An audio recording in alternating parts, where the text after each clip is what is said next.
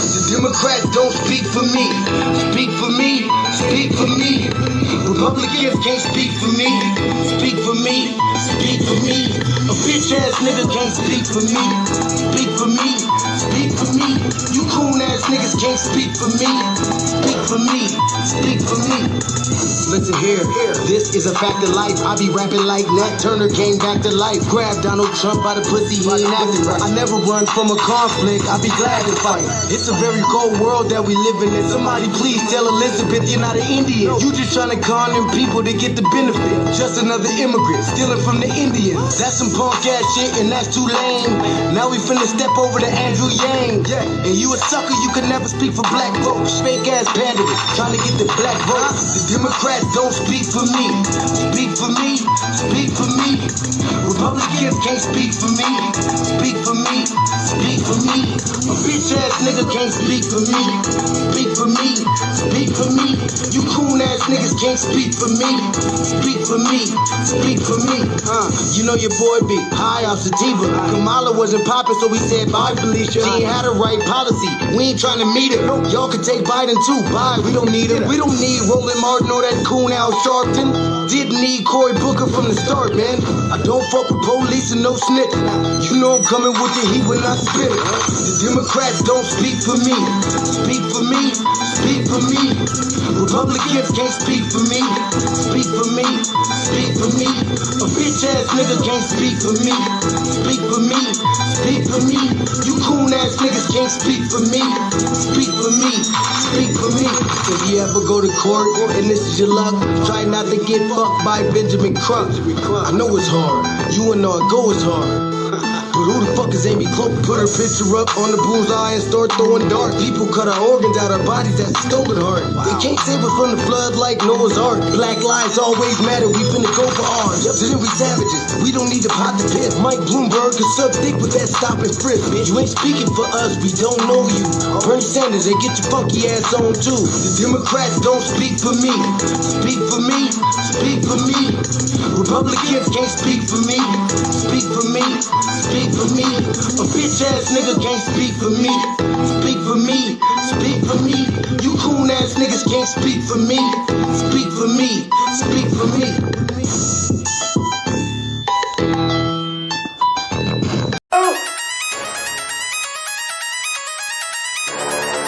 I'm talking about shout it going crazy. People going crazy in them motherfuckers.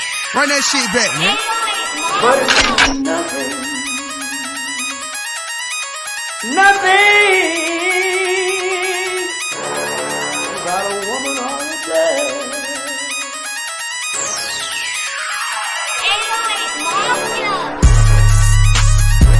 Man made the car.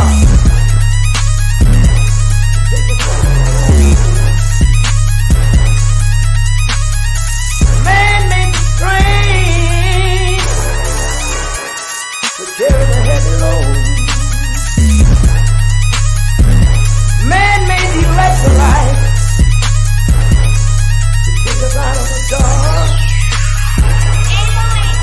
Man made the boat for the water like the 7-no-meter. Man thinks about a little bit of baby girl and a baby boy. And man makes them happy.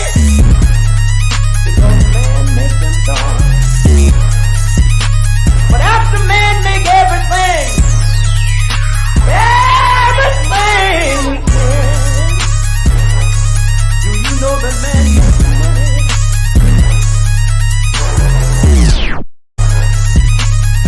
To buy from other men. This is a man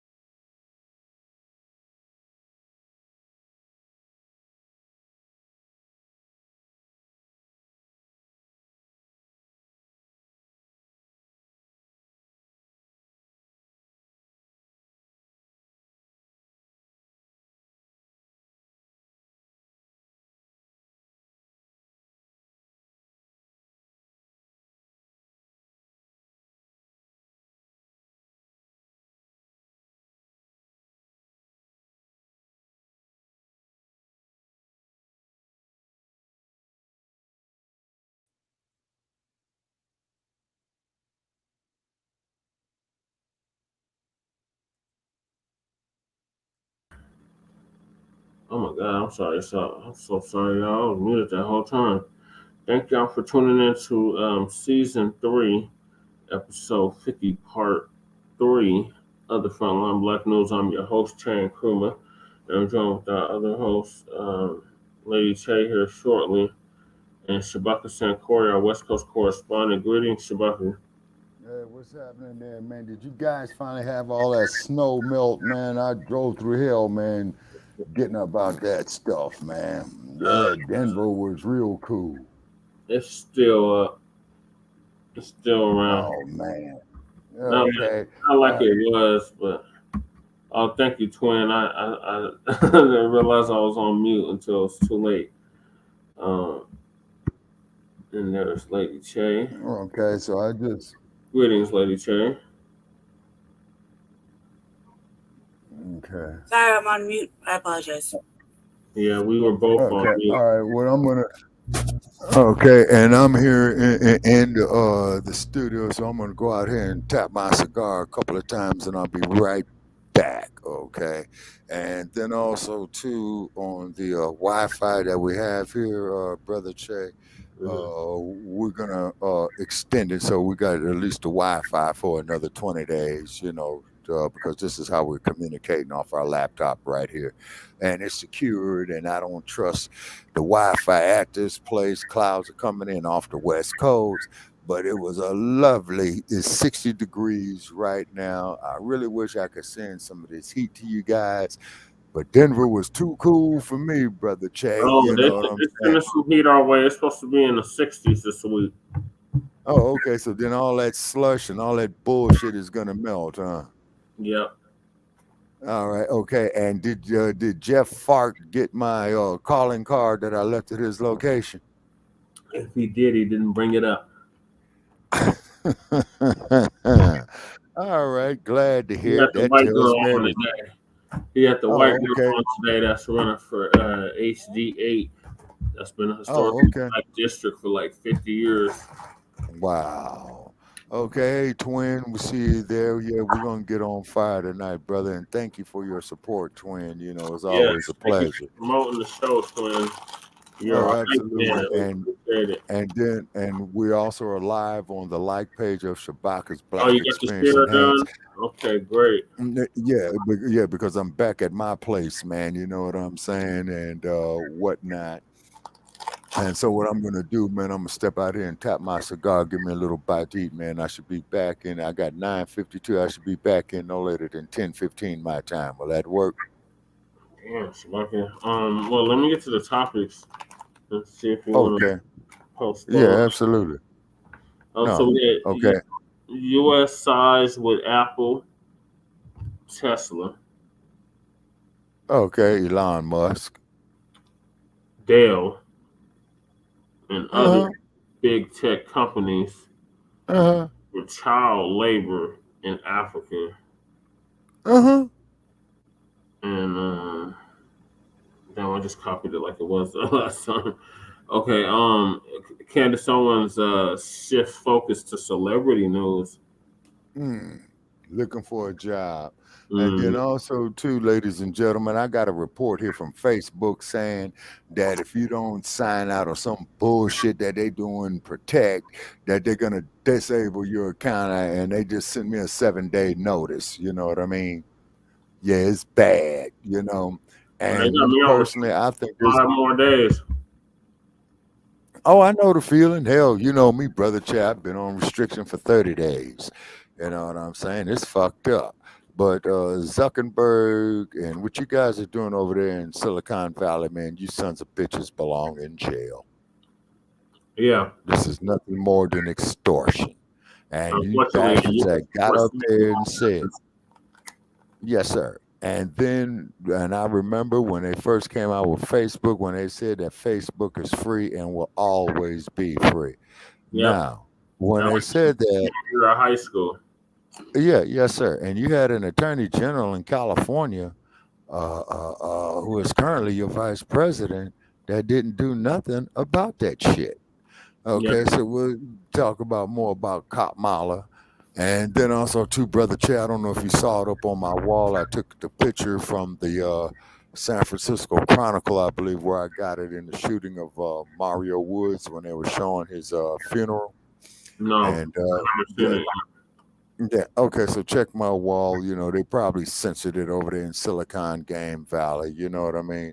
And so, what it is, ladies and gentlemen, is that they want to have more and more control and monetization of your movements. You see what I'm saying?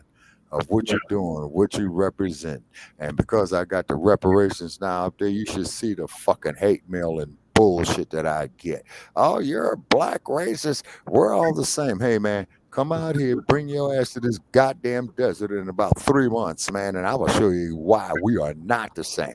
But you got to leave your sunscreen at home.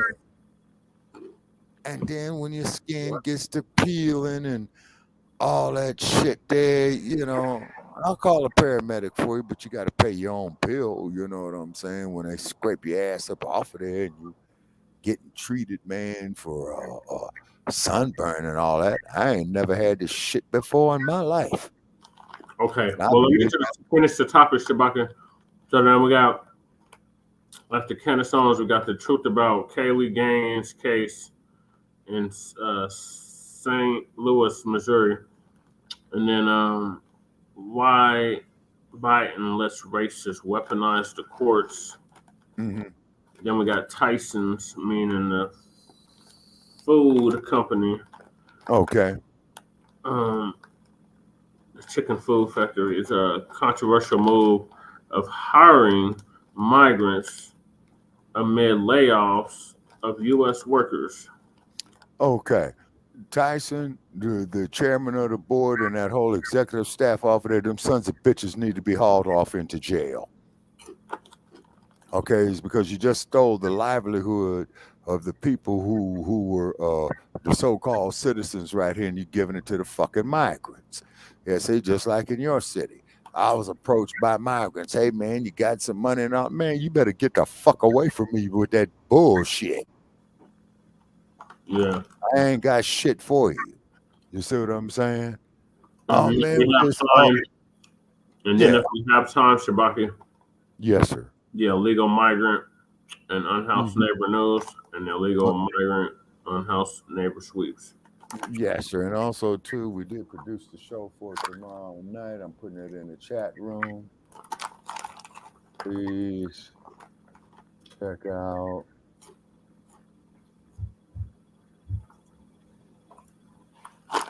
Doctor's Black Experience. Oh, Jay's in the building. What's cracking, cuz? No, okay. Hey, what's going on, Jay? Okay. Yeah, Tyson on that cool shit, cuz. Mm-hmm. Okay. Okay, so I'm gonna. So Shabaka, what are you gonna do? Yes, sir. Okay. Hey, are you gonna go do what you said you're gonna do and come back? Yes, sir. Okay, and I'm just making corrections here in the chat room. Okay, so I don't look stupid. Okay, and these are in at 516 418 5996. Okay. All righty. Okay. That's in the chat room right there. Okay, so I'm gonna pause.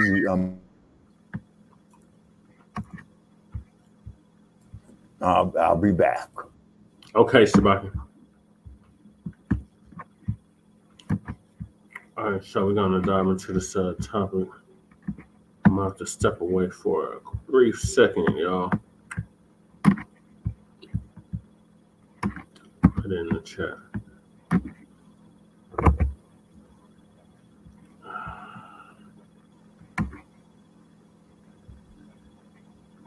I don't have time to correct it.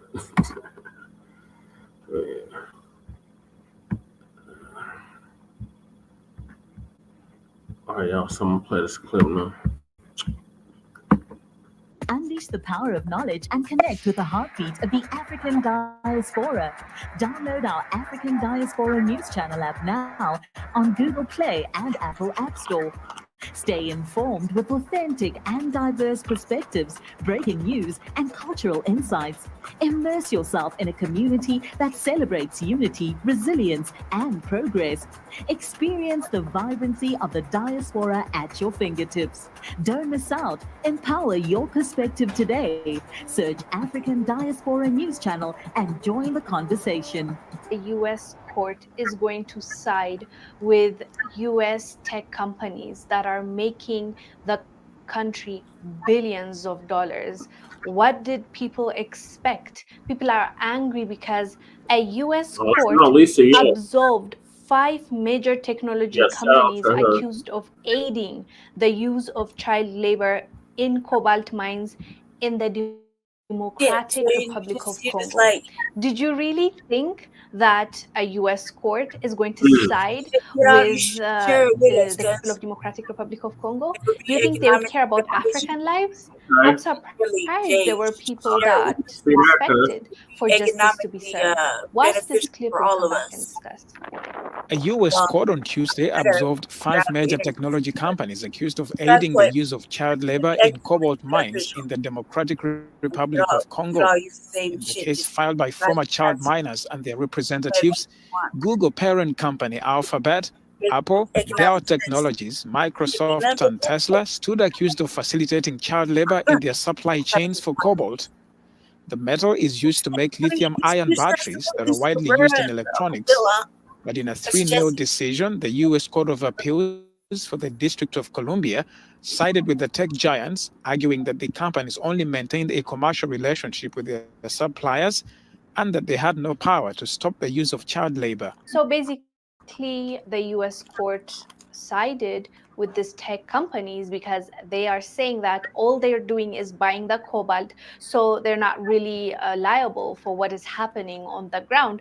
How does this make sense? In which world is it acceptable to pretend like you're not seeing what is really going on when we have technology showing us the same technology, by the way, they're creating by taking advantage of the most vulnerable of this world and by taking away minerals from the people that need it more than even them. They are using it to make money. They are using it to make themselves wealthier. But these people don't even have food to eat for today. They don't even have shelter because of the same exact thing that we are fighting over, which is their resources. And now they're going to act like they don't see it and it's not their problem as long as what they're buying it for pennies. Basically, what the court said is in this case that was filed by the former child miners and their representatives, Google parent company Alphabet, Apple, Dell Technologies, Microsoft, and Tesla were the ones accused of facilitating child labor in their supply chain for cobalt. But in a 3-0 decision, the US Court of Appeals for the District of Columbia sided with the tech giants, arguing that the companies only maintained a commercial relationship with their suppliers and that they had no power to stop the use of child labor. Yeah, the tech powers didn't have power. It's believable. We can believe that, right? They should just be ashamed of themselves, but at the end of the day, we shouldn't expect more than this from them. This is expected from them. They are making billions of dollars from this, and they are going to back up their own. But it's about time that Africans stand up for their own brothers and say no to this treatment and this nonsense. And when you look at the DRC situation, obviously these big tech giants are the ones that are reaping the benefit, but at the same time there are people that are facilitating this to happen on the ground. Our own people are working with these people in order to exploit the people of DRC. So if that's the case, us as a people, we need to figure out how to take care of or how to deal with these traitors on our own so that it stops. We stop it from the root and we don't beg for justice from a US court. They're not going to give us anything. They're not going to give us justice for obvious reasons. So what we need to focus on is our own, and let's hold our own accountable and let them understand that when you're being a traitor and when you're turning on your people, there is a great punishment waiting for you. Maybe that will discourage some of the puppets that we have that are being used to loot from us and to benefit the rest of the world while we continue to suffer. All right. Thoughts, Lady Che? Yeah, I don't like. Nobody likes to see that shit. Nobody likes to see that, Mudland or whatever is getting raped and pillaged of all its resources, and sold off for cheap. Nobody likes that. So, I mean, shit's hard everywhere. You know what I mean? So, like, really not knowing, like, shit's fucked up. That's just been going on too for a long time. It's really bad. That's really bad. Yeah. So are you surprised that the U.S. sided with these tech giants? No. Not at all. I mean, them not siding with it would be too much like right. Right. You know what I mean? So they're obviously gonna do whatever supports their financial agenda or whatever fucking agenda they're trying to push. Either way, it doesn't behoove anybody. Ultimately, it's just gonna turn around and bite them in the ass at the end of the world. It's really fucked up. No, I didn't see it being any different. You wanna hope that it would be, but no. It doesn't surprise me. It's just disappointing. And I hope it's fucking worth it. I hope they can live with their fucking soul is burning in fucking hell. It's fucked up. Because everything they're doing is just it's not really. It's only helping them and their wallet. It's not helping this country or continent. Not helping. Yep. Yeah, so it's like Shabaka's always saying, like, all the cobalt, all the tungsten, all the ring, you name it, pretty much. They're coming from Africa. That's making silicone. That's making your smartphone, your tablet, right, laptop, whatever work. Everybody's so used to it. Like, what do you know? And you still got children in the mines mining for the shit. And the U.S. and other Western powers don't want to do nothing to stop it or alleviate it. They just want to keep it going because it's a multi-billion, if not trillion-dollar operation. Yep. For you to have the latest iPhone or latest Samsung or whatever the fuck. So they were absolved, huh? So they weren't guilty. They weren't found guilty, right? No, they sided with them. They're absolved. Yeah. Mm-hmm. Well, everybody got to pay in hell sometime. Right. And we're all conflicted. I mean, if you think about it, they got us conditioned to fucking want all this shit, and we can't. People can't function without it. Yeah. Not knowing that what it costs to get it. You know what I mean? Right. Well, they're trying to make it sleepy Jim Crow Biden. Everything electric. Doesn't matter. It's little pieces of everything in shit. A little piece of metal, a little piece of gold, inlaid and stuff. Yep. Matter. All of that is being mined, and they're using children to do it. So every time you get a smartphone, just know that child labor more than likely made your phone or built your phone. Probably made everything. Think about it. Motherfucking shoes, hats, everything. It's really fucked up. Man, pretty soon they're gonna be working at Tyson. Oh my god. No, the illegals are working. Didn't I do a fucking whole expose about them working there? The little children making cookies and shit in the back, working all the machines. I think I did that. I think you covered that on the RBA. Yeah, it's pretty positive. They're over there working the chicken machines. Little immigrant children. Mm-hmm. It's nothing new. It's not nothing new. It's fucked up. Just get slap on the wrist. Yep. Alrighty, y'all. So we're gonna move along to your girl, Lady Che. Excuse me? Candace Owens. Why would you say that, Jesse? I was just playing, Lady Che. Damn. Had a whole debate about this broad yesterday. So Candace Owens is shifting her focus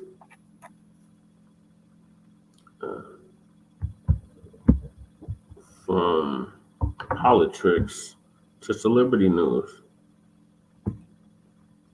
So Lisa gonna give us the update. It goes back and forth.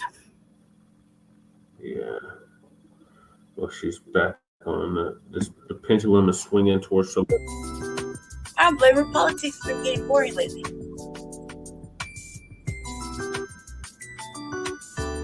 Way more entertaining stuff.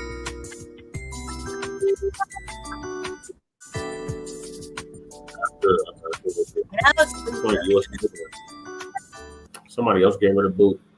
Ladies and gentlemen, I don't know how many of you have had your eye on Candace Owens, and I don't blame you if you don't, for obvious reasons. But if you go look at what she's been putting out over the last several weeks, Candace has been going hard in celebrity news. And I believe this has a lot to do with the fact that her handlers cut her off over her stance on the Israel-Hamas war. Mm-hmm. She took a position that favored the Palestinians. And because of that, they have cut her off. They had, they turned on her. Now, I've heard Candace speak about celebrities before, but she's really going extra hard now. And of course, it's all disdain for Black celebrities. She wouldn't dare do the same thing to a whole group of white celebrities. She may throw some in the mix, but her target will always be her own people. Now, why? Well, she's a raccoon mammy. The political world is not embracing her anymore. See, the people that she upset had a lot of influence out here, to the point where they can keep her out of certain circles. And let's be real, she can't run back to Donald Trump because she fell out with Trump a few years back. And Trump just, once he don't deal with you anymore, that's it. It's a wrap. You see what happened to Omarosa. And Candace has gone down that same path. Donald Trump is not feeling her. His first term in office, Candace, you would see pictures of her up at the White House if they had certain events, and she would be taking pictures along with her husband with Donald Trump. That is not going to happen. She is never going to make it up to that White House under Donald Trump. And we know because she is Republican, she's never going to make it up there under Joe Biden either. So I think her Washington, D.C. days of being invited to the White House, I think those days are done. And that's why she is switching gears and going towards celebrity news, because it is never going to be the same for her in the world of politics. And that's what she rose up on, and she was chosen because she was willing to come all out against her own. Yep. And people are never going to forget that. Never. So lately, she is still doing work for the Daily Wire, but she is going hard with the celebrity news and calling out. She's literally calling out the Jews that run Hollywood. She's going hard in that. And we already know about that from Harvey Weinstein and Jeffrey Epstein, who had a lot of clients out of Hollywood both in This front of the surprised me. camera and behind the scenes. That's what that black book and the whole list of people. Yeah. So we are fully aware of all of that. Yeah. And she is now sitting and bringing all of that out now. And, that's going to make her situation even worse with them folks. We already know that.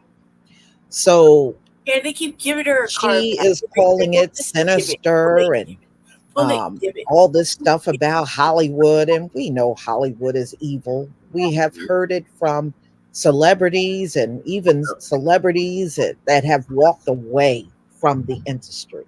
So all she is doing is kind of reiterating many of the things we already know. Right. But she is calling out them folks very loudly. Yeah. In these recent articles, if you go out there and look at it.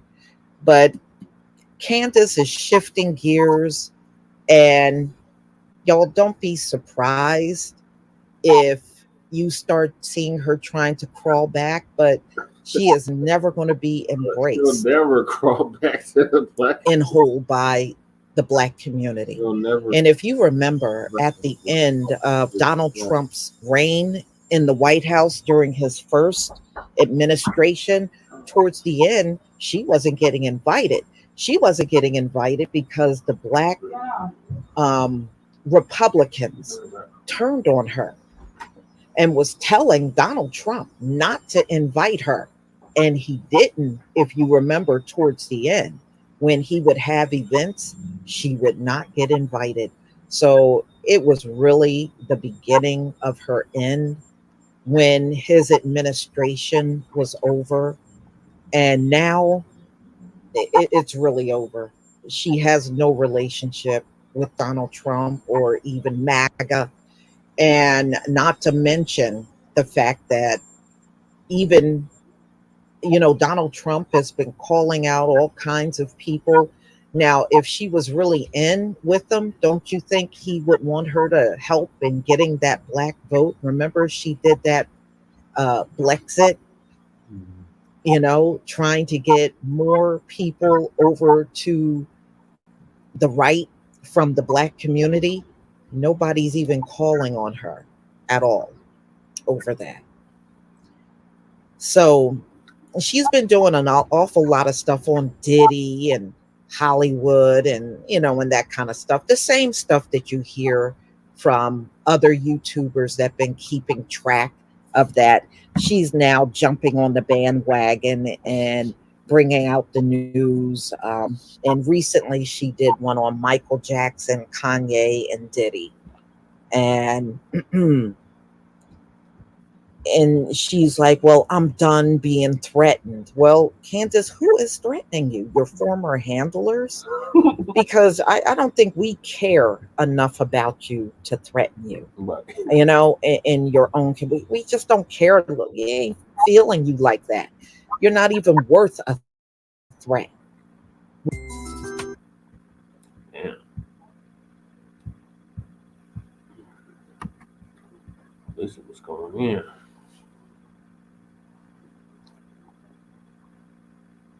All right. Well, what from Seattle? Yeah, I heard. It doesn't really surprise me that she's doing. Hold on, I'm trying to fix it.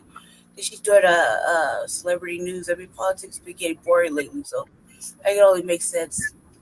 She'll probably go back to it as soon as something's salacious. So.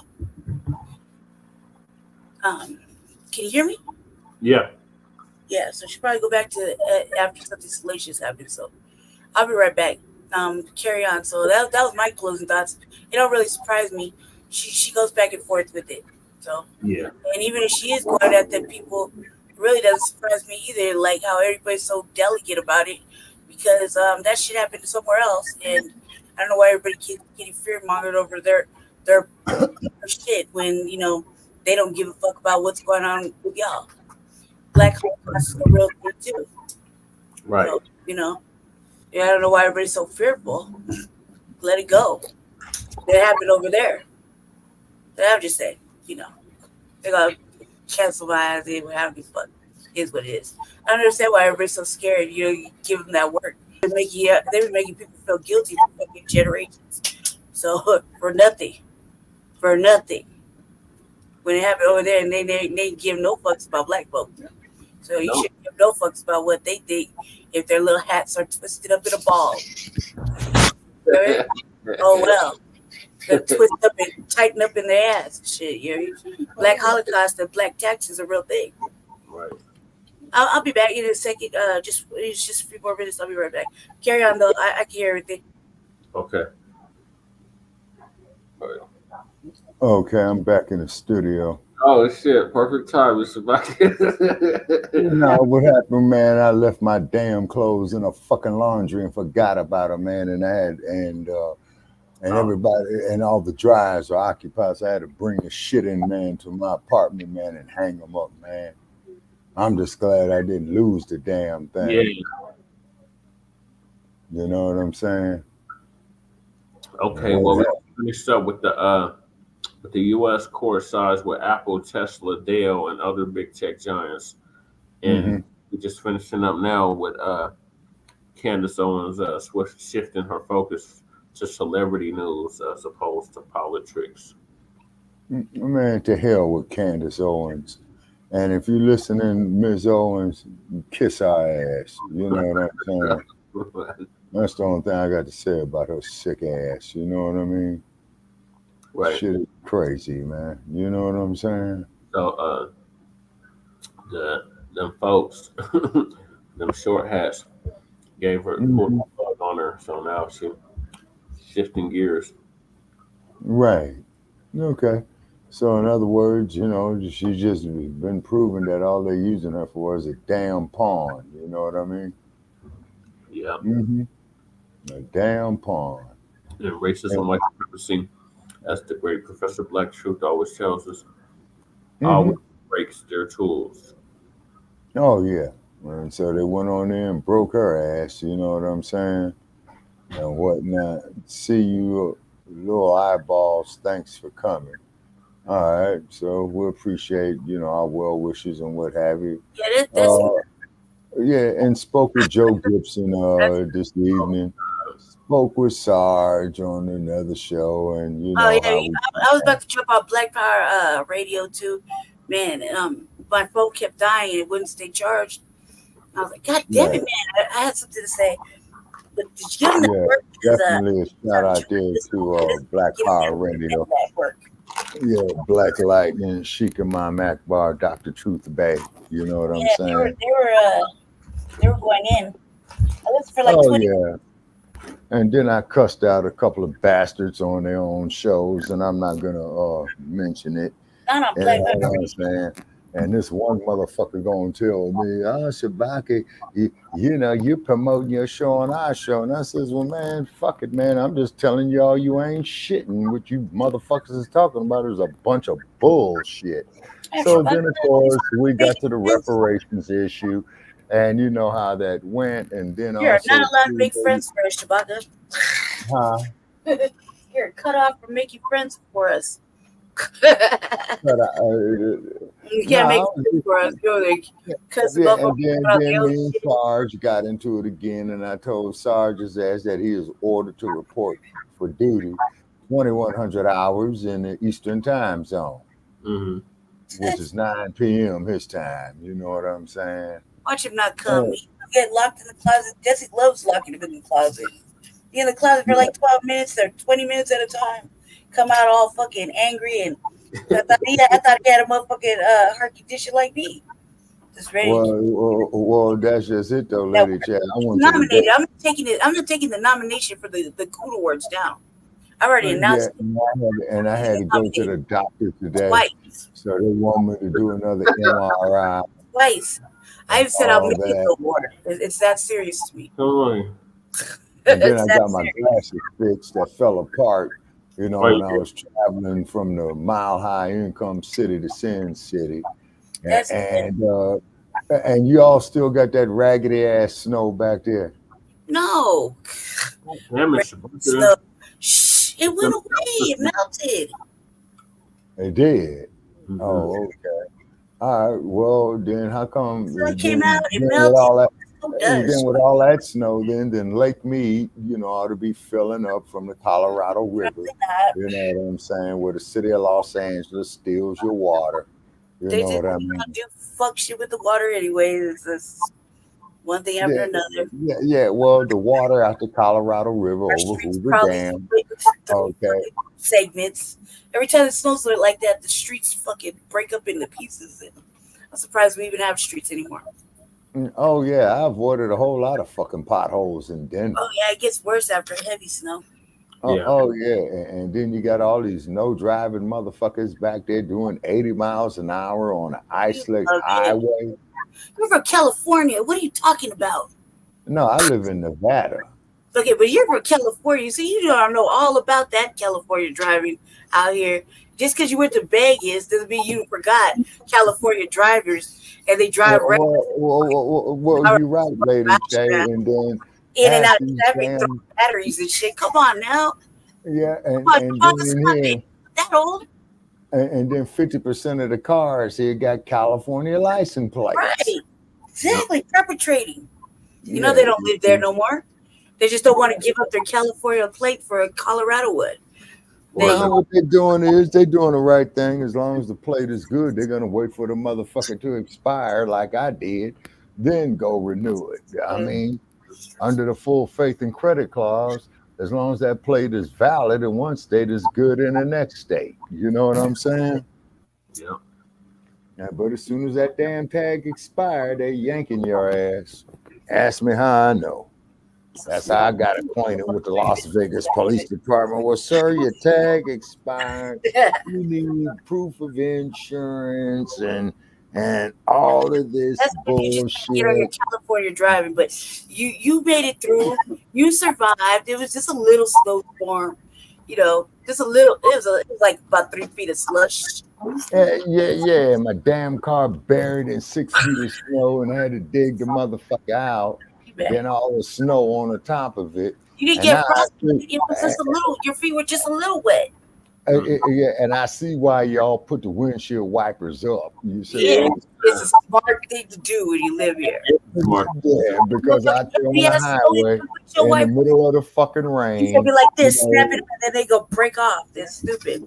yeah, no, that's just what happened. Is because one of the They don't wiper work well. blades in my travel fell off, and fortunately, I got the right one to replace it. You know what I'm saying? It is crazy. You know? Yeah, this shit is insane. You know what I'm saying? It's downright nuts. You know, shit is insane. And then get to Albuquerque. You know what I mean? And then too, we get there and then get the Flagstaff. Man, get that raggedy ass, no good BITCH Nancy Grace off the motherfucking What are you talking about? Oh, yeah, that lady, man. That She's alive. raggedy ass heifer right there. I don't know who I hate most. Nancy Grace Or Ann journalist Cole. of the year, man. She's trying to make it seem like this bitch Put is you in jail, man. That's a whole Karen right there. Southern Karen, too. Girl, That's a school Southern girl. Karen. This is so innocent too. That shit is hilarious. Oh, I know. She was Okay. Yeah. Giving her that word. She jumped on the mom's sister. Oh, okay. And got her ass whooped. Okay. Sound like a case of self-defense to me. Yes. You know? So, truth about the Kaylee Gain case. Okay. All right. Roll the tape, please. Support Frontline Black News. We ain't promoting none of these other individuals. What the fuck are we watching? This nothing but Pippi Longstocking shit. Pippi Longstocking. Who is this white lady? I ain't heard that term in damn near 40 years. All right, Blossom, Pippi Longstocking. motherfucker. I don't know who that lady is. Who that lady is? Pippi Longstocking, motherfucking some weird ass person, white lady. So this Probably. Oh my God, this new John Ramsey site. Oh boy, the bullshit of politics. Boy, I'm telling you. No, this white girl and her little friends was running around beating up girls, jumping them, and they jumped on the sister. And I take they jumped on a black girl, and the black girl wouldn't put that work in. Yep. So now with their little funky Karen asses, oh no, you know, they beat us up and all that, and you started the goddamn fight and got your ass whooped. Yeah, so now one of the girls is in a coma. Well, was she the one that started it? Yes. Well, I hate to say, be the bearer of bad news, like they always say, keep your hands to yourself. Right. You know. Mm-hmm. Yeah, so they're trying to make us feel sorry for this broad, but yeah, the little Karen, yeah, who started this shit, like the little Karens. When their parents tell them to wash the dishes, they want to blow up the whole goddamn house. Mm-hmm. And they don't raise almost $500,000 for this broad on GoFundMe. Mm-hmm. Yeah, and we can't even get 50 goddamn cents donated to us. Look, it says the girl critically injured in a fight seen by millions of people online remains in the hospital with traumatic brain injuries. Her family confirmed. The girl, whose family members identified as Kaylee Gain, remains in the hospital with brain bleeding and swelling, according to 2 GoFundMe pages started to help the family with medical costs. She remains in critical condition.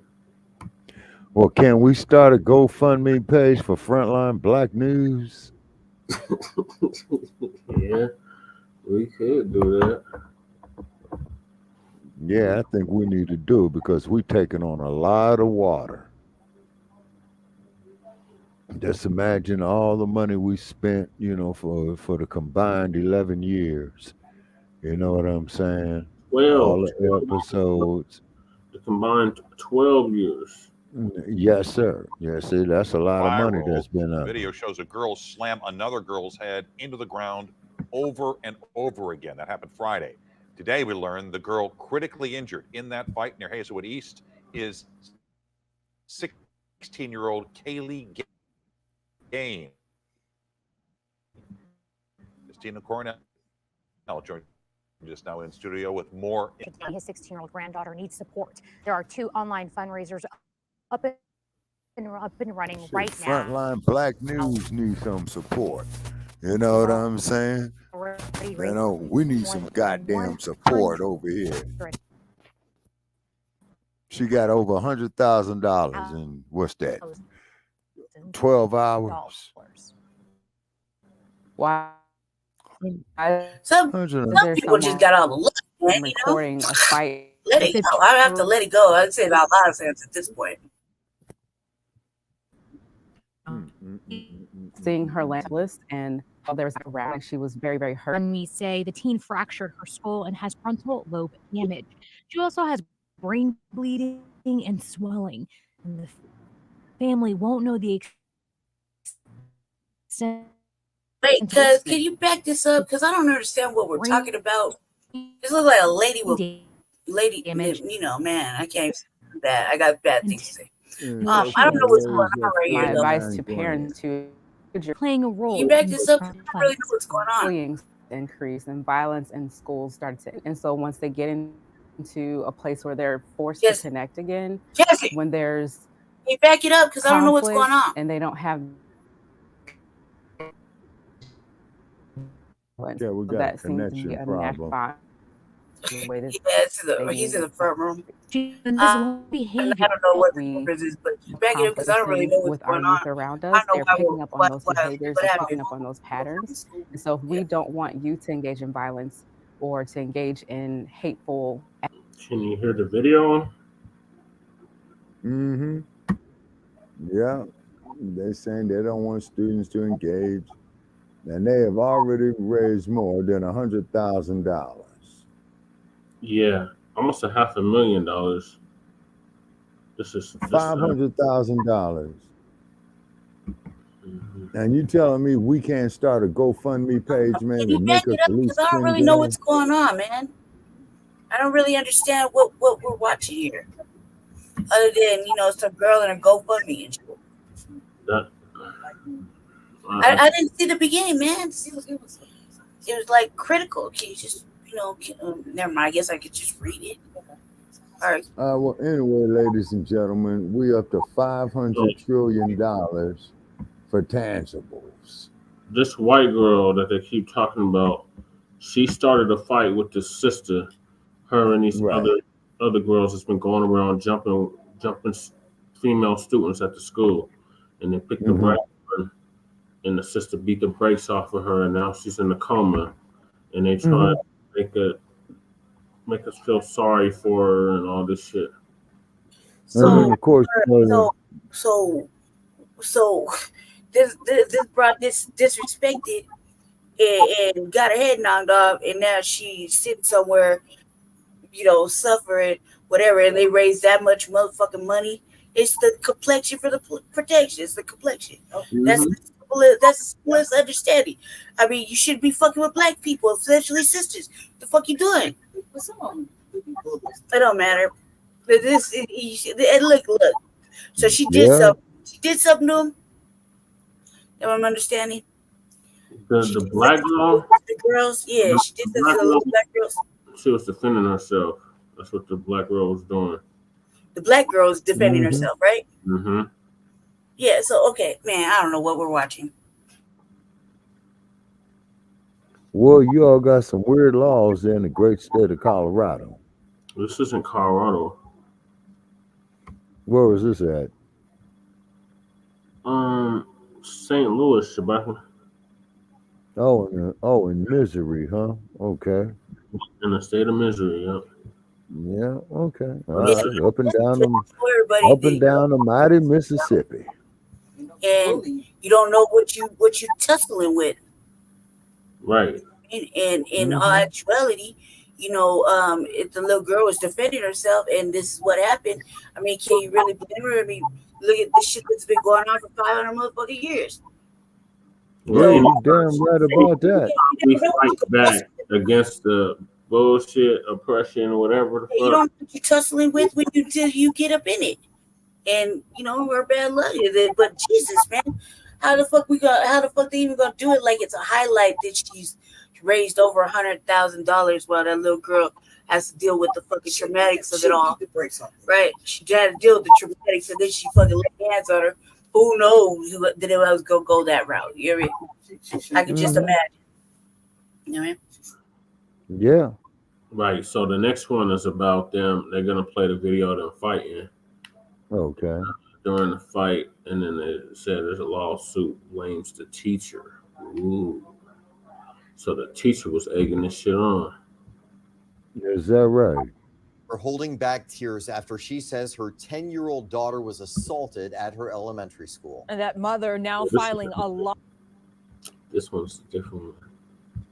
Because the other one was a high school student. So this is something else. I mean, we see this racial shit all the time, and it's really bad. But it's bad for them. They shouldn't be doing it. Especially when you don't know what you're tussling with. When you start fucking with motherfuckers, you think you hard. And then Okay, so this is the video of the white girl getting us the hands of Ogun and the spirit of Majora put on her. And the spirit of Ali. Well, that's the Majoro spirit. Yeah, that's that spirit, Shabaka. So, teenage girl in critical condition after brutal assault at Missouri high school. Warning, the following video contains images. In this corner. All right. It's always when they getting attacked.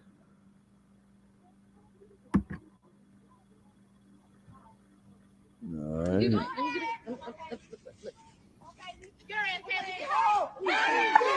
Yeah.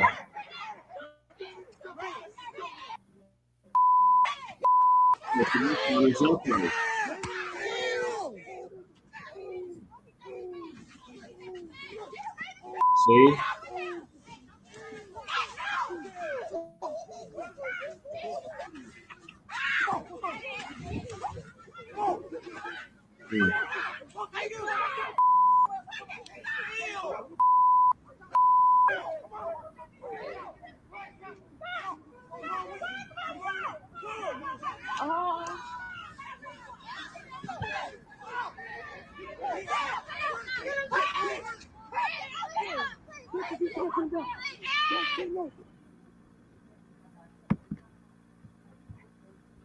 It looks like it was multiple fights going on at the same Describe time. the front line.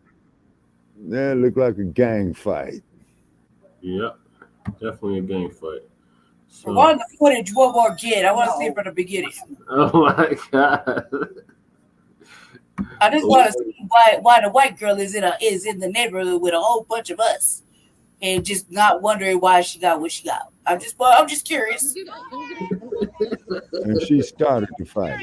Yeah, she started it.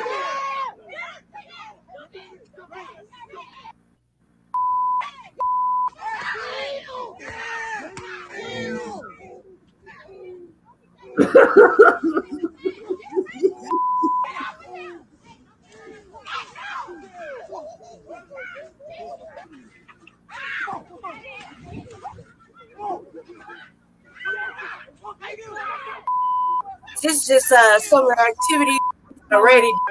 However, this is when you think you tight and you bring your little fat white friend with you, and you both get touched. No, that's bad. Right. Yeah, but come on, man. It's summertime. I can just hear it's raining. We bored. They ain't gonna hurt each other though. Look at that shit. See them two was just mixing in there. No, Yeah. it's like, man, we ain't gotta do all this, man. Cause like, yeah, right. Like, We got the little white bitch head all bust off. Anyway, I'm gonna go back up. Damn.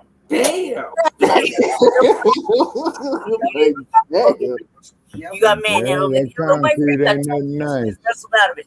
However, you see us, we ain't gonna really hurt each other. We just wrestling and throwing each other in the bushes. Yeah. We're really picking each other up. Ain't nobody grab nobody's hair. You know, Right.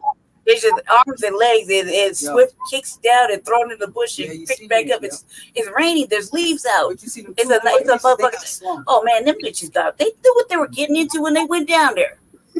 There's two of them, and they thought that was hard. You came and you brought your little fat friend with you. Both of you get to. Right.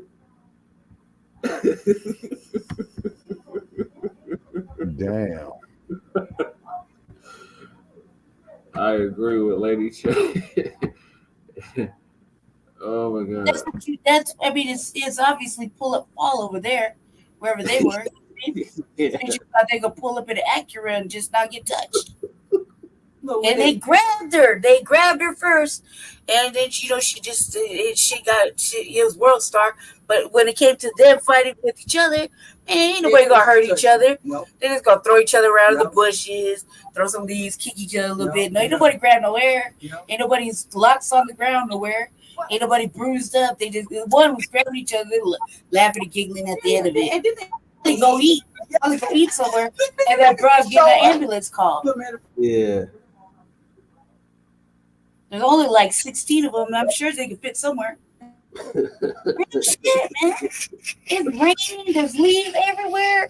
Come on, man. That's enough for a Waffle House right there. You can tell it was down south. Enough for Waffle House. Exactly. It's like got to be down south in like Missouri. They were in the state of Missouri. They were recognized Missouri when I seen it. She tried. Jennings. She got thrown around like a raggedy ass doll, man. That bra was like a loose leaf doll. Hey man, and that's what happens when you come to the wrong area. You know you don't belong. And then she came up there.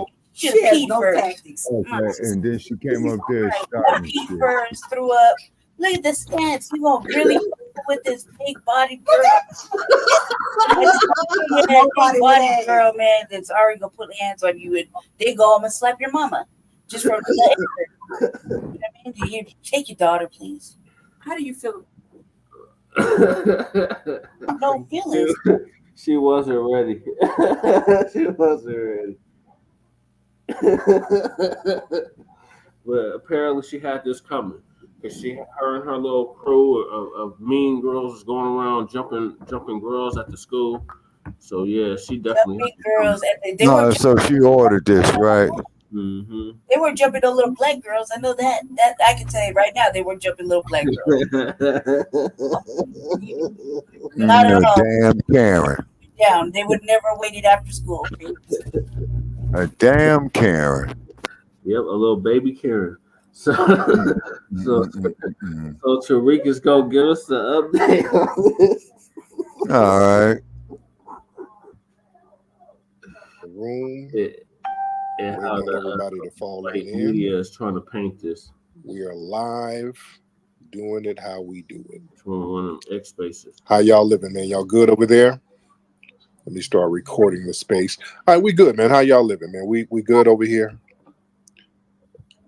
I know it's very, very late, but we are in the building doing what we do. Not to fast forward. Spitting like we spit. Glad to have y'all tuning in on this Speaking with the Family. The interesting thing is they're trying to paint the black girl as this violent thug from a thug family and little innocent Kaylee. You notice the pictures they got of Kaylee. They got her looking like Miley Cyrus Barbie doll, on the Disney Channel. They got her looking as innocent as possible. But we've been posting videos. I've been getting videos from people, text messages, all types of stuff that I've been posting. Cracking up too. The thug is Kaylee. Right. Kaylee has a long reputation out there in that area for jumping girls, bullying girls. She kind of has a little crew where they go around, allegedly, according to the people out there, just terrorizing people. The Kylie girl was already suspended from school. The Kylie girl, people are saying that her family, her parents are drug addicts, allegedly. This is what people are saying. So that girl comes from a violent thug, allegedly, background. We know that she has a propensity for violence. I'm hearing that the Kylie girl has gone to other girls' homes to fight them. Her and her boyfriend and jump folks, allegedly. Well, hell, I won't even say allegedly, because in the video, there's a video I posted of Kylie at school with her boyfriend standing there, and they jumped that girl. And from what I understand, that girl's dad tried to press charges, and I think he got dismissed. You know, they protect these little violent white students who do this stuff. And the irony is the black girl, Marnice, that girl's an honor roll student. Her family, her parents, they're older black people. They adopted her. That little girl is adopted.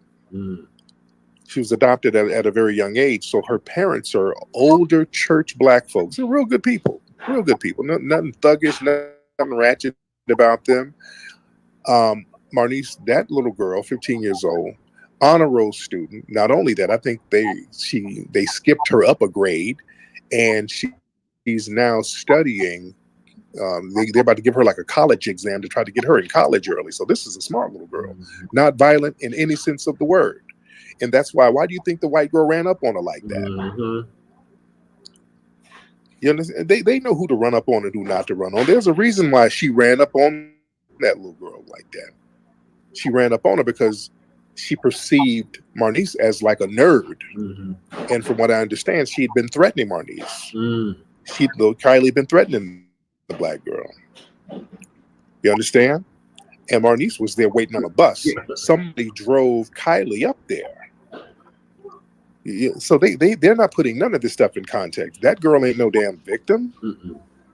And when you point all of this contextual, these facts out, the white supremacists are still explaining, she still didn't deserve to get her head bashed in the pavement. But the thing is, Kylie made a choice. If Kylie did not make the janky ass choices she made, she would not be in a hospital right now. Right. Kylie made choices that led her in that situation. Marnice, that little girl wasn't thinking about fighting nobody. That little girl wasn't thinking about having to defend herself that day when she went to school. That's the last thing on her mind. That girl wasn't even on that. The Kylie girl made some decisions, and she's been making these decisions. And what happens with bullies, there's only so long you can keep bullying people. The shit is going to flip on you at one point. She made a choice. When you bully people, when you go out here and try to be Billy Badass and fight folks, see, sometimes the shit is going to flip on you. You might pull up on the wrong one. You might pull up on somebody who you think is soft, and they defend themselves, and then it goes another way that you didn't think it was going to go. Gentlemen.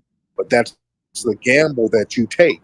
In every gamble, there's a possibility that you're going to lose. The Kylie girl took a gamble and lost that day. Because, see, the thing is, her whiteness has protected her, and she knows that. Family, how long have I been telling y'all about these little ratchet white girls with the yo word to the mother? How many of you guys are Mac Lessons fans of my old Mac Lessons radio show? Family, I did the Mac Lessons radio show, started that in 2006. Some of y'all weren't even born at that time.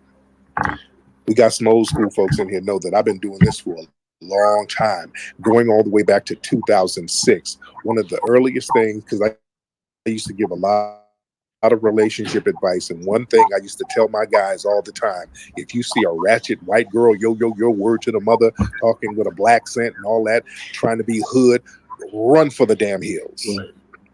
Stay as far away from that person as possible. That was a main message I kept trying to drill in the minds of cats, because those white women are very dangerous.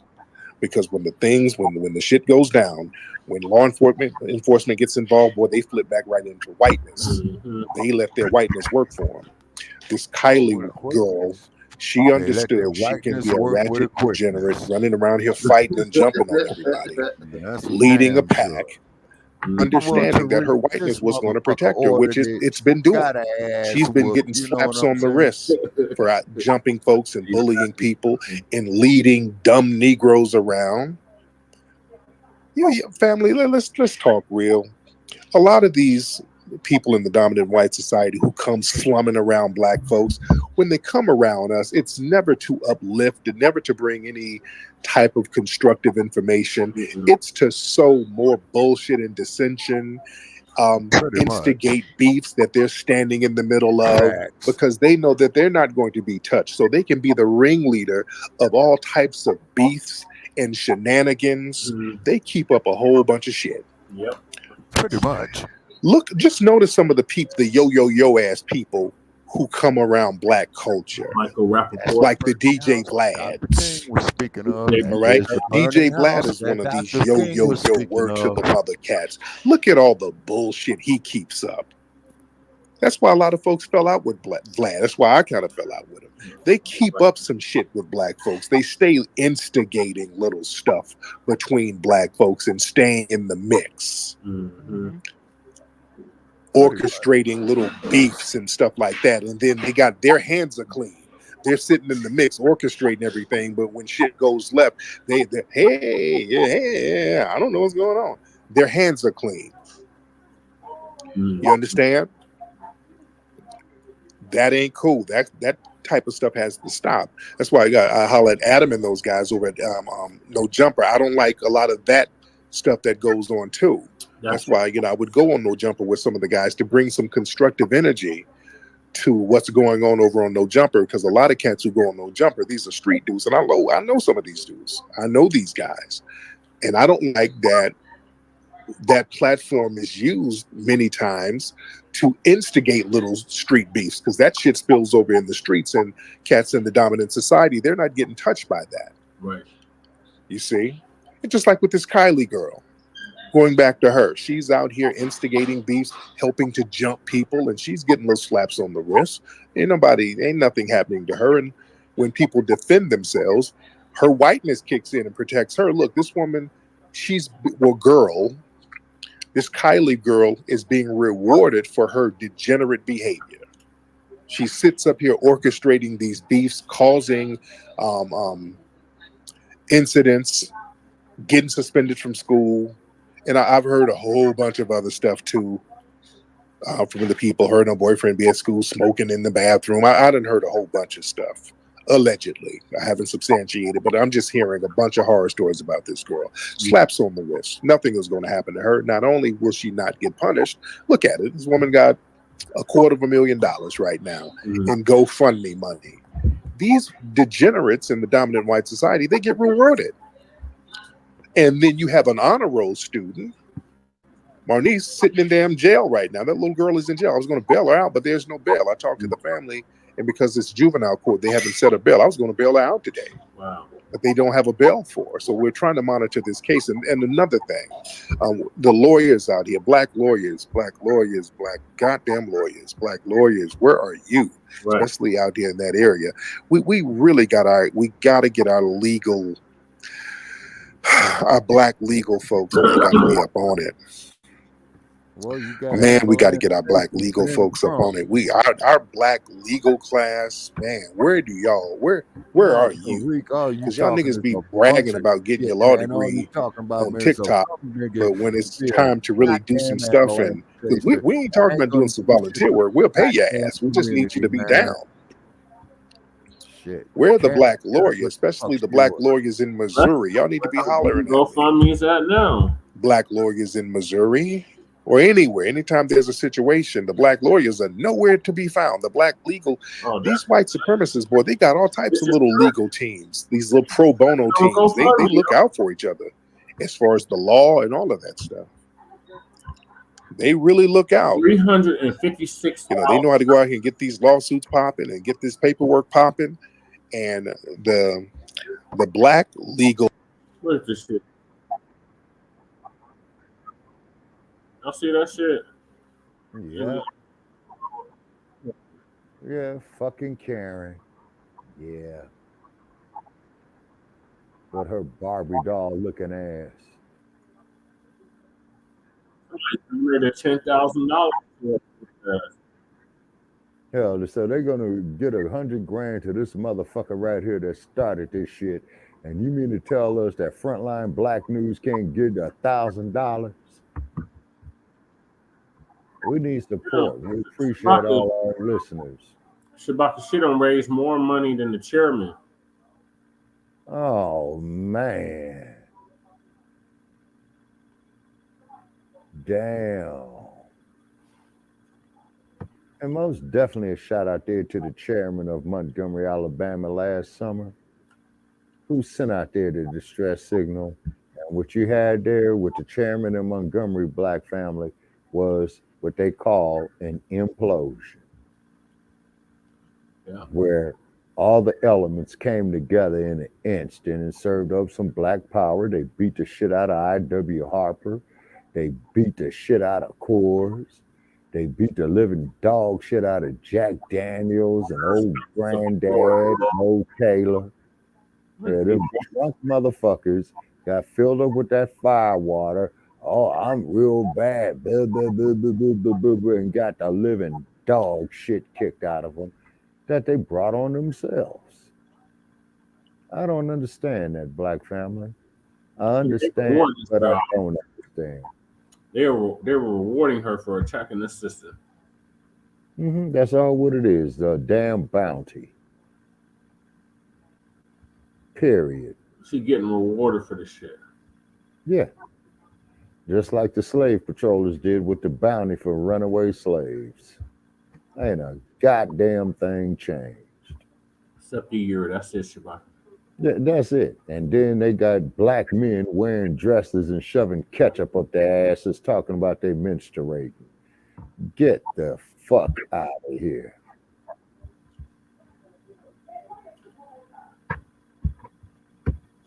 These black folks out here who are lawyers, y'all really need to step it up.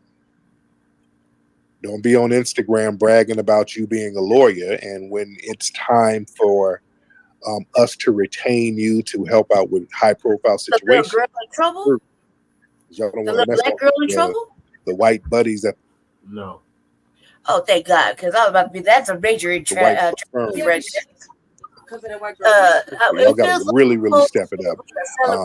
There should be a Black legal team looking out for that little girl. You see how she got touched, and so I feel like when you see all this GoFundMe shit, it's like, you know, what is this to design to make people feel bad? I don't feel bad for this girl doing the fuck shit. Right. Well, No, she really. I mean, I was a little girl at a point in time, but I knew better. You know what I mean? And even when I was the best or the greatest motherfucking fighter ever in the fucking free world, like 250 losses, like, hey, in the very beginning, right? No shit, real shit, right? But I didn't go fucking with people. Yeah. I was only defending myself. I was defending myself. I was not fucking with people because I know how to read energy. I'm like, oh, this energy too much. But they ain't hearing it. I guess we're gonna have to tussle. You know what I mean? It's not that's something I went out actively looking for because I'm just not that way. I'm not that's not a natural quality for me to be out there looking like I'm a boss up a just fucking mud stomp a hole in some white bitch's ass. No, man, there was a lot of things were fucking with me and I was in the system. So when you come in the system, like how I did with a broken face and all fucked up, motherfuckers see you as a weakness, and they want to take advantage of that. So you know, yeah, you gotta take your licks, in and out of the gill and whatnot, you know. And then that 30 days of fucking Native American schooling where they was like, you ain't Native American, and just beat the fuck out of you for like 30 days. That was some wild shit. However, I learned something. I still don't fuck with motherfuckers like that. And I gauge when I say hot boy shit, I mean it. Because I've always been like, if I said it, I meant it. I did it, I've done it, right? And I'm not taking it back. So if I called a motherfucker something, it's because they were acting on it, and I can't tell you, I'm not taking it back. I don't ever apologize for some crazy shit like that. However, I could pretty much I'm size a motherfucker up. You know what I mean? Even like you see how I be picking on that one broad. Do I think she got them hands? Who gives a fuck? I'm a loke. I'm not supposed to be scared now, bitch. For real. Yeah. Now, bitch. And she disrespectful like a motherfucker, so she can catch it too. That's how you know she ain't got no hands. You know what I mean? Her hand, I said her mouth be running and her hair too straight. Yeah, that's what. No rhythm. You know that bitch ain't got no hands. Right, that damn Meridian chick.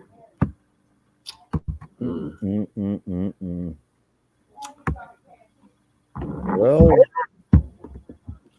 it is what it is. You know what I'm saying? And she ordered it. Sharika's right. They should have a legal team behind the sister.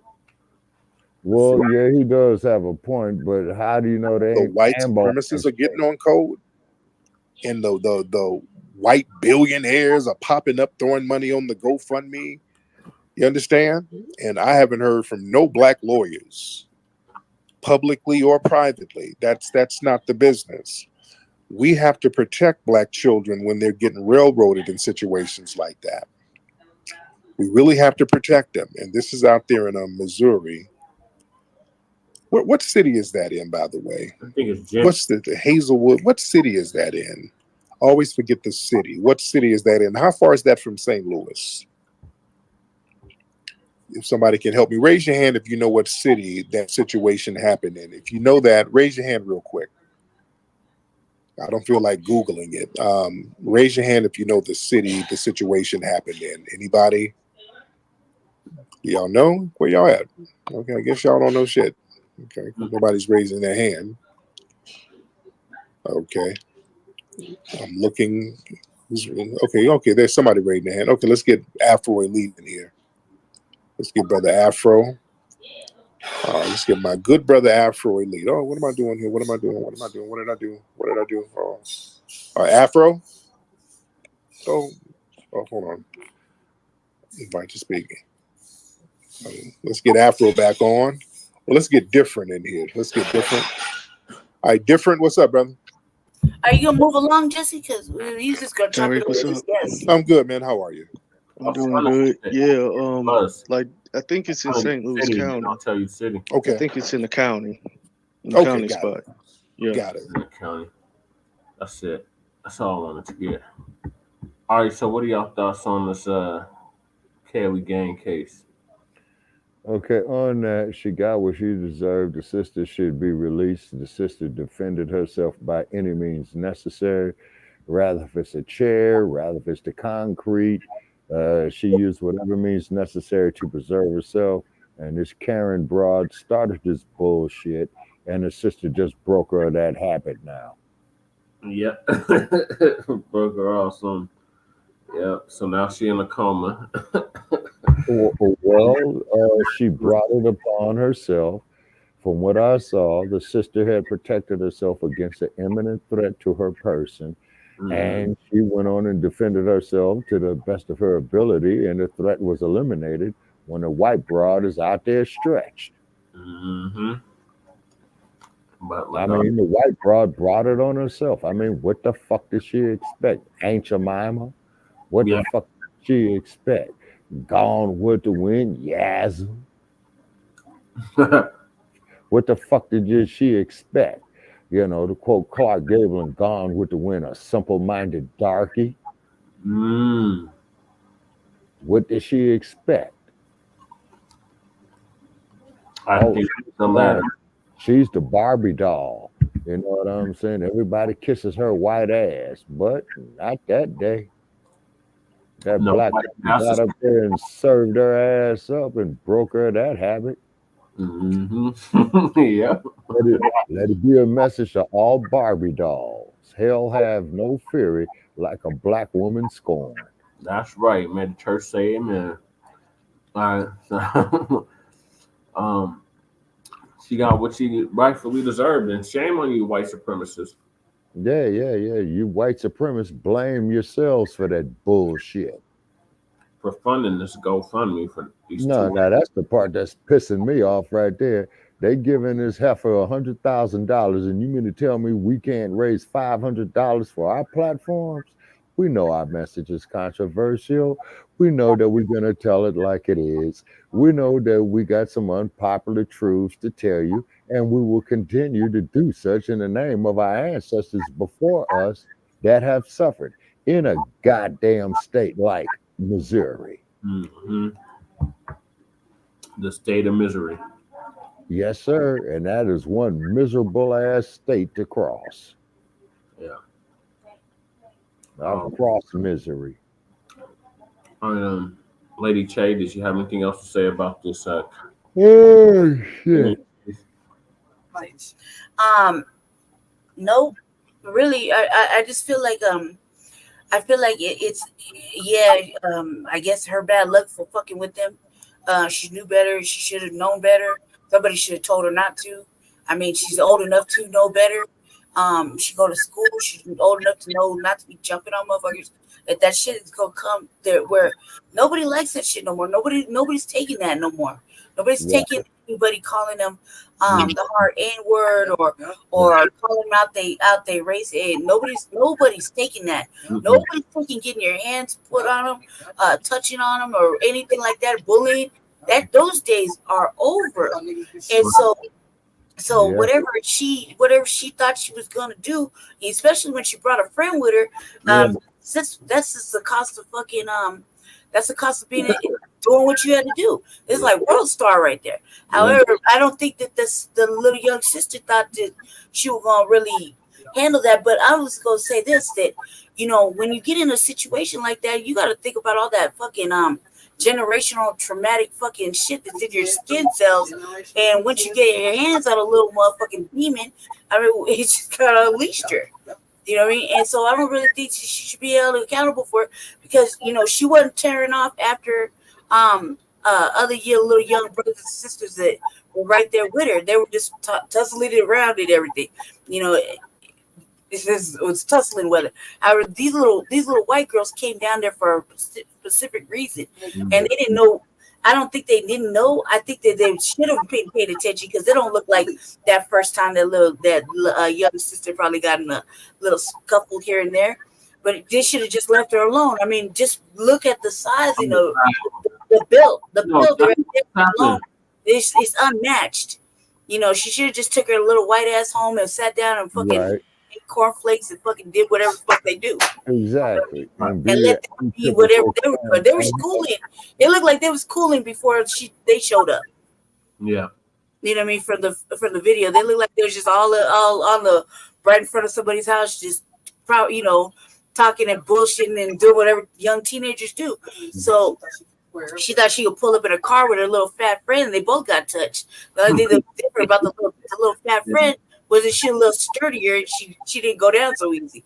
However, that one got tossed around like a little motherfucking rag doll. Hey, that you should know better. Somebody, especially if you kicking it with a little brother or whatever, she a couch girl, whatever the fuck, a little young fucking hoe type activity. You know what I mean? So somebody should say you won't go around there. Yeah, man. Go around there. Well, you want to fuck around and beat up on little Becky around your age. Don't be going around there fucking around with any of them. You know what I mean? They're gonna wipe you down. Baby, don't go over there fucking. Right. Just go ahead and leave them bitches alone. You ain't built for that. You ain't built for that.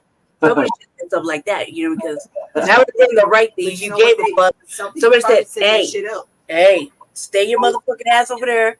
Leave them alone. They gave you a warning. I'm sure there's warnings passed around. Yeah. This ain't the first time. They after school. So if they was at school, you already know the warnings probably got dished out and everything. And she decided she wanted to be big and bold and took her mama's car and decided to cruise to the neighborhood. You know what I mean? She thought they could gaslight her and tell her she gonna be able to do something. But man, as soon as you dip that block, you should have just kept it pushing. When you see all them niggas like, nigga, I would have kept it pushing. I don't know. I would have just been like, I wouldn't been fucking around like fighting and shit. I'd be like, oh, let's crack it. Like, hey, let's hang out. Well, can we hang out? We was kicking it. Why couldn't we hang out? But I'm not a mother. I'm not a fearful motherfucker to go somewhere. I mean, but you know how to tread lightly though. Right. But then, come on, man. I'm gonna move around. I ain't gonna. But that little broad came looking for some shit, and she got a handle to her. And then not only that, but the highlight of the motherfucking GoFundMe. Look, man, we ain't got our reparations yet, so why the fuck we looking at it? Right. On that bullshit. Fuck that broad, man. If anything, somebody need to go and give the little young sister some bread for having a future in boxing. Yes. You know Right. A future MMA fighter right there. For real. Yeah. Motherfucking Orisha's and fucking Warriors. You know what I mean? She got the so, she said, but you run. That's all I'm saying. So give that little girl some money and let her get a career on. For real. Mm-hmm. She gonna be beating up men, fucking talking shit to her and shit. Just give that little girl some money and let her get a career. I'm sure she's gonna do something good with it. You know what I mean? Because the other little girl, well, God only knows. Shit, pull that fucking cord and see what happens. Whatever. You know what I mean? She should know better. I guess she learned. I guess she had to learn. She learned that day. And now I see the damn coming. All right. So where this happened was directly across the highway from the hospital. Last time I was in St. Louis, which is in 2019. House was at the hospital right across the way. I thought that was interesting. I just looked it up. So it's like down there in Ferguson. It's either Ferguson or Jennings. But yeah, that white girl had it coming. And let this be a reminder to all, as I try to think that y'all gonna attack our children and think you're gonna get away with it. Them days are long over. And there will be consequences and repercussions for looking with our people. So moving along, Shabaka, are you still with us? Yeah, I'm still with you right here. We're on to your president, Sleepy Joe Biden. Well, my president. And, hiding, scrubbing Biden, you know what I'm saying? And then just like I had mentioned earlier, having a conversation on Joe Gibson's show because Joe Gibson fell asleep, so me and Tave was talking. Oh. So you might want to pull the playback. But what it is, man, we got to form organizations to protect ourselves, okay? Because here you are, a crime victim with 2 bullets in your ass, Police gonna come up. They're gonna swear that you were the aggressor in the situation, but you got 2 bullets in your ass. Yeah, you see, the hypocrisy is real. Yeah. And Kamala Harris is a prime example of said hypocrisy. Get no argument here, so Yes, moving sir. along. We're on the Sleepy Jim Crow biting. Oh man, Sleepy needs to hang it up. Sleepy Jim Crow Biden is allowing the racists to weaponize the courts against us. Professor Black Truth was on hiatus for a week, so he's back. What's up with the professor? And this is his latest moment of truth. That dropped Okay. yesterday now. All right. He says, why Biden lets racists weaponize the courts? The professor, and this is the moment of truth. Okay, so did I miss anything? Of course not. When it comes to relevant information, the black media doesn't miss a trick. And I know that there are people who want my take on Don Lemonade's failed partnership with Elon Musk. I'll be giving him that work tomorrow. But for today, I want to address something else, and I think it may surprise you where this one is going. Now, recently, you've had a ruling from a judge out of Texas that has attacked a federal agency. Now, this federal agency is called the Minority Business Development Agency. It was created in the 1970s under the Nixon administration, believe it or not, and their purpose is supposed to be to help non-white groups get business funding, which of course they're not able to get because of racial discrimination. So because of all of these whites-only policies, all of these whites-only good old boy networks, the federal government decided to step in. At least that was the idea on paper. Now, this agency has been around for over a half century now. There's nothing new about it. It's not as if nobody knew about it. But what you have going on, of course, is the white rights would-be anti-black culture war, and this happens to be part of it. They're trying to attack private organizations who happen to give money to black groups, or if you have federal government organizations who do the same thing. Now, in holistic terms, this is basically a bunch of mega millionaires and billionaires who are using their money to fund these nuisance suits. And this is supposed to be nothing more than a feel-good exercise for them, because that's the entire point. But before we go any further, let's get one thing straight. The so-called Minority Business Development Agency doesn't just cater to minorities. Did you know that? It also accepts applications from and gives money to white applicants too.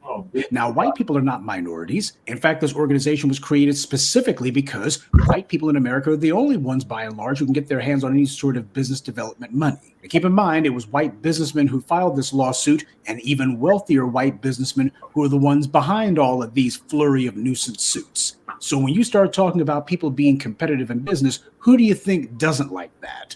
The judge himself in this case admits that he knows full well that this agency has also catered to and given money to white applicants, but he says he wants it to serve people regardless of race, even though the agency is already doing exactly that. And just to show that this guy is clearly part of the white right agenda, he doesn't even bother to try to vary up the talking points. He claims the same thing that you've had the rest of these guys doing, saying that, well, the Constitution's Fifth Amendment equal protection guarantee means that this organization shouldn't exist because it presumes that racial minorities are inherently disadvantaged. Now, keep in mind, the judge didn't actually bother to say or to prove or to demonstrate or to document that minorities are not disadvantaged. He doesn't show that there's no opportunity gaps between whites and non-whites. He doesn't do that at all. Instead, he says something Fifth Amendment. Something inherently disadvantaged. Yes, sounds just like Ron DeSantis and the clowns down in Florida, doesn't it? That's how you know that these guys are all operating out of the same playbook. This is not just happenstance. Agencies like these came into being precisely because the courts have been a toilet of white right-wing extremist ideologues like this judge. The courts have been the main places where they have ignored the Constitution and they just hand down rulings based on their personal biases and prejudices, like with this case. And that's because these judges, they have their appointments for life. They're unelected. Yep. That means that they're not scared that the voters are going to put them out. And by and large, they're not scared of being punished either. That's a problem. This judge contradicts himself left and right. In one breath, he says that white applicants have to prove they're not advantaged. What he, of course, conveniently leaves out is that even the non-white applicants also have to prove that they need the money. See, that agency doesn't just hand out money or help to any and everyone. In fact, where black people are concerned, it's not doing that much to begin with. More on that in a moment. Now, the judge basically said, I'm white and I say so. He doesn't demonstrate that minorities are no more disadvantaged than whites. He doesn't say anything about that at all. His ruling is just verbal diarrhea that reads like a Stormfront or Yahoo comment section. Quotes like, 2 wrongs don't make a right, and the MBDA's racial presumption is a wrong, and that the agency's been using the unconstitutional presumption for 55 years too many. Today, the clock runs out. Does that sound like a judge explaining his ruling, or does it sound like some sawed-off right-wing nut auditioning for a segment on Fox News? I mean, these guys let it all hang out. They put on full display that as far as they're concerned. This is the white lash. This is the evil empire striking back. That there has always been blatant, rampant, unquestionable racism and discrimination when it comes to business funding, especially from these banks. That's not even a question. Not too long ago, I documented on this very channel about how the U.S. federal government, of all places, successfully sued a number of banks due to redlining. These banks in the 2020s got caught, showing that they had their little maps and everything, and if you're black, you're not going to get any sort of loan from them. Part of the U.S. government's lawsuits against those redlining banks requires them to actually start doing right and actually start doing loans with non-white people. Though the government did go out of its way to specify that these banks need to make the effort to do business with non-English speakers, specifically those who speak Spanish. That was actually part of their settlement. So since redlining clearly hadn't gone away, you had federal regulators who made it clear that these banks are going to be required to do business with non-white people. And in a development that shocks absolutely no one, the banks are now suing the federal regulators and saying, you're overstepping your bounds by telling us that we can't discriminate. Gee, maybe that little racist inbred down in Texas, someone should tell him about this. See, this is the reason why the Minority Business Development Agency exists. This is the reason why organizations like it were created and the legislation that went along with it, precisely because of these kind of policies, these kind of practices by the private sector, which the judge didn't have anything to say about. See, that's what they do when they tell their lies by omission. The judge didn't explain how the banks and such were doing right by black people. What the judge said instead was that white people are not inherently advantaged. That's what he was saying. That's lying by omission. He doesn't explain to you what it is that the banks are doing. He doesn't address any of that. He just pretends like none of that's happening. All that matters is what the federal government's doing. Federal government was making a response to the white supremacist discrimination and racism going on in the society. And we still see it today. Yeah. Here you have these white banks and organizations fighting for their right to racially discriminate. Where's Ed Blum at? Oh, that's right. Ed Blum works for the very millionaires and billionaires who are sitting here suing the government, who are saying we want to make sure that we can continue to discriminate with impunity. And you'll have judges like that little inbred down in Texas who will be saying, well, when you think about it, it's actually constitutional. Yeah. Or better yet, they'll just be remaining silent because this is the status quo that they want. That's what all of these little lawsuits that they've been filing have been geared toward. The entire problem that they had was that there was any sort of effort to try to, at least on its face, to balance the scales. And this is all about trying to push back against that, to impede that, to stymie that, to outlaw it. That's what they were trying to get to. This is what they're trying to support. But this judge doesn't say anything about that, does he? Of course not. He doesn't try to actually defend what he says. He just gives some verbal vomit and then moves on. But this clown is a Trump appointee. What do you expect? Team reflects leadership. This goofball wasn't put on the bench because he knows the law. Obviously, he doesn't. And he has nothing but contempt for the Constitution. He's on the bench because the white right 40 years ago embarked on this project to take over the federal judiciary as their last ditch. They did this as their plan to attack the few seeming reforms in regards to race that had taken place in America in the previous 20 years. See, the white right knew that they couldn't win at the ballot box or in the state legislatures. So trying to use right-wing extremists on the bench to legislate in the courtroom, this has been their strategy. Now, this ruling in practical terms doesn't mean an enormous amount because the agency already gives money to white applicants as it is. And the judge on this case acknowledged that. But as the white media admits, these lawsuits are not about what they seem to be about on the surface. They're part of a larger overarching agenda by the white right to blatantly, openly legalize anti-black discrimination. That's what this is actually meant to do. That's why they keep using the phrase, oh, all of these non-white read black people, they're not disadvantaged at all. No one's disadvantaging them. And there's no, you can't say that you're disadvantaged or oppressed. That's the point that they're trying to reach. Because I think if they do enough rulings like that, then apparently that will make it where no one can say that except for them, which is the entire point. White supremacy believes in taking both sides of the conversation. Thank you, Neely Fuller. This lawsuit is one of the asinine anti-Black culture war suits that these white right lunatics have been pushing. I've told you that these are not the results of any grassroots actions. This is the result of wealthy white conservatives who are mega millionaires and billionaires, and they use their billions to invent these phony sock puppet groups who put out these lawsuits. This is how you get Christopher Rufo. He works for the Manhattan Institute, or Ed Blum, who is affiliated with a number of right-wing think tanks. And in this latest case of AstroTurf litigation, it's the result of a right-wing group out of Wisconsin calling itself the Institute for Law and Liberty. These guys have quite the sense of humor, don't they? They claim in the names of their little groups that they're about law when they're actually about ignoring the law. They're about liberty when they're actually about fascism and imprisoning people. These guys are all about subjugating the society, not freeing it. Now, normally these little right-wing sock puppet groups, they're not actually this far involved in these things, but you had a precedent that was set with the Koch brothers, with Citizens United. These white right billionaires, these oligarchs, these guys figured out decades ago that simply throwing millions of dollars at these politicians wasn't going to be sufficient to bring about the kind of societal changes that they wanted. They were going to have to actually take a hands-on approach and do this one personally. Now, these public policy institutes, normally what they do is they just manufacture so-called reports and documents that are nothing more than thinly veiled rubber stamping of their putrid ideology.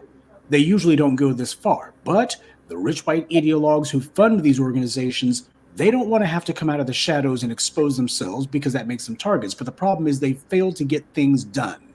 And on top of that, it's been the voters themselves who have been handing these guys so many L's. That's who this war is actually against. For the longest time, the white right in particular has griped that they simply can't get their way at the ballot box. Statewide referendums have become the bane of the GOP's existence, and I don't just mean the recent abortion state ballot initiatives either. In Michigan years ago, when the illegal and unconstitutional city manager scheme was first passed by the GOP-controlled legislature in that state, the voters of Michigan organized a ballot referendum in which they overthrew this would-be city manager scheme, which everyone recognizes as a city takeover scheme. But the GOP-controlled legislature came back immediately afterwards, and they passed the same law, or rather laws. They took the exact same idea, broke it up into pieces, and passed them individually to do the exact same thing. And the Obama administration did nothing about it. Also in Florida, voters there passed a state referendum removing the Jim Crow policy of preventing people who had been incarcerated from felonies from voting. This was in blood red Florida where this successfully happened. And the Republican-controlled legislature in Florida was furious with this development because their own Republican voters helped to pass a law that would make it harder for those very same Republicans to get into elected office. It would make it harder for them to maintain their artificial grip on power in that state. Of course, it was then DeSantis who in his first term introduced the scam of requiring that anyone who was reapplying for voter registration in Florida couldn't do so without paying all the state fees associated with their incarceration. So in these blood red states, the Republicans keep getting their teeth kicked in, and by their own voters in many cases. And this is why they've been on a jihad to get federal judgeships. And of course, to make sure that they put the youngest legal hacks that they can on the bench. That's what they've been trying to do. But there's also another aspect of this case that needs to be spoken about. Now, this organization claims to be all about minority business development. And Black people certainly are the object here. We're certainly the targets here. But when it comes to how this organization operates, we're not the subject. You see, in 2022, this agency said that it helped to raise more than $50 million for Black-owned businesses.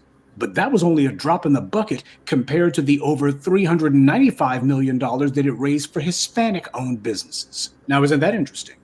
Although the number of Black and Hispanic residents in the U.S. is about the same, the federal government, however, helped to raise 8 times as much money for Hispanic businesses as for Black ones. Before anyone gets dewy-eyed about this agency, just keep in mind there is a case to be made that it racially discriminates, but it doesn't discriminate against white people. So as we saw with affirmative action, here you had yet another organization, in this case a federal agency, that makes sure that, oh, we're going to be helping out a lot of non-white people, but Black people are going to be at the very end of it. They'll get the crumbs that are left over. We got to prioritize everyone else. The entire reason that these organizations and agencies even exist is specifically because of the racism that Black people have faced. Black people are the ones who face redlining. Black people are the ones who have these bank managers and all of these executives at these lending institutions who brag they don't give money to Black people. And they also make it a point that they're going to be harming Black people's communities every chance they get, targeting us with the infrastructure. Every time they build a new highway, every time they build a new roadway, they make sure to run it straight through a Black neighborhood. And of course, Joe Biden, he decided there needed to be a massive infrastructure bill. Oh, by the way, when he made this organization permanent, that was part of the infrastructure bill. Kind of ironic, don't you think? But your so-called Minority Business Development Association gives the lion's share of its support and funding to anyone except for Black people. That's what you need to understand about this. This is why Claude Anderson said, don't be running around calling yourself a minority. We need to say specifically Black, because when you don't, when you decide that you're going to let yourself be put under the umbrella term of minority, this is what you get. It becomes the same old bait and switch, the same old scam. And even if you want to selectively overlook that, you still can't overlook the fact that this is not happening in a vacuum. This is happening actually with Democrat support.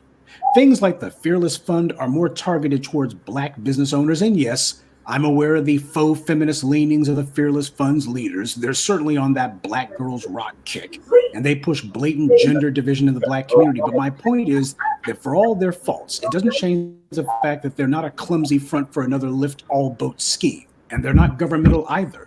And yet you've had people like Ed Blum targeting them with lawsuits claiming that the money they give constitutes a contract. See, this is the white right trying to invent a flimsy legal pretense for a lawsuit. They know they don't actually have grounds for it, but they intimidate people. That's what it's actually about. Oh, these guys will gin up some nuisance suit against you, and it's going to cost a lot of money for you to predictably have them. Sure, you'll beat them in court. It's going to cost you a lot of money. Meanwhile, the millionaires and mega billionaires that actually fund these little organizations that Ed Blum works for, these guys are getting all sorts of tax breaks, tax cuts, loopholes, tax deferments. The federal government's bending over backwards to fund these guys and make sure that they keep as much money as possible, which they then weaponize against the Black community. That's what these guys are actually doing. They know that that's what these lawsuits actually are. They also know that these things are in the long run damned to failure. There's nothing about the money that Freedom Fund gives that constitutes a contract to anyone. A contract is quid pro quo, something in return for something else. Fearless Fund's recipients aren't doing anything for Fearless Fund. They give them money simply because they're Black, which is their prerogative. They're a private entity. It's their money. Under Blum's asinine assertion, however, that's a contract. He also claims that a scholarship is a contract too. These are the lies and the flimsy pretenses that they're trying to use. And it's not that these judges don't know, it's that these people all work for the exact same white interest. These judges coming out of the Federalist Society, these are the same organizations funded by the exact same wealthy white ideologues who fund the Ed Blums and the Christopher Rufos, etc. This is about weaponizing lawsuits to intimidate and coerce people. That's what they hope to ultimately, that's the goal that they're trying to reach. Correct.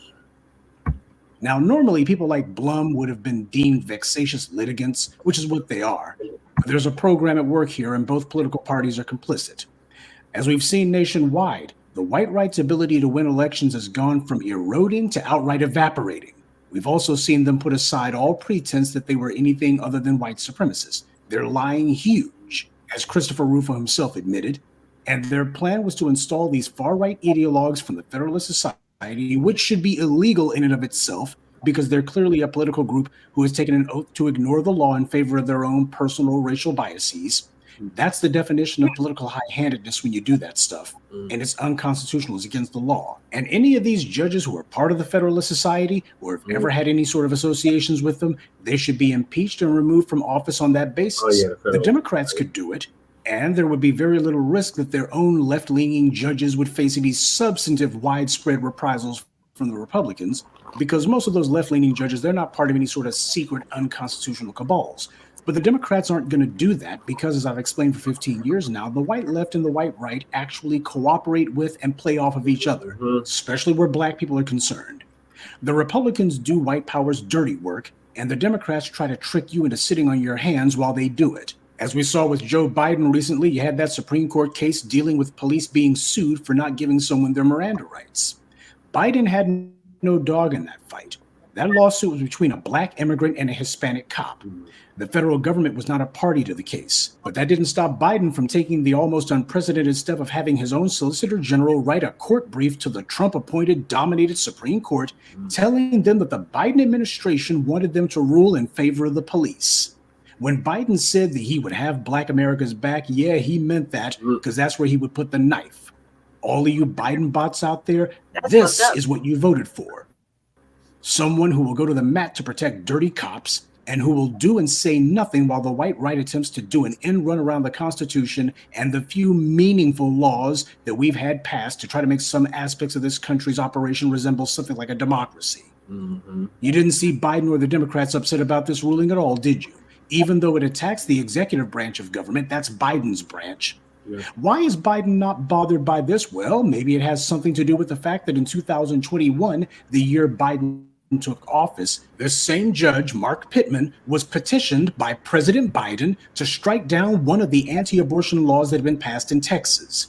And in that ruling, Pittman wasn't bombastic or asinine with his wording. He was uncharacteristically subdued and reasonable. Now, this guy is racist trash who shouldn't be on the bench. But you see how you had two rulings by the exact same judge dealing with the exact same president.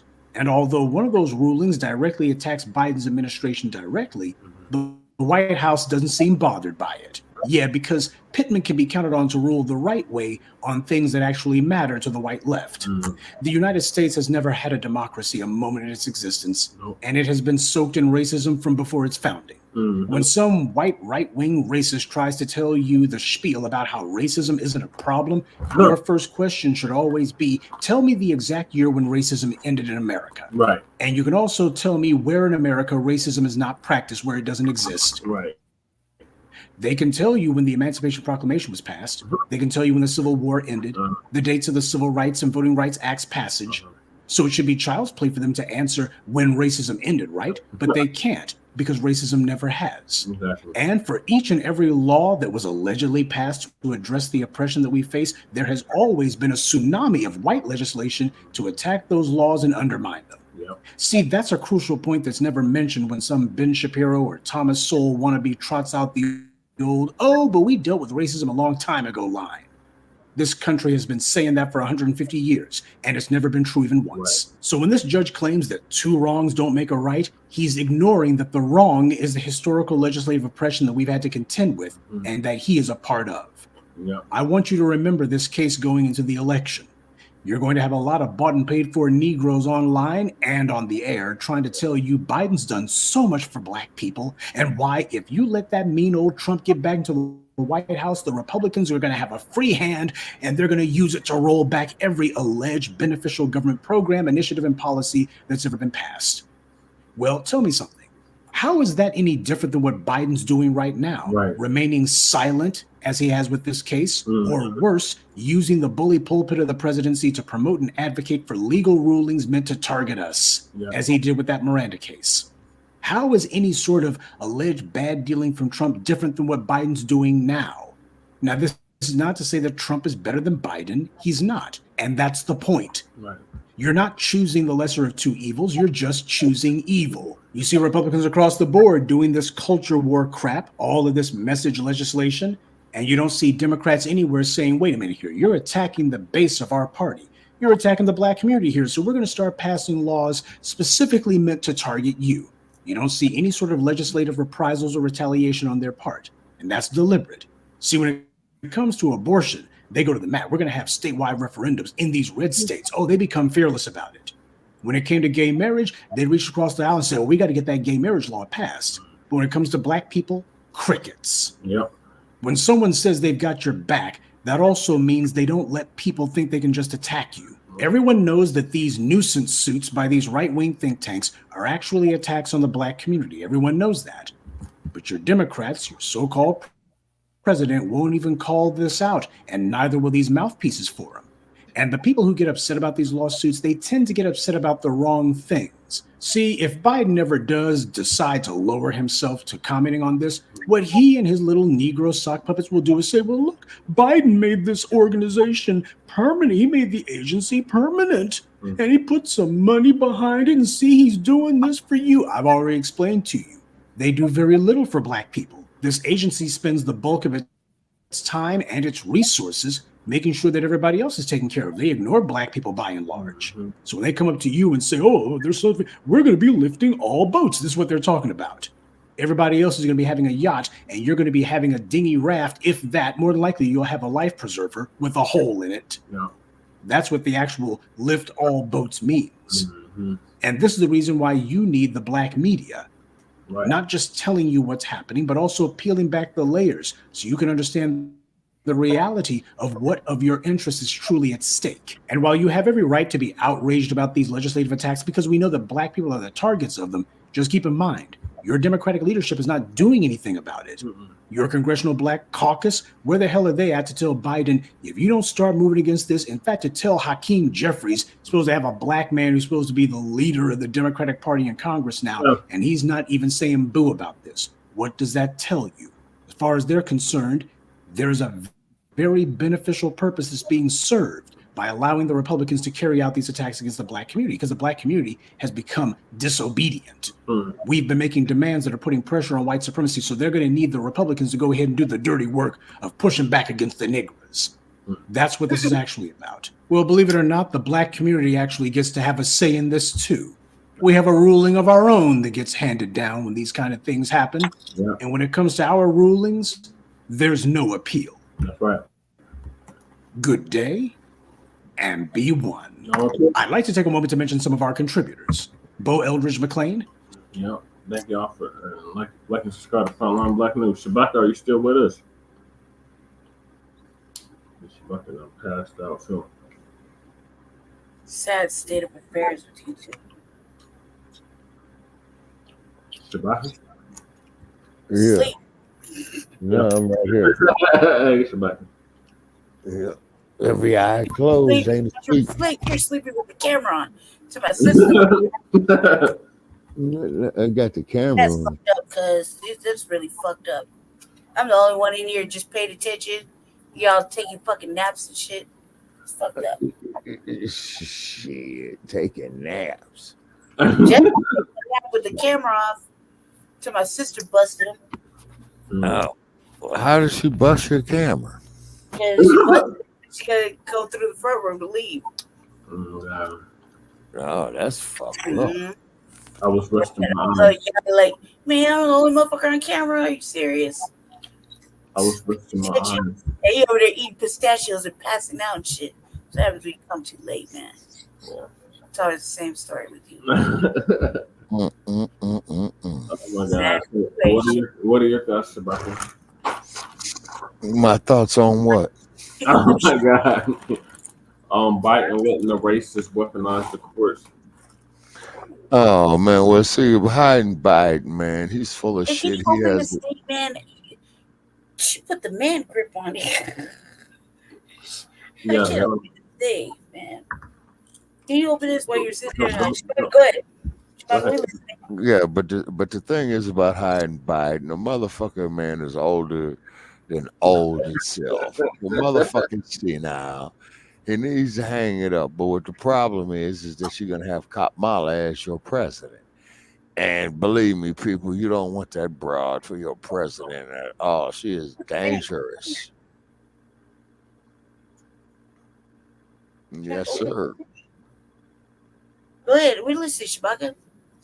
Yeah, in other words, vote wisely or stay at home. I'm going to be on the couch, probably playing some dominoes or something. You know what I mean?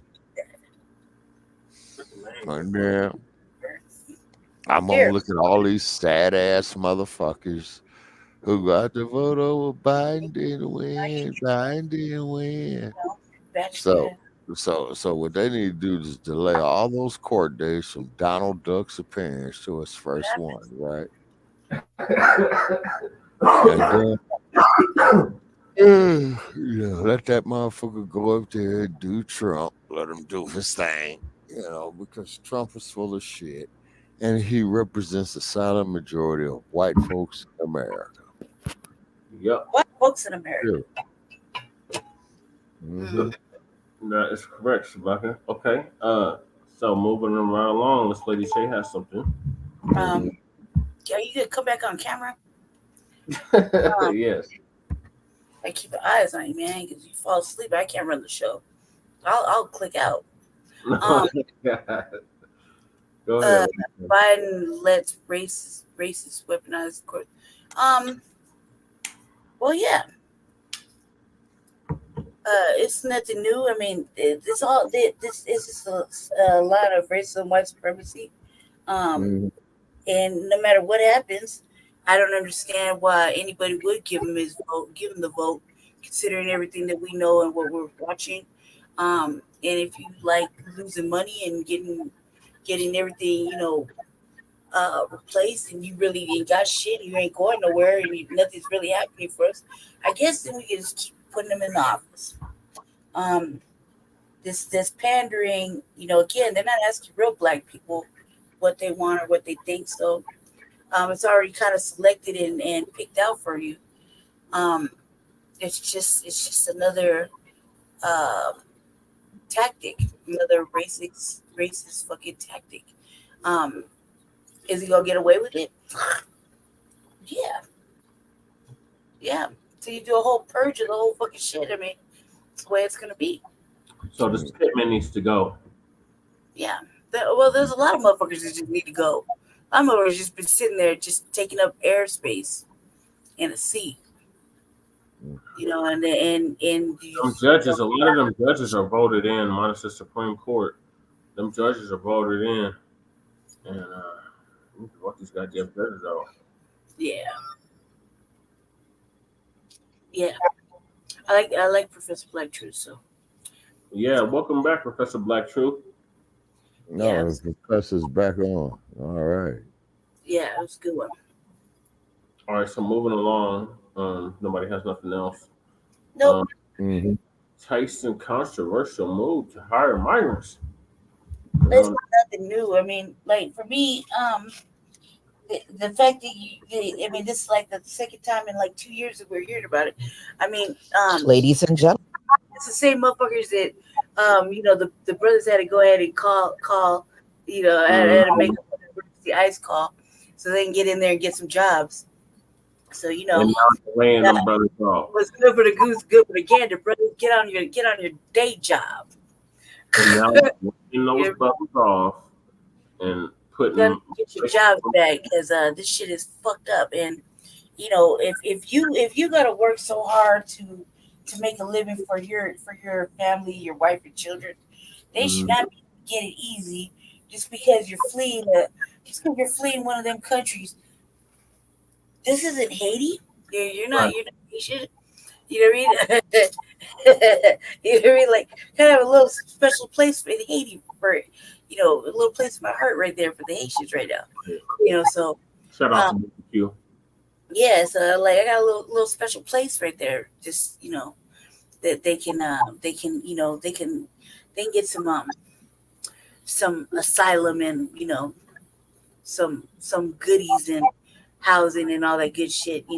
They can amongst other certain little countries. I just Tyson's also the dude Tyson. He was caught sleeping in a motherfucking white lady's bed when he was drunk, acting stupid. He's like the heir or some shit. And he never stepped down. You know what I mean? That was on cops. Oh yeah. He was in his boxers in some lady's house, sleep in her bed. She called the T's on him. And I think that was the same week the motherfuckers, all of a sudden, all the brothers were over there filling out applications to go work at the plant. Yep. Because it's all of a sudden empty of children and migrants. Yep. There are children over there working the machines. You know what I mean? Worse than Amazon. There are children over there making them big ass soft cookies and shit that you like so much. Oh. Yep. The little children's hands up in the machines and shit, making shit and just doing all the labor because it's. I don't know why. I mean, I do know why, but it's really fucked up shit. Because people know and they're not doing nothing about it. You know what I mean? Yeah. They know. They literally know. How can you not know when you got a 12-year-old motherfucker all up in your poultry machine He's smaller than all the other people, and they're sleeping on cots in the back and shit. How do you not know? It's stupid. All right, so we're gonna give us the update. Go. Gentleman Tyson laying off U.S. workers and bringing in migrants. Fuck Tyson chicken anyway. If you didn't know what the plan was, now you know what it is. Now you know what it is. So no longer are they going to pay that chicken that got injected, right? 30, 40, and 50 an hour. They're going to cut that in half or even less and pay these migrants not probably under half of the salary they're paying Americans. Yep. So if you didn't know what the Democratic plan is, now you know what it is. Yep. It's going to be next to impossible for Americans to get in these big manufacturing jobs before it's all said and done. I know what I'm talking about. They're going to push all of these American workers out, bring these migrants in. They don't care about you. Nope. Okay, big baby. You ain't got to work in their factories. They don't care about you at all. Go ahead. You do something else with your time. Tough luck for you. They don't even let them go to the restroom. They don't even let them take sick time off. We have gone through job loss to foreigners before. If you remember, back during the Clinton years, jobs were outsourced. Yep. Oh, yeah. And sometimes you had to train the person that was going to take your job. I still get mad when a foreigner. And a lot of times they were foreigners that they brought in. Yeah. There were many people that had to train their replacement. Please pass me somebody's. And they outsourced I'm sure they don't all work. these jobs that were once here in America. I don't speak whatever that is you're speaking. And that went on for several and India, places. Oh, that's worse. Came back to U.S. soil. So now they're not even going to bother sending jobs overseas. They're just going to push American workers out and bring in the cheap labor. That's what the Negro Whisperer said.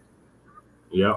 And you watch, they're going to help them probably get their American citizenship. Negro Whisperer said it. With all kinds of perks. They want it so bad, let it happen. Yep. I bet you they'll end up with more perks than the American workers received. You ain't gonna get no you ain't gonna come off with no union or nothing. It's gonna be working, and you're gonna be content with it. Go ahead. It's okay, baby. You got plenty of time to build some other this week. Tyson Foods announced that it will be permanently closing its pork factory in Perry, killing around 1,200 jobs in a town of just 8,000 people. So as Perry residents struggle to cope with mass layoffs. Yeah. Okay. And there's probably nothing going on in that little has its eyes on a different class of workers. The crowd like Facebook. You see a worker you like?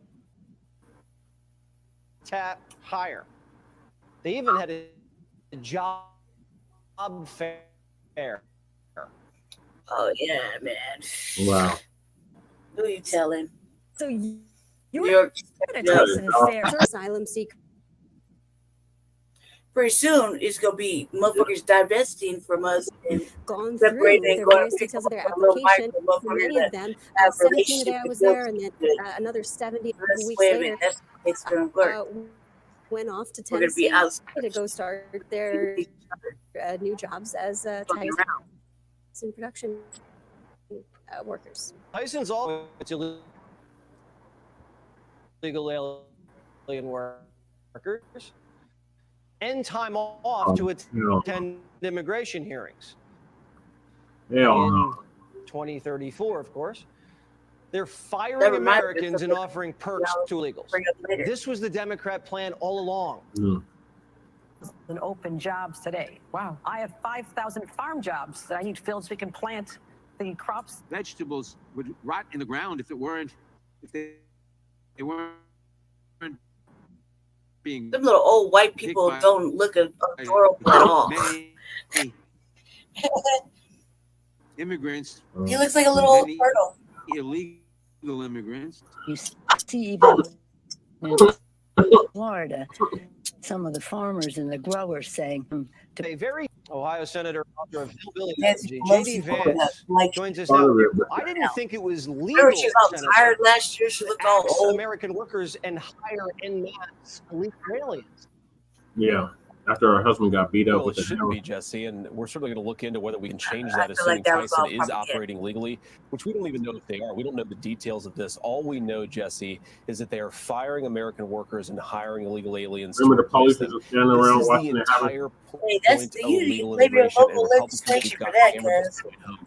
It reduces the wages of American workers by replacing American citizens with foreign labor. It's a real problem. In a small town like that, who are yeah. willing to work at what this means. Slave wages. We didn't even get paid. So we're still waiting on our reparations, right? Right. So this called cheap labor.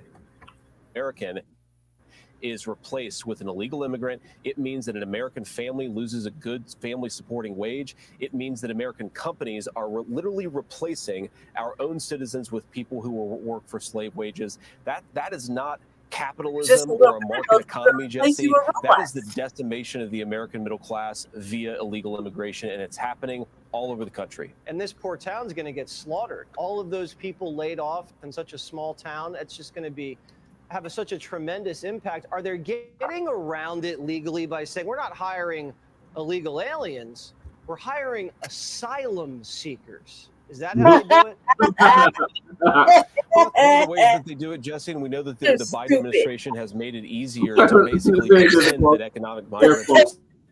Yeah, that's stupid. That's stupid. It don't matter how you dressed it up with.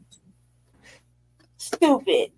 It's one of Dumb the as hell. reasons why Asylum. we have to change our asylum laws in this nation. But helps Jesse, think about how much of a contrast is going to American workers. You had wages rising under the Biden economy. Shit, these You have those motherfuckers American they don't have no strikes no more. workers getting fired and replaced with job. Fuck you and your strikes. Jesse, We're just gonna replace you with these motherfucking migrants that don't have much. 100% job creation under the Biden administration has gone to the foreign born. Here's what you did for showing your ass for 3 years.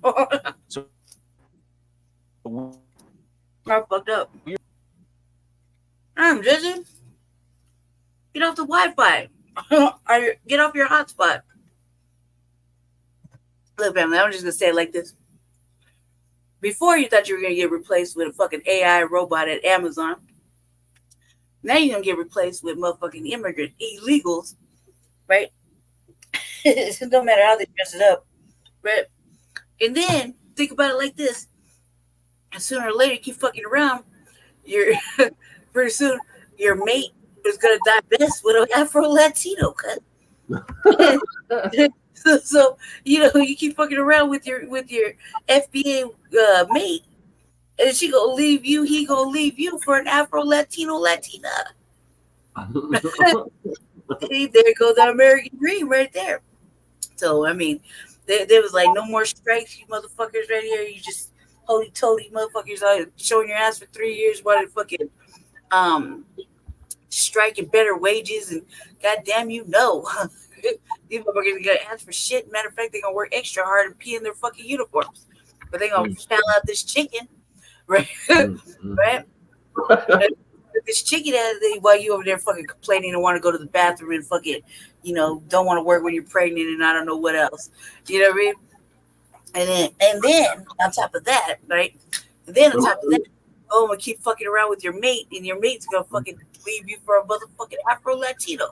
Oh my God! Just off the fucking jungle route, off the Biden Express. Oh my God! Right? All right, let me finish the video, ladies. Real shit, man. And you're gonna be like, well, shit. He didn't want to give me he didn't want to respect me. He didn't want to have a home and team build with me. And she gonna be like, That's what she gonna say, and he gonna be like, she didn't want to cook for me or take care of my basic emotional needs so I can fuck off. So I went and got me a Afro Latina chick. I went and got me a husband. That's how it's gonna work. Is that what you want, family? Is that what you want, Black family? That's the real fear right there. Not to get everybody about to be switching up and divesting into Afro Latinos and motherfucking slave labor for the low, just because they got the privilege to work now, and your ass been here for fucking 40-something years, and here you are, unhappy and don't want to do nothing in motherfucking hot ass sweatshop factories, handing out this motherfucking ticket. Don't want to put your fucking nice little clean hands in these machines to get mangled up and shit. You want to go home at a normal hour. God damn it. No. No. We want motherfuckers to stay up all night, fucking working 12, 14 hours a day. And they want to have families and build shit. So, it's all bad for us now. We really got to pay attention. What we gonna do? This is worse than Trump fearmongery. The fact that your mate will leave you for an Afro Latino that just came on the motherfucking Biden Express over on a motherfucking boat, took all these fucking routes to get here, right? They crawled through a little miniature fence and shit and got over here, right? With no motherfucking pass. Yeah, that's the way the world is about to look. And we were worried about the motherfucking robots. We were worried about the AI robots. We need to be worried about them too. We were worried about the wrong shit at this point. Like, if that don't scare you to fucking want to, do FBA things with your FBA mate in your FBA job, I don't know what the fuck will. I don't know what the fuck will. Let me finish the video while you change. Illegal aliens. We're hiring asylum seekers. Is that how they do it?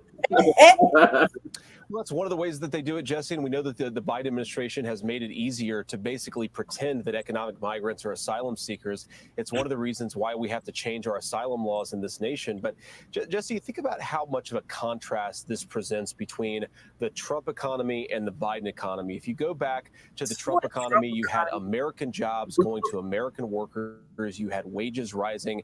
Under the Biden economy, you have those American workers getting fired and replaced with foreign labor. This is not an exaggeration. All net job creation, Jesse, you heard me right, 100% of net job creation under the Biden administration has gone to the foreign-born. So we are taking an economy that produced prosperity for American citizens and turning it into an economy that produces prosperity for people who probably shouldn't be here in the first place.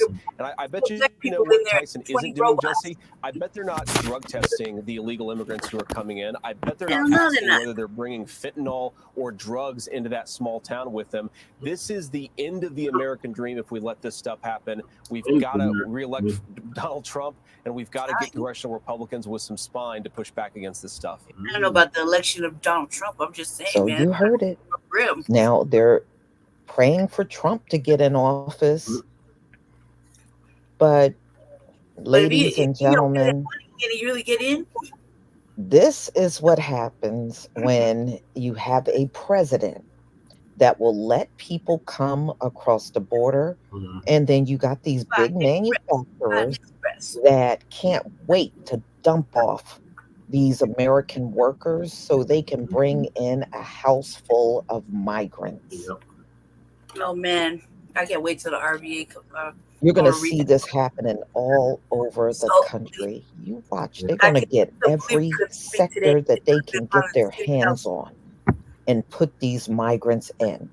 You know what? They were talking about they're not going to care about drug testing. That's not the only thing. They're not going to care about education. They're going to drug test us for getting food stamps. I doubt if they do much of a background check on these people because they really can't anyway. They can give them any old name, even if it's Tyson Foods. Foreign cheers matter. They're not going to they're going to overlook a lot of things that they require of Americans that they won't do with these workers. They're not going to have to go through a credit check, no background check, no drug check, no drug testing. They're going to just throw them in there and let them work. That's what they're going to do. Yep. Tomorrow I'm gonna do a test. I wonder if I press all the Spanish buttons. I They're wonder not if going to have to go through none of the red tape None. that Americans go through to get on these jobs. Right. No, they're gonna test us for food stamps though. They won't care about you. They won't care if you're suffering. They won't care if your family is suffering and you can't afford things anymore. Hey man, they're gonna They're wonder not why gonna you're stealing from Walmart again. This is why these rich It's folks, a nonsensical question at this point. they're dying for these folks to be coming into the Why country. you got stealing? I'm like, That's one thing I notice that stands out more than slap yourself anything. 3 times on the You tray. If you really always see the working class people raising issue with it, but your and I got and they rich try to charge me $2 elite to kind of park my whip people, in the parking lot. they never complain about these illegals coming across the border because they know they can get them to work for practically nothing. Mm-hmm. You gotta blame your local legislation. And they're talking about American dream. Well, for them, yeah, you know, for these illegals, oh yeah, it's definitely an American dream Matter for time, them. like family, where But for the U.S. worker divested and decided to working go in look these for big husbands and wives. manufacturing companies, it's going to be a nightmare for you. We better pull our I'm shit just together. saying.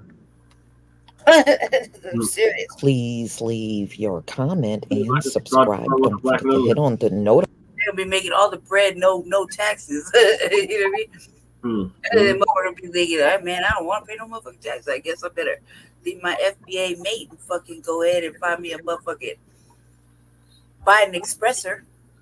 Mm-hmm. Mm-hmm. All right. Mark my words. Calling it now. Shabaka.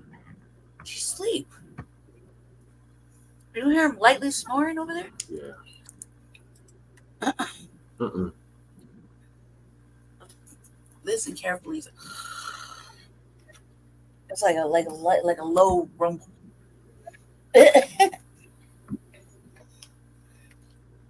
Shabaka.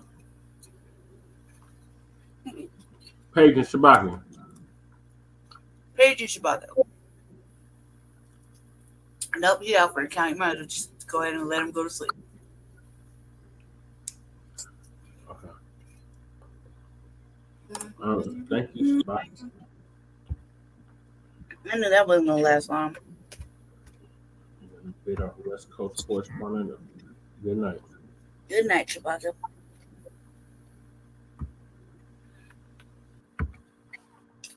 Okay, so we're down to the last 2 topics of the night, Lady J. I'm going. And that is the illegal migrant in Unhoused Neighbor News. Mm-hmm. And the illegal migrant in Unhoused Neighbor Suites. Oh my God. So we're gonna start with your boy Cash Jordan. So, That's not here.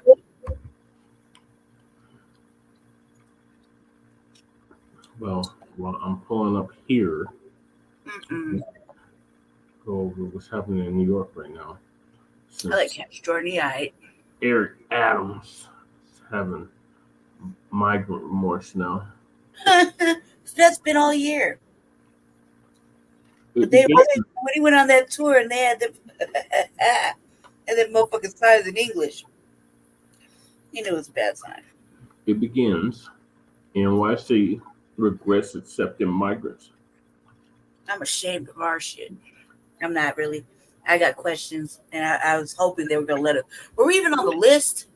Yes. 19 and 20. I'm like, did they skip me for Robert Bailey after Robert Bailey? No, we were 19 and 20. Oh, so that person did have to go. Mm-hmm. They're fucking up our routine. We go after Robert Bailey. Usually, yeah, but not today. Did you see how that last motherfucker tried to throw in Martin Luther King on his motherfucking propaganda? Oh, God. I was like, God, man, this needs to stop. It's a relatable situation right here. They're trying to get us to pick a side. And And it's Chicano season. I was like, what happened to St. Patty's Day? They did that the previous week. There was Chicano highlights. Yeah, because Caesar Chavez Day is next week. I was like, dude, what the fuck happened to St. Patty's Day? That was Saturday, Sunday. Oh, but it's Monday. Like, you still acknowledge St. Patty's Day. No, Not that I really gave a fuck. I was just like, they did that a week prior. whack. They're all fucked up. You see how they're promoting their agendas little by little, creeping out and just highlighting their own peoples. Yep. Little by little. Mm-hmm. So the only one who isn't doing it is the other two. Yep. I was like, man.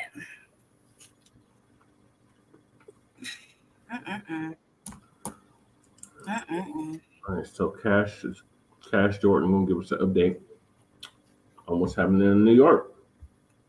With New York regretting accepting the migrants. 180,000 people have come to New York City seeking asylum, but although the city initially promised to take care of everybody, some officials are now having second thoughts about that decision for some reason. Police body cam video just released of the attack of 2 NYPD officers near Times Square. Mayor Adams is taking a look at the city's sanctuary laws to address the migrant crisis. He's focused on crime and public safety. We can't have these small number of migrants and asylum seekers hide under the law that there's nothing you can do about it.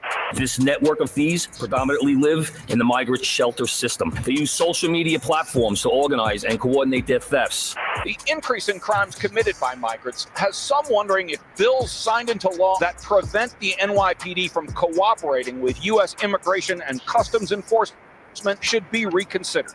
These sanctuary city policies are ridiculous. They're impeding our law enforcement, our officials, and by consequence, they're making all of us less safe. You don't say. You don't say. So a bunch of strange things are happening with the asylum crisis here in the city, which are causing the city's leaders to rethink whether or not New York should remain a sanctuary for immigrants who may face discrimination. And there have been several high-profile attacks on police. And for the first time in a long time, that's got people asking, what are we doing? But even though some officials are changing their mind over this, nobody's talking about how the city's handling of this crisis may have made things worse and may be leading to the exploitation of the very same people it's supposed to be helping. We can't have these small number of migrants and asylum seekers hide under the law that there's nothing you can do about it because you cannot tell ICE. Speaker Adams said. So Mayor Adams, a 22-year former NYPD veteran, coming out hard against sanctuary status. But Mayor Adams has two big problems. And the first of those is that criminals are coming here specifically because it allows them to hide in plain sight. But the second problem's even worse. We are not considering laws, changes to laws. These laws have been in effect for decades. New York City Council Speaker. So the city council firing back, saying that we shouldn't change the sanctuary city laws because they're very old and they've been around for a long time, and that's the sign that they should be with us forever. Can you imagine if we applied that logic to every law America had ever had? But the city council speaker then goes on to make a point that sounds radical. However, hidden underneath it is the real problem New York is facing. People are penned up in hercs, in other places, in respite centers with nothing to do. So these are hercs. They're called humanitarian emergency relief centers. We're talking a lot of beds and a big tent somewhere. But she's right, there's nothing humane about these places. The bathrooms are located in trailers parked underneath a separate tent outside. But the problem is New York's out of money, and these are the only housing solution the city can afford. And the point that the city council is missing and that nobody else is talking about is that New York City's solutions to the problems that it's facing might be making all of them worse. Which means the city council's right. As controversial as sanctuary city laws are, they are not New York City's real problem right now. No, critics say the real problem is New York City's right to shelter rules, which guarantee everyone who comes here a free place to stay, because those rules are a source of total exploitation for the very people they're supposed to help. Critics say those rules are why homelessness is increasing, and why gang activity is increasing along with it, and why many migrants and asylum seekers are trapped in an endless cycle of poverty they can never escape from. And that happens to everyone because everyone who comes here for a spot in a shelter gets kicked out because they're maxed out. Migrants, officials say, were living illegally in the two-story building on Kingsbridge Road. Building inspectors, along with the FDNY, discovering 44 beds crammed together in the cellar and first floor. I just came out of... So this is the first of many different ways asylum seekers are exploited by the city and the migrant industrial complex. But the fact that people who get kicked out of a shelter and can't get back in have to pay money to live in a dangerous basement that doesn't have adequate fire safety measures in place, people's lives are at stake here. Also, someone can break the law and make $300 a month per person. But as we'll soon see, there are much more frightening ways the asylum seekers are being exploited, because if you come to New York City to take advantage of right to shelter, you will be forced into the criminal underworld, or at least confronted by it very soon after you arrive. And what's worse is it's been revealed gang leaders are starting to recruit in the city's shelters. And that's not the only controversial way the city may be aiding criminals. And that's because progressive local organizations that are sympathetic to accused criminals are supporting them financially. Since being indicted on second-degree assault last week, he was ordered held on $15,000 bail for a second time. A Brooklyn pastor previously paid the bail. More than a dozen immigration advocates showed up to support Burrito Tuesday. So this particular court case, this is telling, and it reveals a lot about where the opposition to changing any of New York City's laws is really coming from. Look at all the people that were in that courtroom. It wasn't empty. This gentleman was arrested after the attack on police officers last month. Plus, he had 2 other pending cases and was deemed a flight risk. But a local church paid his $15,000 bail so that he could go free. And this place says it's a sanctuary church. On top of that, polling shows most New Yorkers support right to shelter. But what critics say they don't understand is that by offering asylum seekers right to shelter, they're inviting vulnerable people into a system that is set up to ruin their lives. And the problems people experience start immediately after they move in. Gotta have a little music with it. Yeah. So here we are by one of the city's emergency shelters. And even though it's a former luxury hotel and one of the better establishments, moving into this place isn't going to do you any favors. And that's because everyone who moves in ends up getting evicted at some point. Because although this place has over 1,000 rooms, it's still not enough space to house everybody who's come to New York City requesting right to shelter. And nobody's talking about the real reasons why this system is unsustainable. First of all, the mayor says he needs $4.6 billion for the next 6 months, which means this year the whole crisis will cost around $10 billion. Money the city doesn't have. And unless New York somehow finds a way to access unlimited money, there will not be unlimited housing. And right to shelter is always going to be temporary. What do we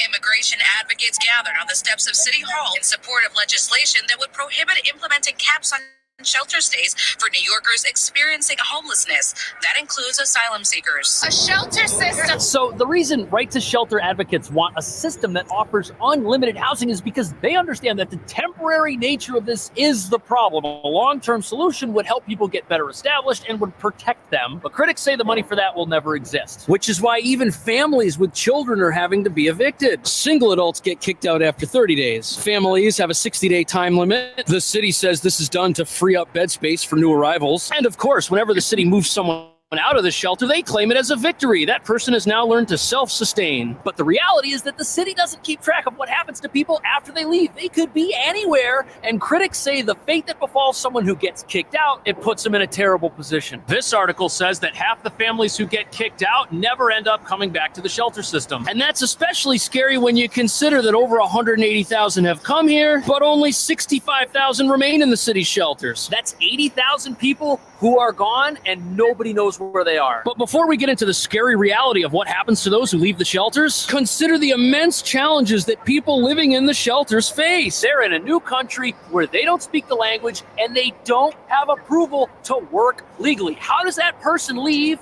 and provide for themselves? After they move out of the shelter, they're still going to be relying on somebody else to pay for everything. And to a lot of folks, that's either the government or a gang member. Or worse, they themselves end up moving into a life of crime. Police say a ringleader of the group has been recruiting migrants who recently arrived in the city to do his dirty work. Using stolen mopeds to ride up behind innocent New Yorkers to steal their cell phones. So this gang member, he was running an operation that involved people using mopeds to snatch handbags and phones from unsuspecting New Yorkers all over town. And not only did he have operations in New York and in Miami, apparently many of those he recruited had residences in the New York City shelter system. And when arrested, the leader of this gang said that the problem with organized crime is much bigger than him. And he's right about that, because the shelter system itself gave him an unlimited number of people he could approach to recruit into his operation, because it's trapping people, and so is he. And although many asylum seekers just want a better life after becoming trapped in the shelters, to many, crime seems like the only way out. And that's why the next person on our list was able to illegally exploit so many of the people that were living in buildings just like this.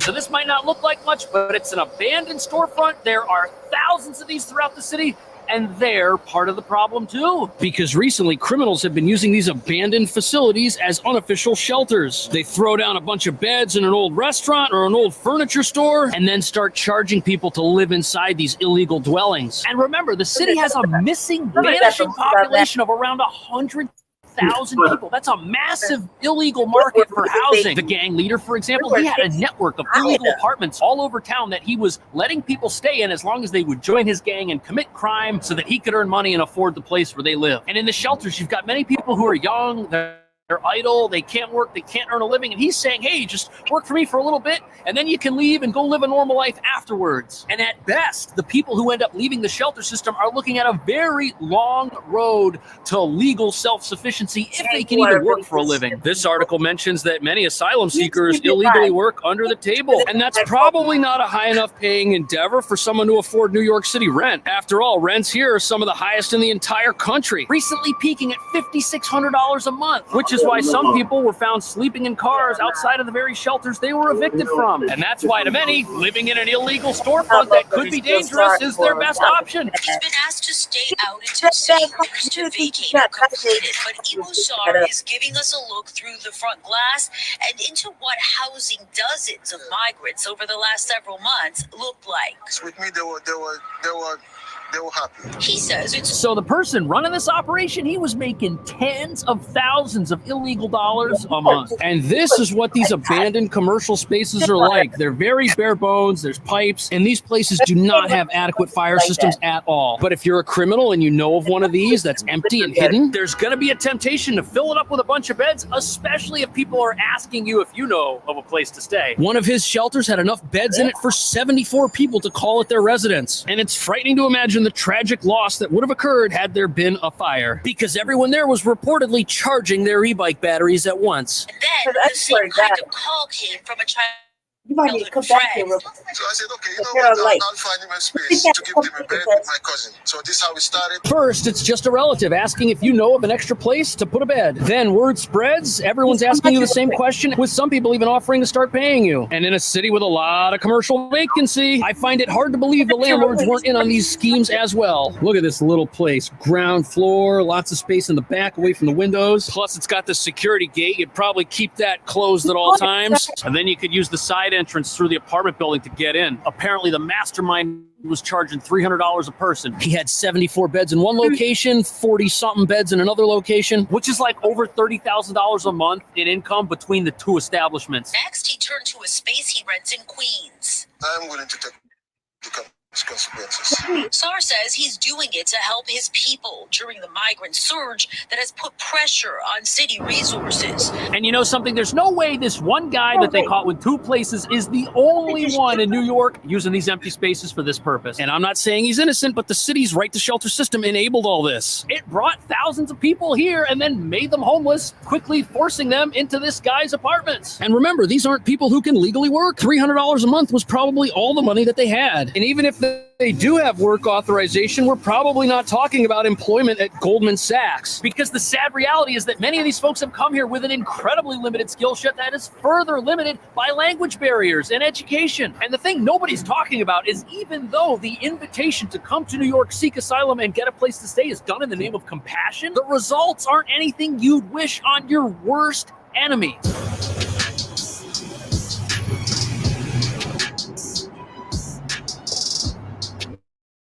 So the real issue for New York City is that a system of exploitation exists, not because we don't want to do the right thing for people that are here and need our help. It's because it's impossible to do the right thing for an unlimited period of time for an unlimited number of people, according to critics. Advocates of right to shelter rightly point out that it does keep people from living on the streets, but it doesn't help people get apartments of their own. And after 30 days, people wind up on the street if they're a single adult, which means we're essentially talking about a Band-Aid type solution here. It solves the problem initially, but then it falls off and the problem underneath hasn't totally healed yet. And critics say the city's current policies do not put people on a path to success or the American dream. City council's aware of this. That's why they don't care if sanctuary city policies remain. And even they understand that the system in place is failing the very people it's supposed to protect, and it also may be exploiting them with the help of the local government. And that's because the city is now teaming up with some of the worst landlords in town to put shelters in unsafe, dangerous locations. And they're doing it while working with non-profits who then turn around and lease properties from those landlords under the guise of humanitarian aid. And it's recently been exposed that a landlord with a long history of property violations recently purchased a property that the city then suddenly agreed to allow to become a shelter after the prior owners tried to turn that building into apartments and were denied more than 20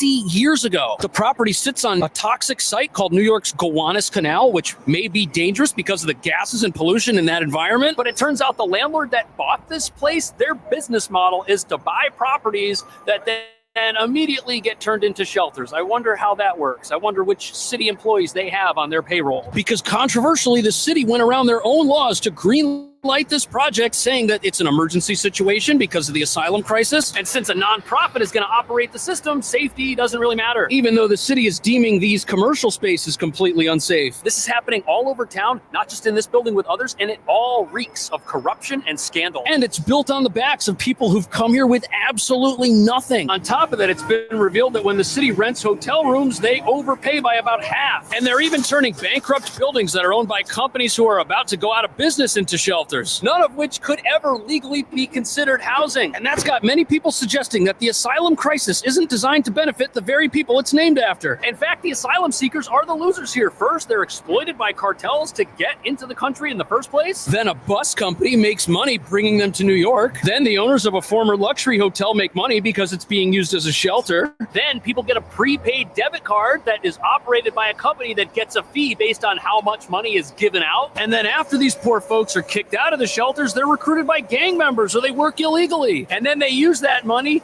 to pay for an illegal bed in a basement somewhere. Or worse, they get completely swept into the criminal underworld and live as fugitives in this new country. And what's truly frightening is that 80% of New Yorkers are in favor of right to shelter, probably because no one here is willing to have conversations about what this is ultimately leading to. And look, I get it. America's a great country. There are so many blessings for the people who live here. And to us, myself as a parent, the idea of starving kids, that's a terrible idea. But critics are saying that the halfway solutions employed by New York are bad for just about everyone. And the revolving door asylum industrial complex that New York has created right here isn't helping those very same people. Instead, it's just benefiting well-connected business owners and city officials at the expense of children. And it's sold to local New Yorkers that, hey, we're making a difference. Now, there's nothing wrong with the idea of helping people, but do you think this is being used as a way for big companies to just help themselves? And is the city doing the right thing by reevaluating things like sanctuary status? Let me know. I will see you in the next video.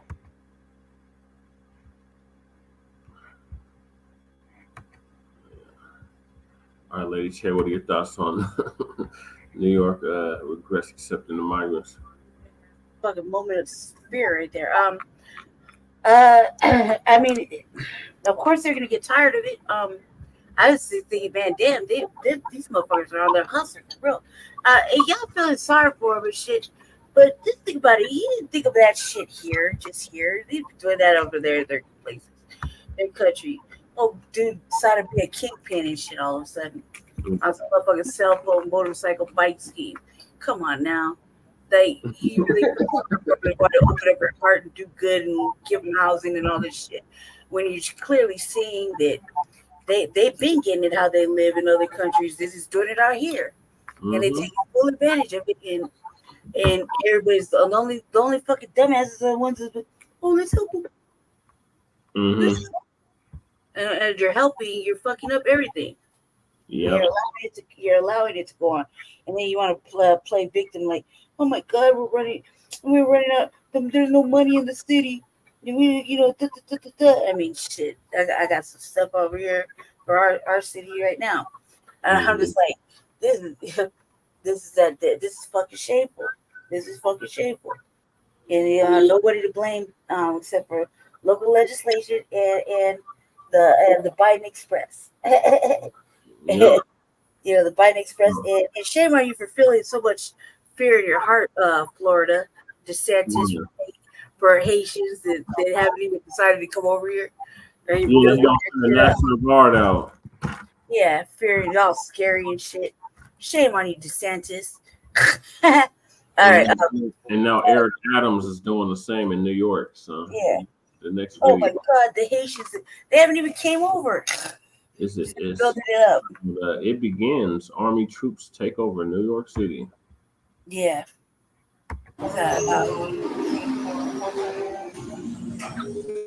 Looks like a war zone down here. But people are wondering, what happens when the troops pull out? Will the criminals come back, or are things going to be like this for a long time? Governor Hochul says she's deploying the National Guard to city subway stations to keep riders safe. The subway system is averaging about 6 felonies every day. This will be on top of the 1,000 additional police officers Mayor Eric Adams deployed to the subways in February.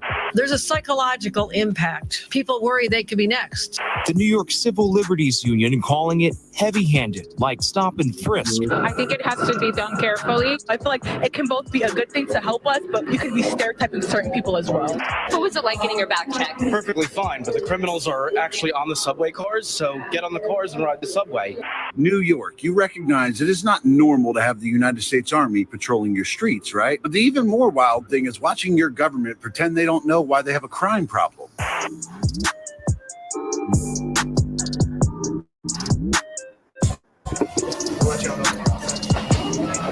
So the bag checks are random. And we've got police, we've got state troopers, we've got the National Guard. Every type of law enforcement available to the state has been deployed in the New York City subways as a show of power to tell criminals.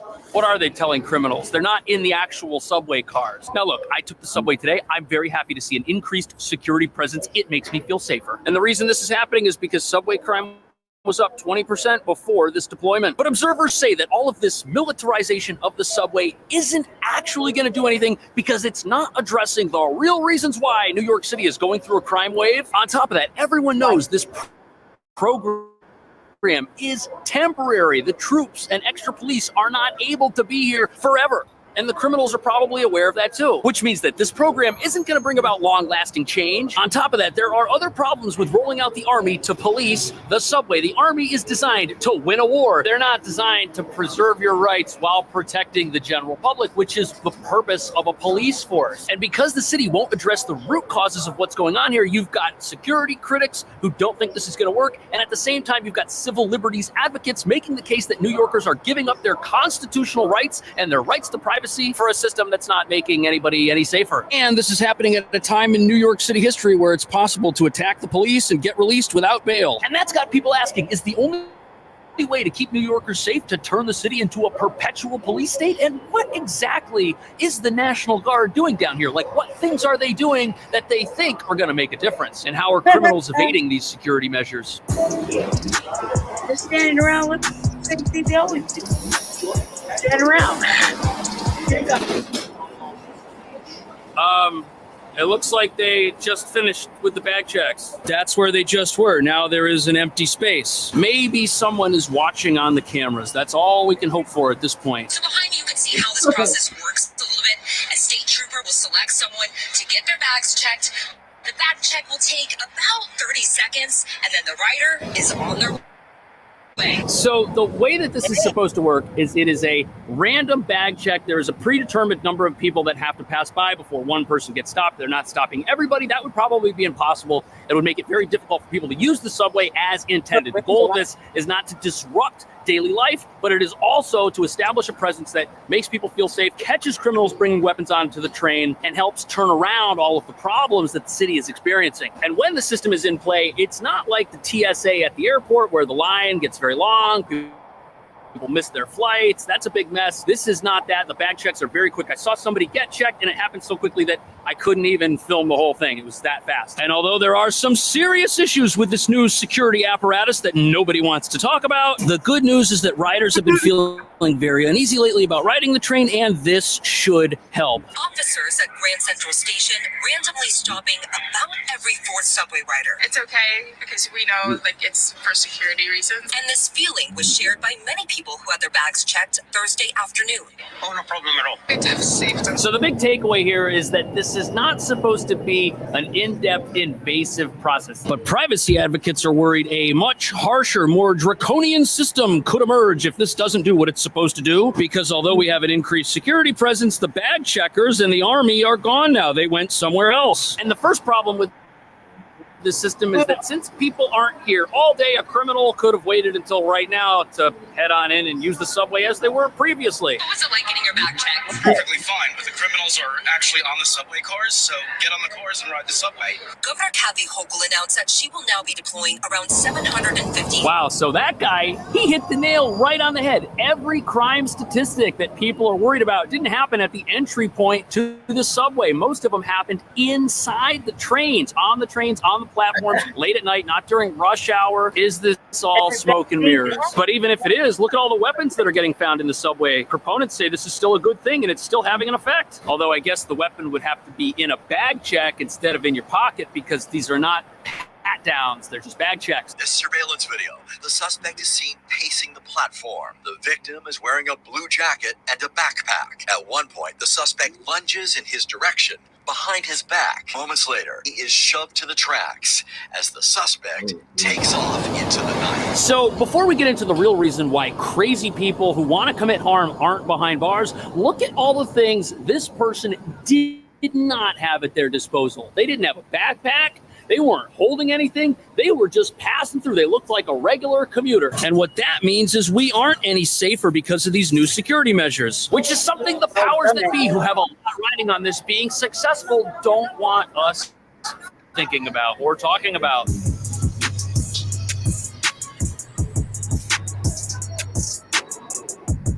Jesse. People are feeling unsafe and won't come, that I have to do something about it. But Hochul on Good Day was asked what happens if people refuse to have their bags checked. Then go home. You're not taking the subway. However, technically, New Yorkers are allowed to refuse and can just use a different subway station. The Delayed Society are... Okay, so not only does this reveal another big problem with this whole system, it also points at the deeper issues that are the real reason we've got this crime wave. Because not only are these surface level bag checks not checking everyone, they're also not happening at every single station. In fact, this unguarded empty station with an empty station attendant booth is right around the corner from where the military was just set up doing their bag checks. This place is as unguarded as it's ever been, which is why some are suggesting this is nothing more than security theater. And the other problem with this troop rollout is that we're rolling out 750 troops, but there's about 470 subway stations. And if you need teams of troops to check bags, there's no way we're going to have complete coverage of the subway, which means there will always be stations that are unattended. And we've already got evidence that since this rollout, high-profile crimes are still happening. Police responded to the call that a boyfriend pushed his 29-year-old girlfriend over the platform edge as a Brooklyn-bound 3 train was pulling in.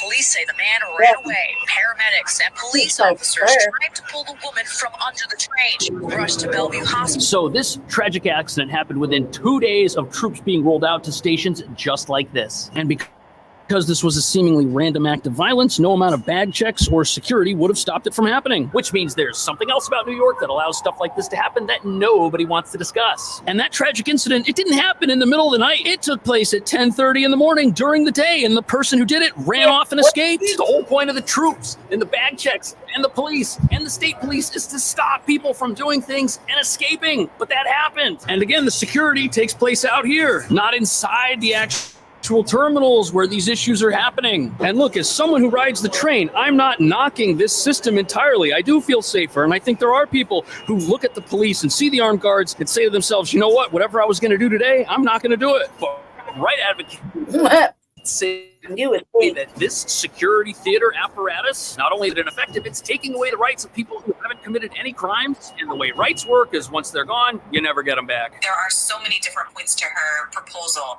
that are problematic in terms of its impracticability and its raising of constitutional concerns.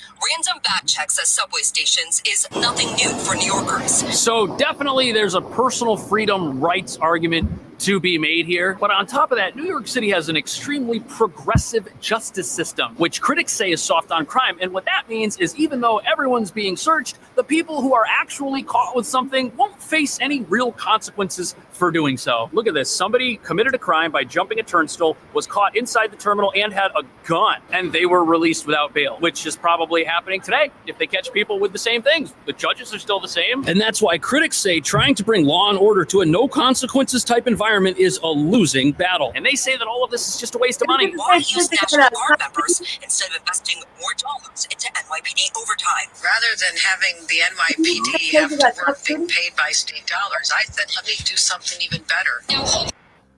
Top city. That's in Atlanta. Okay, my fault. I apologize, family.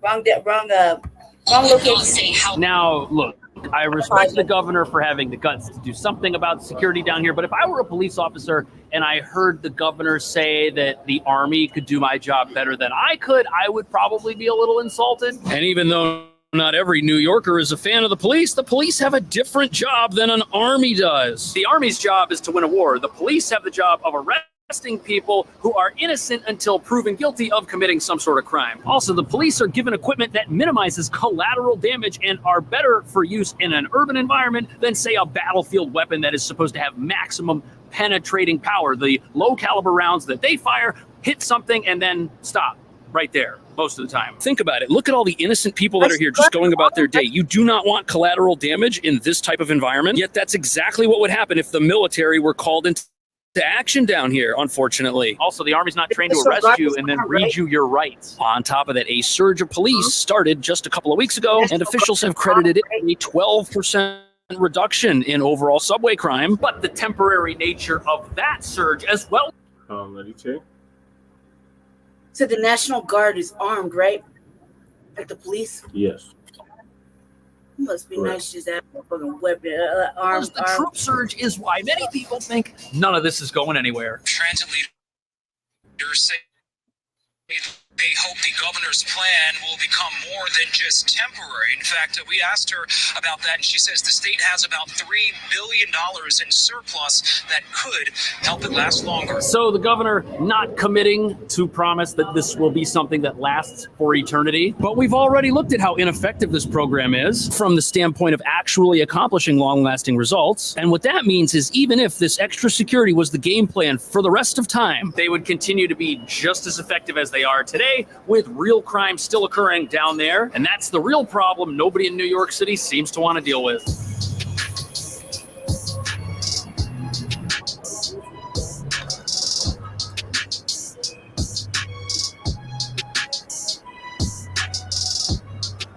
You recognize it is not normal to have the United States Army patrolling your streets, right? Please tell me you recognize how wild that is. But the even more wild thing is watching your government pretend they don't know why they have a crime problem. So I went on TikTok one more time before it gets banned just to remember what it looks like. That video popped up, and it has a lot of sentiments that are shared with many folks that think New York is soft on crime, which it kind of is. But that's not necessarily the fault of the governor or of the mayor. It's actually a problem with all of New York City. Past mayors, the current and past legislatures, and voters. And that's because back in 2019, laws were passed to reform New York City's bail system. And they were signed into law by New York's former two-term progressive mayor, Bill de Blasio. But back in 2019, New York was a very different place. People didn't necessarily know the outcome of these policies when they were passed and approved. And if you remember, just a couple of years ago, the police force was so well equipped and so effective that there were calls in New York to defund it. And now we have shortages and a crime wave. But it didn't happen immediately. It took a couple of years. And at the same time, lawmakers wanted to undo the societal harms associated with over-prosecution. And the first thing these reforms did was eliminate bail for misdemeanors and nonviolent felonies. Think shoplifting, theft, bribery, possibly extortion. But they actually went further than that. They put judges in a position where they were required to now consider the most lenient type of pre-trial sentencing that they possibly could. For example, somebody who's not locked up could enter a drug treatment or other rehabilitation type program in order to have their freedom while they await sentencing. And most advocates of this system will point out that it prevents a rich person from gaining their freedom because they can afford bail, while a low-income individual could end up behind bars. But the problem for New York is we don't just have progressive laws and sentencing requirements. Critics say the city also has a progressive judiciary who interprets those laws in a progressive manner, which is why people can attack the police and get released without bail. In this case, the offense of attacking officers was bail eligible, but since the district attorney didn't ask for bail, who's the judge to inflict these people with bail when the DA doesn't think it's worth it? And this is also how people enter the subway and train system with a weapon, get caught, and also get released. Having an illegal weapon is a 3.5-year minimum sentence. And that story we referenced earlier of the person that jumped the turnstile with an illegal weapon also did something else that they shouldn't have done. The weapon was illegal, and it was illegally modified. In New York, it's illegal to carry a weapon with more than 10 rounds. His had 27. And that's why many people say that New York's crime problem isn't a secret. We've got people breaking into the subway with an illegal weapon, which has been illegally modified, and they're still out there. That's bad. And that's the real reason why not only people are afraid to take the subway, but why the bag checks may not end up doing a whole lot. People get caught with a weapon in their bag, they go right back into the train, because even if someone gets caught with a weapon, the chances of them facing any real consequences aren't very high. And while New York is great at releasing people who commit crime, they're also great at prosecuting people who defend themselves, like this bodega worker from a year and a half ago who defended himself during an armed robbery and was heavily prosecuted by the same district attorney who released the people that attacked the police by not asking for bail. And that's why critics say a justice system that prosecutes the innocent as if they are guilty while simultaneously trying its best to release potentially dangerous criminals is why New York could be headed for a perpetual police state, which might be the only way to keep everyone safe, is just to have the army everywhere all the time. Is that what New Yorkers want? Is this new plan gonna be effective? What do you think? I'll see you in the next video. Thanks for watching. Thanks, Cash. Say hell no. Humans are afraid of a lot of stuff. So Here's my thoughts. This isn't like surprising. I mean, if you think about it, when we had COVID, they had the National Guard out. When we had our protests, they had the National Guard out when it was getting hella crazy. You know what I mean? This isn't a really big thing. Like, we sing in our own city, like 2 summers ago when they were taking all the homeless people out the area. Yeah, out the Union Station. It's heavily armed, heavily policed. They had not only heavily policed, they had I didn't remember seeing the National Guard. I do remember seeing a lot of agencies, like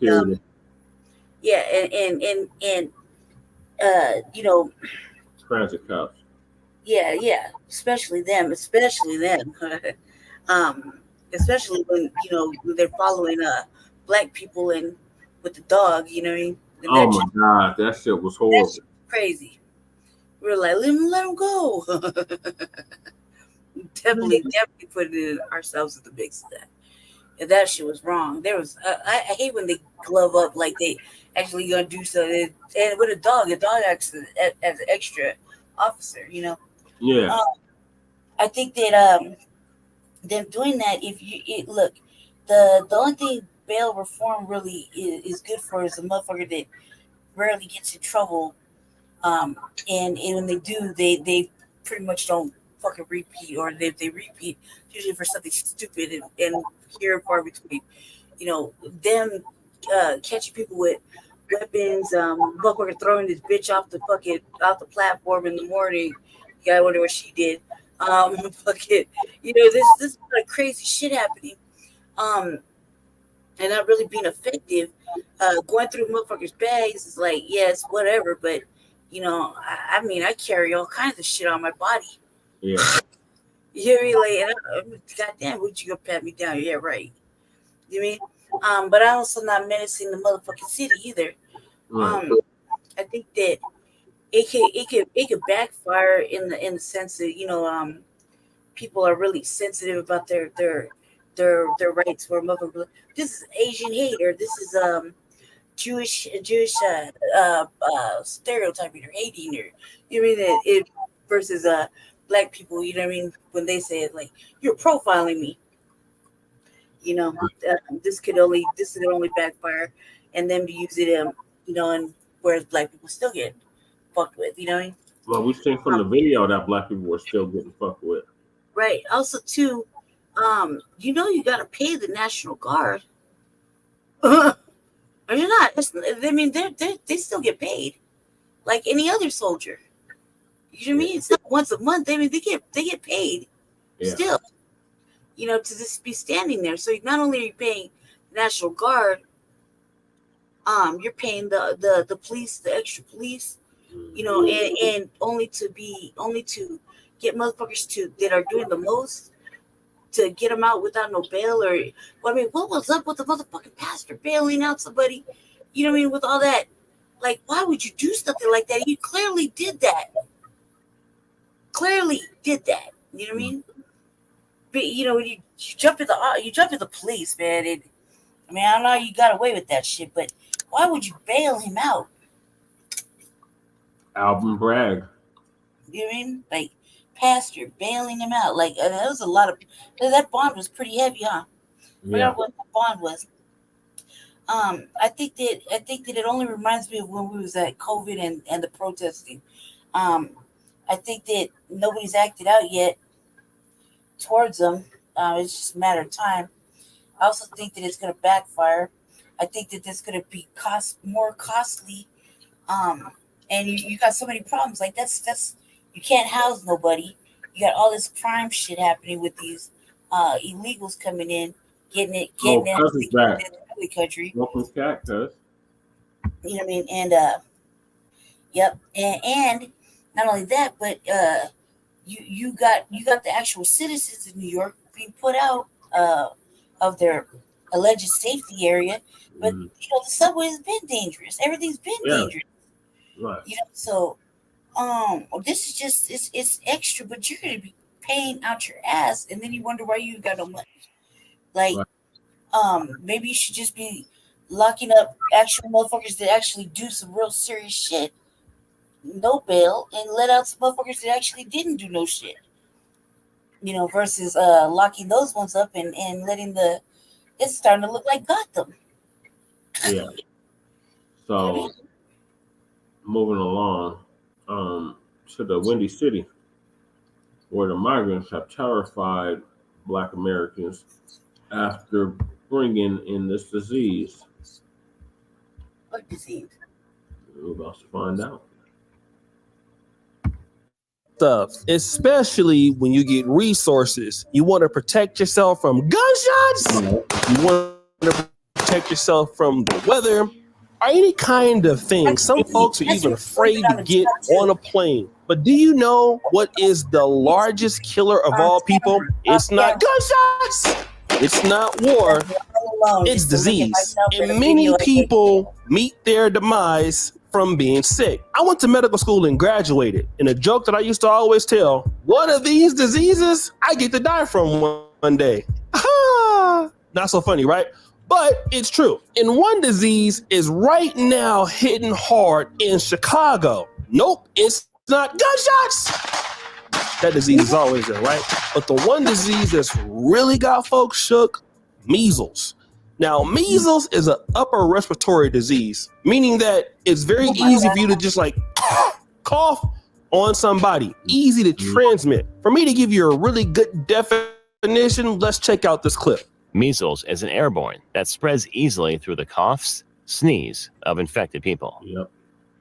Measles can be serious and fatal for young children, as it can lead to pneumonia, blindness, diarrhea, swelling of the brain, and even death. It is the leading cause of death in children. Measles can spread fast in places where people are not vaccinated. Anyone who is not protected against measles, especially children, are at a risk of getting infected. This is the reason why it is of great importance to be up to date on vaccinations. So guys, measles is a very old disease. And in fact, we believed in America, we eradicated it in about 2000, 2001. So how are we still dealing with measles now? Chief Medical Correspondent Dr. John LaPuca is here. Dr. John, Thank you for being here. So why are we seeing these outbreaks? Well, there are these pockets of people who are unimmunized, and that happens every few years for whatever reason, right? The way they get infected, the way the outbreak starts is they go outside the country generally, and where measles is more prevalent, and they get infected there, they come back here, and they start an outbreak because remember, you can be infectious for 4 days before you even know you have, before you get that rash. Well, you can have some symptoms before you get that rash. Before then, you may have some cold-like symptoms. Say, I have a cold, no big deal.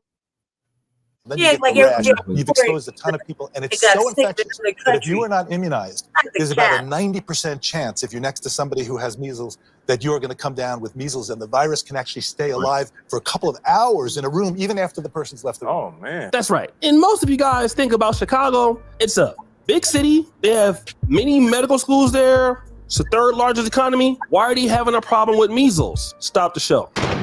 Let's go back to the doctor when he said people usually get it on vacation and bring it back. But what about people coming into the country with the disease? Uh-oh, we weren't thinking about that. But that is exactly what is happening. People are coming into the United States largely unvaccinated with these diseases. And it's okay if you get a vaccination for measles, but some people don't like vaccinations. And you can even still get it if you're unvaccinated, just like COVID. But let's get back to measles. Let's assume that you're a pregnant lady, right? And you're in a grocery store. You're unvaccinated. You come across some person, let's say a migrant, who coughs on you. Not only are you going to get measles, your newborn can get measles. And then guess what? The birth rate could be very low, leading to all kind of crazy complications. And of course, you get like the runny nose, fatigue, red eyes, cough, and you get these really cool red spots and a rash around your face and white spots in your ears. It's a really painful thing to go through. But wait a minute. What migrant shelter is producing measles the most? Let's check it out. Well, health officials detecting a second case of measles right here in Chicago, and it is traced to a migrant shelter in Pilsen. Fox 32's Joni Lum reports medical teams were sent to determine if this disease has spread. 2 measles cases on 2 sides of the city. Health officials identified one is a child living at a shelter in Pilsen for new arrivals. Health officials are there to vaccinate the other residents. There was a police presence outside the shelter at Halstead and Cermak. Residents are not allowed to leave unless they are vaccinated for measles as health teams investigate. 25th Ward Alderman Byron Sigcho Lopez said in a statement that he visited the shelter Tuesday.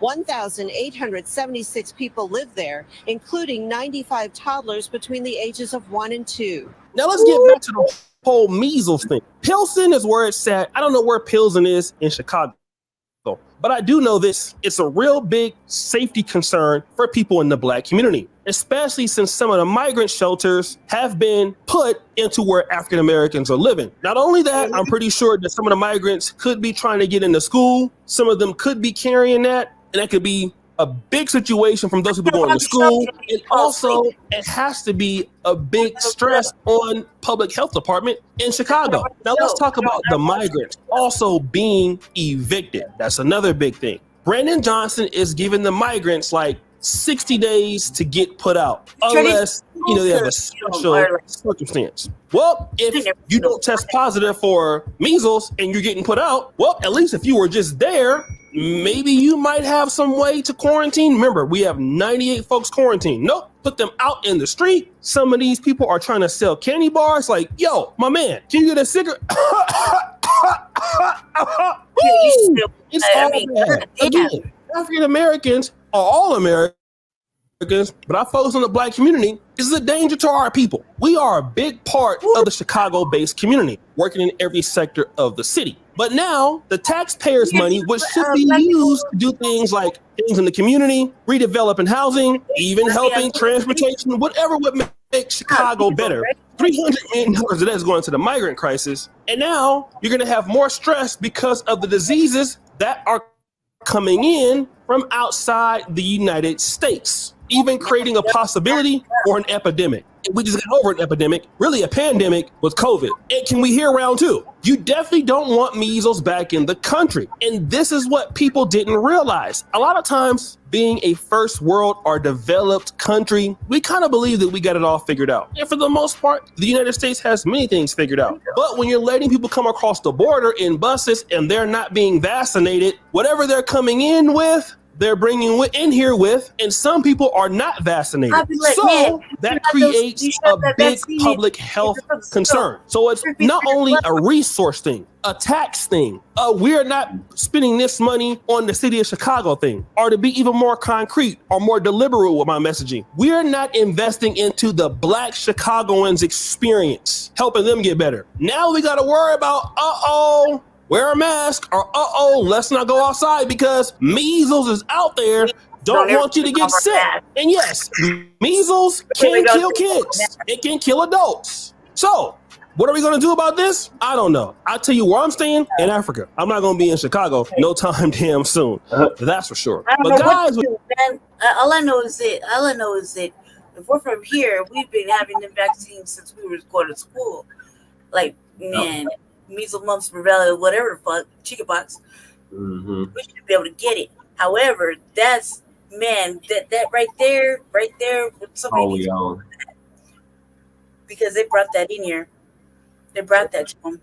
And you got elders, that are susceptible to like shingles and motherfucking other shit and breathing issues and all kind of stuff. Yeah.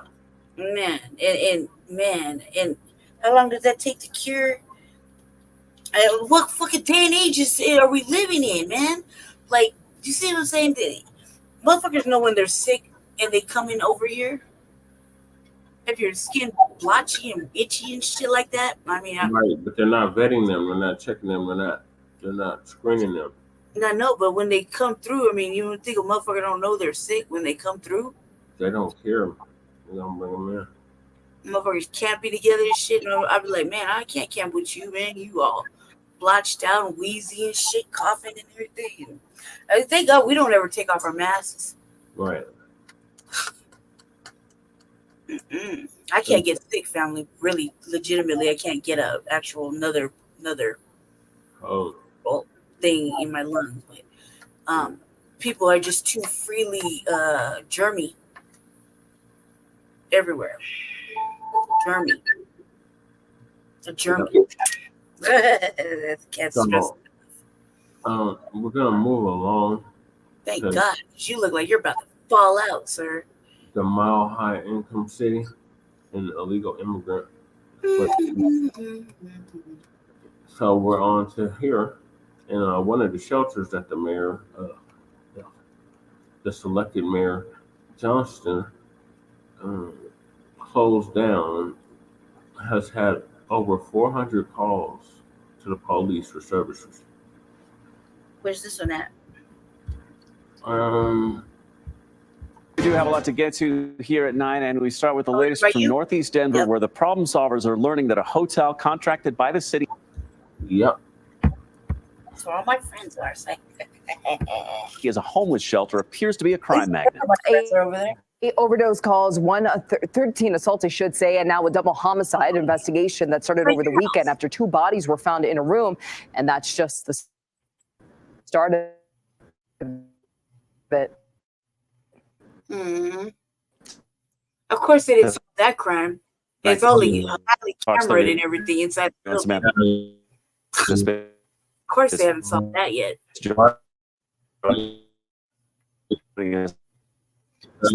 breaking up. The show shows what the city plans to do about it. Ooh, stay away from them. Middle of 20 into 20. No risk case popped up. Yeah, you gotta stay away from that shit. But we're from here. That's what I'm saying. Like, we had to go to public school. No forms of transportation. So sleeping in our bloodstream with those fucking vaccines. We got vaccinated 3 times 1 year. And now, wow. Well, living like 2 blocks away. Now you can't lose the motherfucking paper. I can turn it into school. I got them motherfucking measles shots 3 times in 1 year. But best believe I don't Yeah. want to be around nobody coughing and shit. Especially with blotches and stuff like that, man. I'd be like, man, this is real fuck shit. Like you brought this over here, and I can't hold myself back. Then they closed down the Tri-Care building, and I'd be like, man, take care of Tri-Care. Right. Tri-County Health building. Remember they closed it down? Yep. Mm-hmm.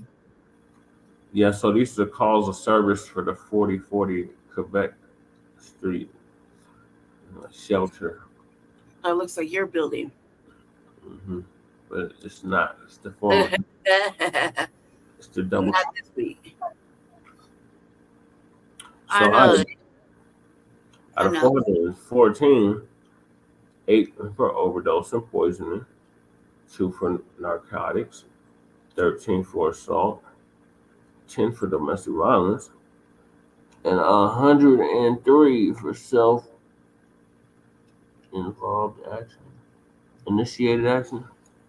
Motherfuckers wilding, tweaking out, and fucking want to die or something. Mm-hmm. The list goes on, and now a homicide investigation. You know, and they didn't even saw that. There's cameras all over that bitch. Every motherfucking hallway. This group says this. I got it. Yeah, that's a right. dude, y'all. Not just that. I mean, with these Latin countries. You mean Adam? Countries. Adam. Anna. No, nigga, your name is Adam. What are you talking about? Anna. Anna what? Oh, God. What are you talking about, Jesse? I think that's the weeding dozing off over there. No. You're not making sense. You're not making sense because you're not paying attention. Oh, you talking about, you flash forward. That's a dude. Yeah. People feel unsafe there. Anna Lilith Miller with House Keys Action Network Denver, a houseless rights group, says this could have been prevented. You can't just throw them into a hotel and just leave them to fend for themselves. The best thing we could do is to actually staff these places and actually staff them with the properly trained staff. We need people to be working there that know what they're doing, know how to deal with people who are vulnerable populations, people with things like PTSD and other mental health issues. In response, the city of Denver tells Fox 31 they're enacting a 7-point action plan to address the safety and security concerns. The plan includes a new management role responsible for oversight of all unsheltered response and outreach, more staffing and case management help, and increased patrols and security, including a badging system for site access. The city could easily institute a litany of safety measures, a litany of things that could make these places actually work the way they should work and not just be another shelter for people to stay at. And now that homicide investigation is still underway. Metro Denver Crime Stoppers offering up to a $2,000 reward for anyone with information. Samantha Spitz, Fox 31. Right, Samantha, thank you. Good afternoon. New security measures are in place at a Denver homeless shelter where a man and a woman were found dead on Saturday. Denver police are calling it a homicide. This happened at the former Doubletree Hotel along Quebec Street. That's now being used as a homeless shelter. Our own Brianna Clark went there today to learn more. Brianna? Yeah, so more security, especially outside the building. Residents tell me it's their first time they can solve this all together. Patrolling the property. I mean, some of the you know who's ready that room, right? So they're the ones who added the extra security. Look at the cameras. Waiting to find out why, but we do know the guards are unarmed. And you do the math. How long helps operate the former hotel turned shelter. And then you do the math. They tell me only people who live here are allowed inside the building. No visitors. Every single person who walks through the front door has to check in at the front desk. Who's a fucking mess? Several residents today, and they all say they feel safe living here. But I'm told the atmosphere has drastically changed since Saturday. Knock at a couple of doors. I kind of shook, you know. Unfortunately, I wasn't really good friends with the people who just recently passed away at all. But my friends are really deeply saddened by that, and I can't imagine their pain right now. They're hurting so bad. And so far this year, Denver police tell us that they have been called out to the Doubletree homeless shelter hundreds of times. Tonight at 5 o'clock, There's we'll take no a look at reason that to exact number, and we're almost that. half of the calls capable. Double homicide. So far, though, very little information is being shared by law enforcement. Yeah, Denver police say it's still under investigation, and they can't release That's- anything, even the names of the victims. All right, Brianna, thanks. That's fucked up. Police are trying to figure. Oh, God. Hope it wasn't nobody we knew. It's beside the point. The fact is, they're not even trying. The answers are right there. It probably take 3 hours to figure out. You really ain't even gotta ask nobody. You just run that beautiful beat footage back. Look at the fucking footage. Look at the doors. Look at the footage. Look at the doors. Look at the footage. You know, do the math. Figure out the autopsy. They overdose. Drowned. That motherfucker had a seizure. One drowned in the bathroom. Who fucking knows, right?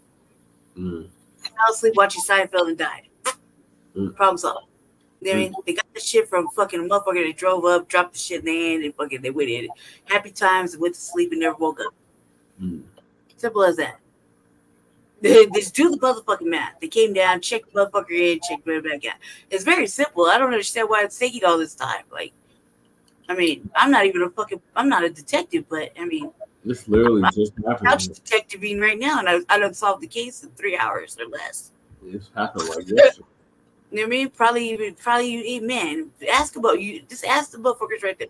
My friends are all sad. Well, it's only going to deduce the three things. they overdosed, or they got into it and they killed each other. They beat each other up and fucking, well, you know, motherfuckers had multiple seizures. Fuck, who cares? Just do the fucking math.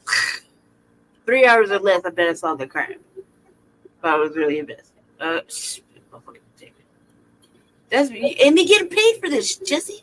Yeah. There's cameras everywhere. And motherfuckers roaming the halls, loosely, shit, just getting in, fucking tapping other. You can't do the math and just be like, I saw you. This motherfucker pulled up, and these two are dead. 3 hours or less, you got like six suspects. 2 more hours, you got a fucking motherfucker that stitched on everybody. For a fucking Sprite. All right, let me play this clip real quickly. Fine. Figure out who killed 2 people in a shelter for the unhoused. All for like days. That shelter is the former DoubleTree Inn on Quebec, just south of I-70.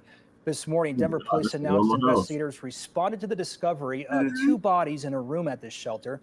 We know it's a man and a woman. This is a relatively new shelter that started taking in people late last year.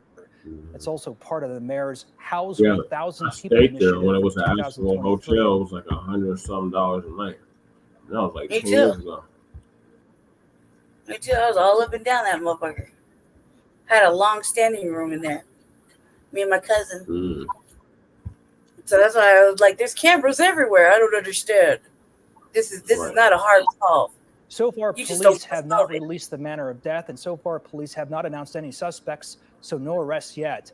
A statement from the city of Denver says the mayor is aware of this incident and is working with police to get more information. If you have any information, you're asked to call police or Crime Stoppers. What? They should be asking to look at the cameras. Yeah. Go ahead. So, moving along, they've been highlighting this real heavy in the white media. This homeless family is living out of their car. They're on they have a Section 8 voucher, and they can't find housing. Oh yeah, that's a real thing. But you know, white tears matter, so it's gonna get highlighted. They weren't hearing anything we were saying. Right. Right. But look, little old white lady over there about to start crying behind her fucking bifocal sunglasses and shit. And it's about to get all, the most press ever. After a recent eviction, a homeless couple in Denver are having a lot of difficulty finding housing.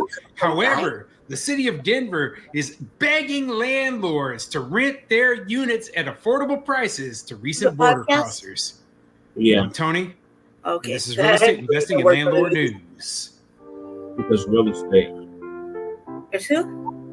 All right, so I have an interesting article for you today, and once again, it's coming out of Denver, Colorado. Now, a couple of days ago, I reported how the city of Denver is begging landlords. They're begging landlords to rent their units to these people from other countries who just recently crossed the border and came into the U.S. illegally, okay? And they're begging the landlords to do it at affordable rates. And as I mentioned in that video, there are a lot of people in the U.S. who do not have housing. They can't find affordable housing, okay? People who are homeless, people who are struggling, who have very low income, and yet cities like Denver are focusing all their attention on making sure that these foreigners who don't even live here, aren't even here legally, have housing. Now, that seems absolutely ridiculous to me. It should seem ridiculous to everyone here. Right. Now, I'm not a big proponent of socialized systems, right? But knowing that they are in place, my personal belief is that they should be reserved for U.S. citizens and lawful permanent residents. And that's it. Illegal aliens should never be eligible for any of this socialized housing or assistance. Okay, they should get nothing, absolutely nothing, because they're not here legally, and they shouldn't, you know, be able to leech our money away from us. Okay, so I got a story today, and it's coming out of Denver, Colorado, and it's about one of these couples who, you know, a couple of tenants who they faced eviction in the past, right? And now they're living in their car because they can't find any affordable housing. They actually have a housing voucher, you know, some of the socialized rental assistance from the city of Denver, but they can't find anywhere to live.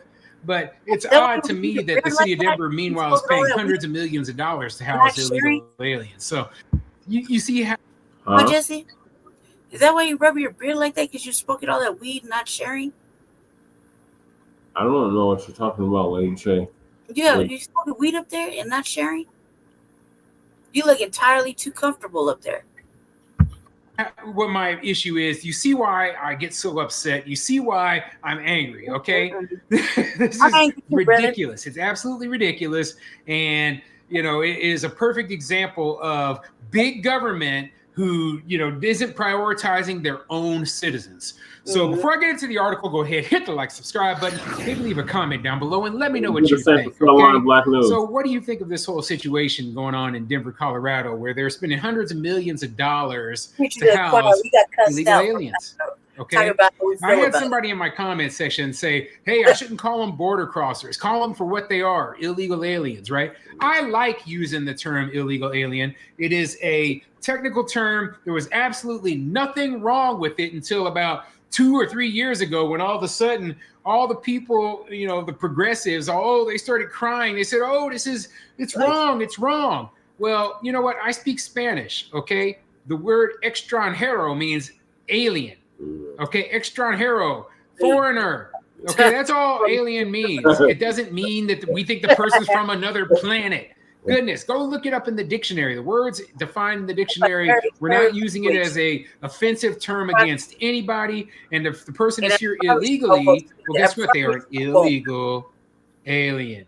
If they are a legal alien, which there are legal aliens here, those are people with green cards, okay? They're permanent residents. They have the right to be here.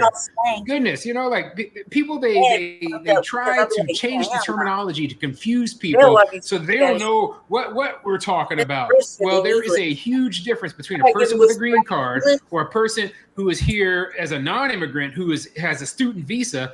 There's a huge difference between those type of people and a person who walked across the border yesterday, climbed through a fence, and said, I'm here, give me my benefits, okay?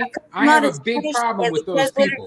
So, you know, that's just my personal opinion. You can put your comments, your opinions down in the comments section. I don't delete comments. I let everybody express their opinions. A lot of people said that I am too hard on that group of people. Well, you know what? No, sound like you are. That's my opinion, and I have a right to it. That's right. So anyway, let's get into this article and see what it says. This article is coming from KDVR.com, and it says, past eviction creates challenge for couple in search of new housing. You know, and normally I don't get on the tenant side, okay? I don't talk much about being on the tenant side, right? But, you know, when it comes to this issue where, you know, the people who just crossed the border have easier access to housing than homeless American citizens, that's where I have a problem, okay? So let's see what the article says. Right. A family family living in their cars looking for a permanent place to call home, but a past eviction is making it challenging. In Denver, 1 in 3 households is paying more than a third of their income toward housing, according to the city's website.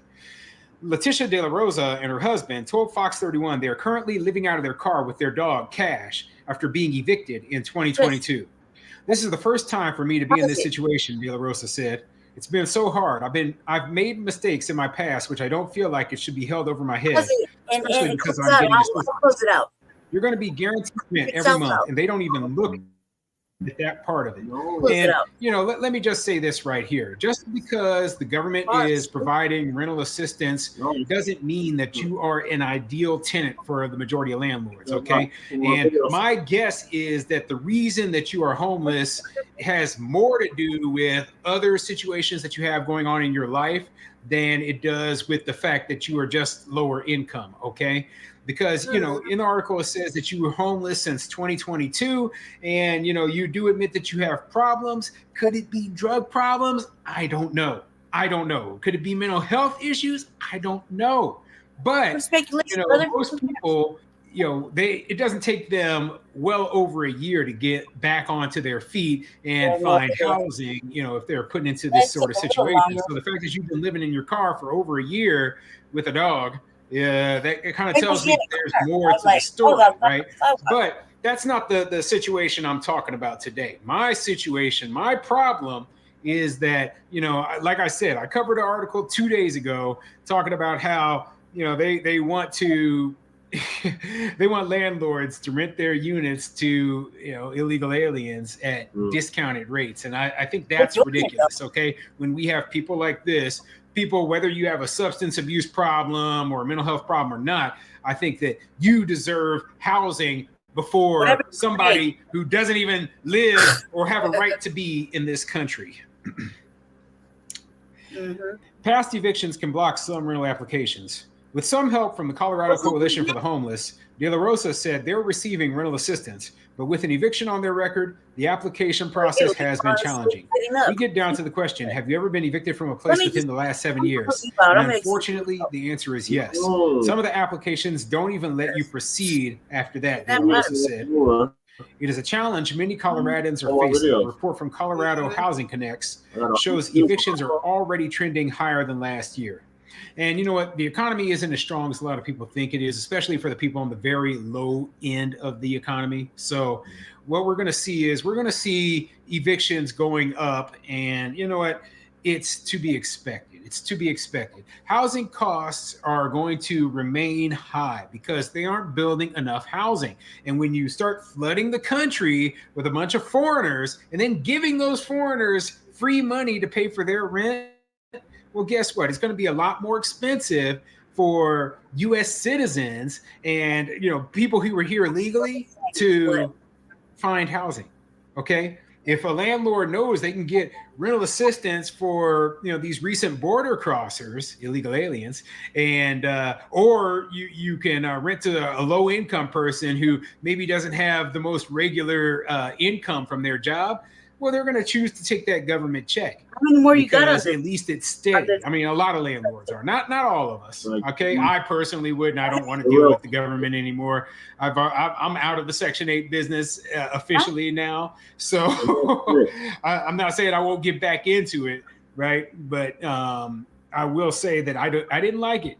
I didn't like it. It is certainly not my preference to deal with, the government in terms of who is paying the rent. So, it's an interesting story. Normally my view of this sort of story is, hey, deal with it. Talking about these tenants, right? That is why you don't want an eviction on your record. That's why you should always pay your rent, right? And it's a difficult situation. It's a very difficult situation. As a landlord, I have to look out for my investment first.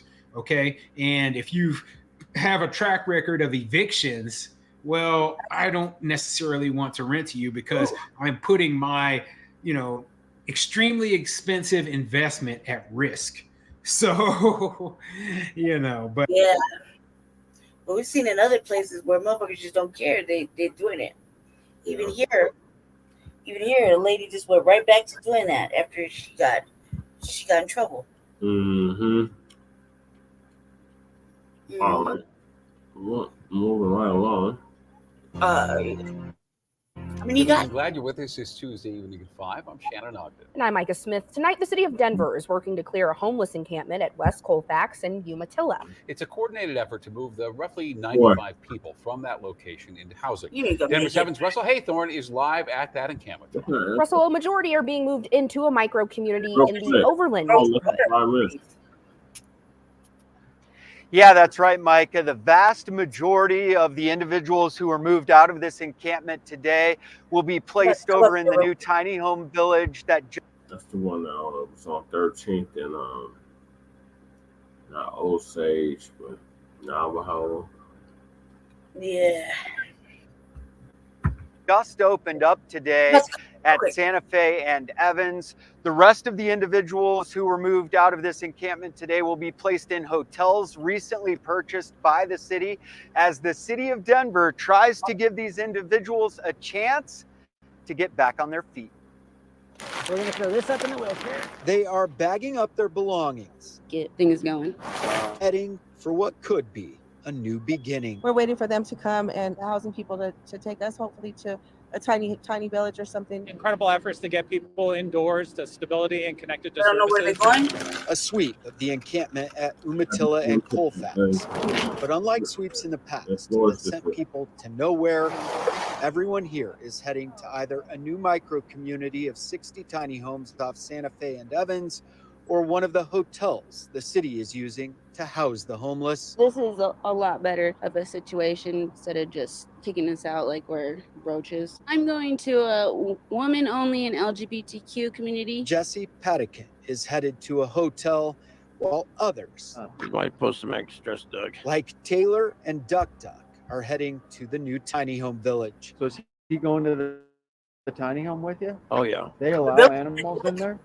Yeah, they let me in. Are you excited about this? Absolutely. Chance to get. Village will house up each new unit features a bed, a deck, and there are also 2 community rooms. Showers, bathrooms, kitchen, laundry. For Leticia, who has been living out of her car, it offers hope. I'm gonna go check it out. I think that's awesome. I think that's amazing as long as they can help more people. I know there's a lot of people who make it bad for others by not following the rules and stuff, but what about the people who do? I think a lot of people suffer for other people's actions. It's not fair. And as the buses rolled out, the city's housing and stability, pledging to make good on a promise to get people off the streets for good. This is a big day for the city and county of Denver, for unhoused residents, and for our community as a whole. Yeah, Moving I mean, outside on the streets 2 where they're years later. exposed to the weather and elements and dangers, to indoors where they can get connected to wraparound support services and a pathway to permanent housing. Let's keep in mind it's temporary. As you can see, there are still a few individuals lingering about here. Everyone was supposed to be out of here by 2 o'clock this afternoon.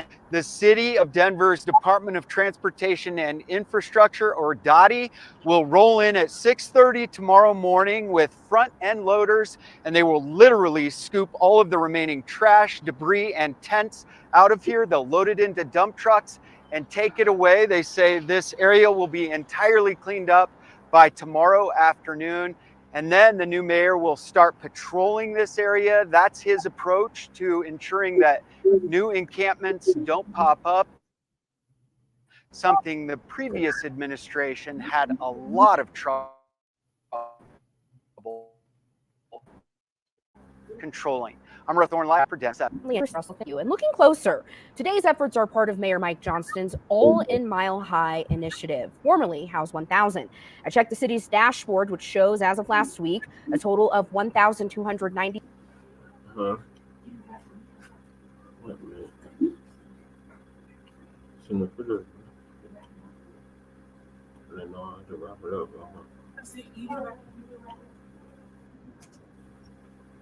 I want you to see the dashboard. Yeah. Let's go backwards. All right, so this is the dashboard. So this bastard's claiming that he's housed almost 1,300 people. But me and Lady Chain have not seen it. Like literally, who the hell is housing? What are the demographics of these people?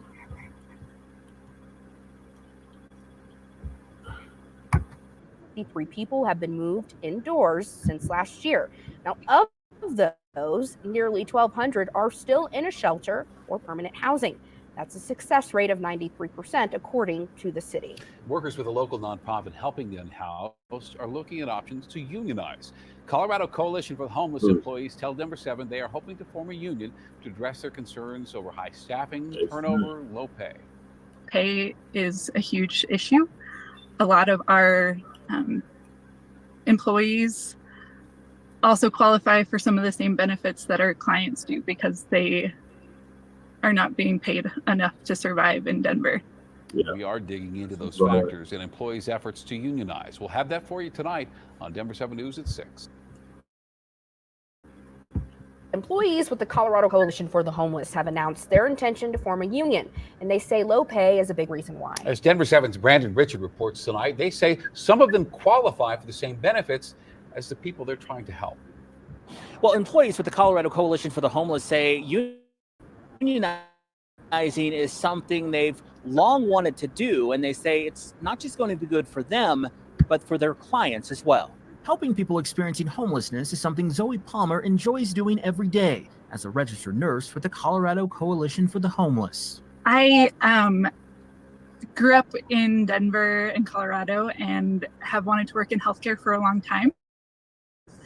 And I kind of always saw myself working at the Colorado Coalition for the Homeless. Now, Zoe and other employees with the coalition have started efforts to form a union. They're hoping to form one with Service Employees International Union, Local 105. We're operating really understaffed in a lot of departments. Talking to clients, they talk about how quickly they cycle through case managers and other staff. Zoe says aside from understaffing, some of her colleagues are underpaid. Pay is a huge issue. A lot of our employees also qualify for some of the same benefits that our clients do because they are not being paid enough to survive in Denver. According to job listings on its website, the coalition would pay a case manager with a bachelor's degree anywhere from $20 to $25 an hour. According to ZipRecruiter, the average hourly pay for someone with a bachelor's degree in Denver is $29. We at CCH are committed to working with our whole team and our organization to realize every effort possible to increase wages. Coalition CEO Britta Fisher spoke with Denver 7 about employees' efforts to unionize. Yeah, we absolutely respect our employees' right to unionize, and at the same time, we'd like to continue to have direct communication channels with our workforce and our leadership team. Zoe says over 30% of the coalition's employees have signed on, which is enough to hold a vote, but they're waiting to get more on board. Get back. Brandon Richard, Denver 7. Okay. Sorry about that, family. With a near foot of snow across the Denver metro. I missed the last one. It was it was about the city council, right? No. What? It was about CCH workers wanting to unionize. I don't think so. My personal opinion, they need to be shut down. Yeah. I've been saying that since before the election. That was one of my 5 top service providers that I felt needed to be shut down. With a quickness. They're one of the leading leading motherfucking providers that misappropriate funds. They don't have customer service. They don't know how to treat clients. They've obviously they neglect people. They don't do case management right. It's amazing that, like, I'm gonna use the Fusion for example. There's maybe like a handful of decent folk that live there, yourself included. Yeah. And look how they did you. Yeah. You know what I mean? They're For trying to somebody put me out, y'all. for somebody who hasn't done anything to anybody, except be sit on resident council, run as the mayor, try to advocate for the residents, I myself included, you know, just do the right shit. Always stay on top of your stuff. You don't bother nobody. They have you living in a state of motherfucking emergency. Not to mention, they allowed all this riffraff and the fucking rodents and fucking infestation to come in, only to fucking crucify you. Yeah. That's the real problem. Yeah. You know what I mean? And to make you get rid of everything, all your belongings, down there, just so that you can continue to live in a motherfucking studio, fucking apartment that's filled with fucking rodents that they can't get rid of. Not just to mention all sorts of madness that you got to go through just to go through there. They don't do They don't really do client relations. No. If that was the case, you know, you would be a lot further than where you're going. And this is how they do somebody that sits on resident council. Was on resident council. They slacked off. That had nothing to do with you. They put the decent residents in danger. They violate the rights of the residents, you know, by doing a whole bunch of other shit. Not to mention the lack of respect they have for when they go into your apartment without you knowing. Right. You know, the fact that they haven't been able to get rid of a simple infestation for the last couple months.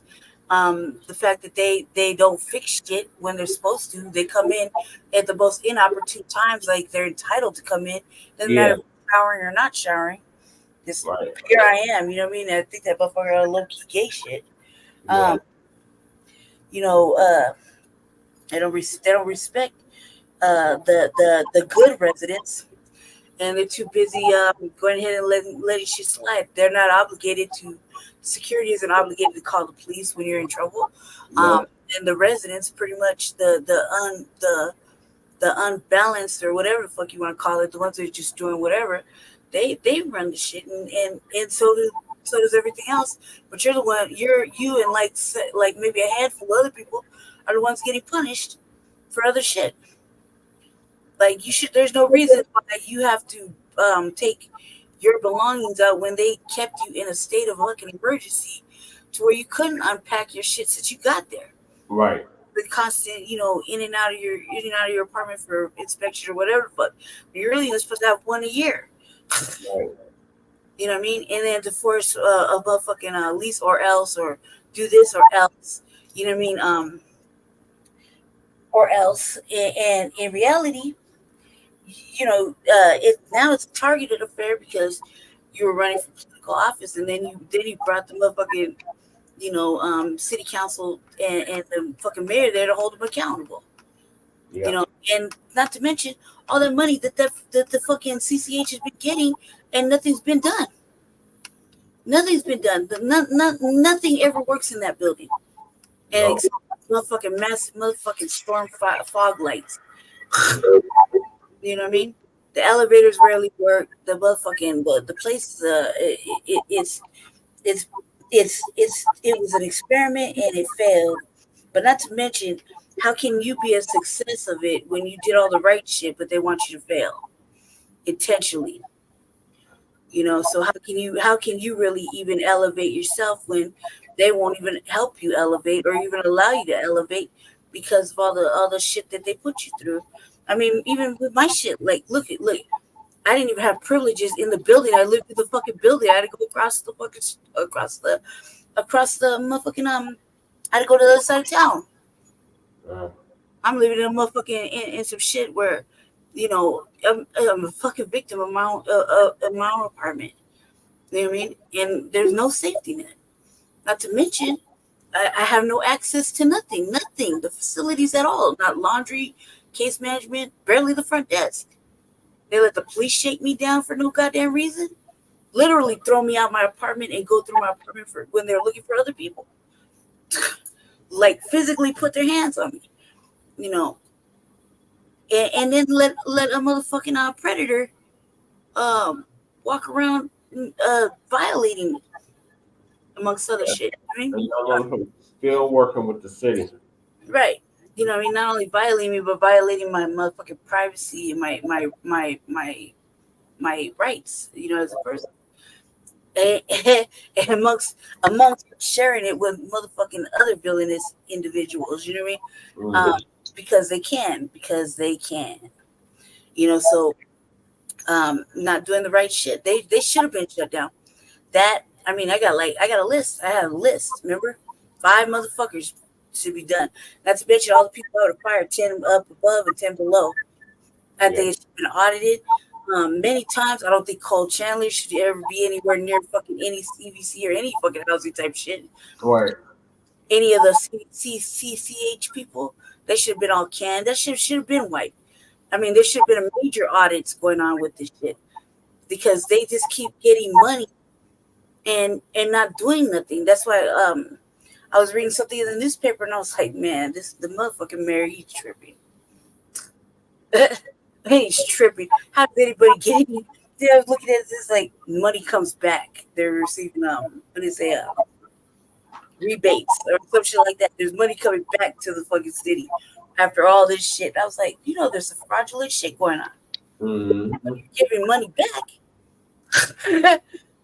Allegedly. You know what I mean? Like there's some scandalous shit going on. If that's the case, why the fuck? I have so many questions, not enough answers. That's left for the RVA. So yeah, no, I think that they should be shut down. I don't think they should get anything at all. Right. And it's not very difficult to convert it to, you know, something that's actually has some thorough people behind it that aren't going to misappropriate, actually going to do the job. These people don't want to do this work. That's why everybody's failing, and that's why you got all these problems, and they want to blame shit on drugs and mental health. Nobody wants to do the work. This is easier to get paid than to stand there and look stupid, pass out flyers. You know what I mean? See how hard it is to get an answer in that place? You know? Yeah. Yeah. And they hire racist motherfucking security and shit. You know? Anyway, carry on, Jesse. I don't think they should get anything. If it was me, I'd have stripped them already. Right. So moving along, some Denver unhoused community brave winter storm. So we had a big storm last week. Yeah. And my family was outside. It was cool. They said it was all right. They weren't tripping. They had everything they needed. Nice. Many weren't outside by choice, but not everyone has easy access to the indoors. I mean, nobody wants to be out in that, especially as crazy as it was. Hannah Dew with the Colorado Village Collaborative works to bridge the gap from homelessness to housing. We're trying to provide stability and meet those basic needs. No, we haven't heard of any racism. Just this week, nearly 50 people at an encampment here at Colfax in Umatilla had the choice to trade sidewalks for shelters. I'm sure the storm helped people to make their way a little bit quicker. The opportunity came just in time. So we're collaborating with Post, which is the city, and their encampment response team. Wasn't that what the Migrants were? To bring people onto the site. And then once they had done that outreach, marked a day for move-in, which happened to be this past Tuesday. Welcome to what is really an exciting day for us this morning. Just days before the storm, the city of Denver opened a micro community of 60 tiny homes in the Overland neighborhood. 9 News was at Monday's grand opening with Mayor Mike Johnston. Which is, we think, the first strategy if you want to address unsheltered homelessness is getting people off of the streets and into transitional housing and shelter. Residents braved the storm with a roof over their heads and 4 stable walls. When the snow finally stopped, they could take care of themselves in ways they couldn't before. Like being able to utilize it's like being in a bread-cooking jail. Yes, people are actively it's super thankful for it, for sure. The micro community removes the uncertainty of sleeping at night, so then people can choose what happens next for them. We're here for you to help you meet whatever goals that you have for yourself. After they got denied so Colorado many Roads Collaborative says there's no set time limit for how they long do people can stay in slick these shit tiny homes, with so these people can migrant rely on these people micro who communities shelter, as an and they option got for pulled off shelter in there. extreme weather and as a stepping stone toward permanent Like the housing. first one The that city's went up. all-in mile-high dashboard says the average stay in a Denver hotel or micro community is 78 days. Talk about Right, good it's timing for different. that to open. Janelle, thank you. Here, Blondie, get off the Check stage. this out, guys. Denver is another major metro that has entered Are you done? employment recession. Many other cities are also trending this way. This is Yes. showing that a lot of migrants are fighting Oh my over God. jobs. A lot of people, the citizens of the U.S., are fighting over Watch jobs. this. And then on Watch top of this. that, Denver's like, we There's just no leg. don't I'm about have to the step jobs out. going around. In fact, we're actually having less businesses. Businesses are closing You know you're falling faster asleep, than man. we Just let me close out. thought. This is what's happening to modern Denver, and it's going to be a pretty hard recession. By the way, Denver basically screwed themselves. This was one of the most popular pandemic boom towns. This was a town that a lot of people wanted to go. People wanted to go to Denver, spend like $700K on a suburban house or a townhouse.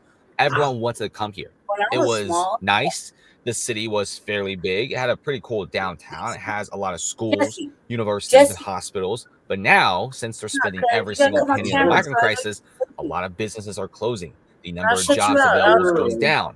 Not to mention, But Mayor take Mike over. You go. Johnston Go ahead and do is that if you want. basically trying to get all the migrants working. Come on, And what please. about the government employees? Well, too bad for them, right? They're going to stay unemployed. Check this out. Denver is cutting some city employees' hours down to zero. Guys, I don't when want to be sitting your here looking hours up. are down to zero, you're basically Like 2 laid minutes of off. Denver workers who may lose all their hours include lifeguards, front desk Put the workers, camera back up so I know coaches, you're not sleeping. anyone who works in a Parks and Rec situation, DMV people, right? And even some of the higher paying ones. Many people in the U.S., 60% of them are living paycheck to paycheck. Do you think they could afford a couple months with? I can take over this section. Just go ahead. Say your goodbyes. Do you have the clip? Got it. I'm Jesse. I can run this by myself. You're only on the migrant, the homeless shit. I got this. I'm on the migrant and homeless shit. Yeah. Yeah, but there's one more y'all want. Like, go ahead. I'll lead it into the RVA or something. Check this out, guys. We got the city of Denver now asking residents to house migrants as shelters have become overcrowded with the massive inflow of new migrants. This is what's happening in Denver. Nobody really knows exactly why Denver is doing this sort of thing. Nobody really knows why Denver is spending so much crazy money on the migrant crisis. But now Denver is asking rental property owners to specifically rent to migrants.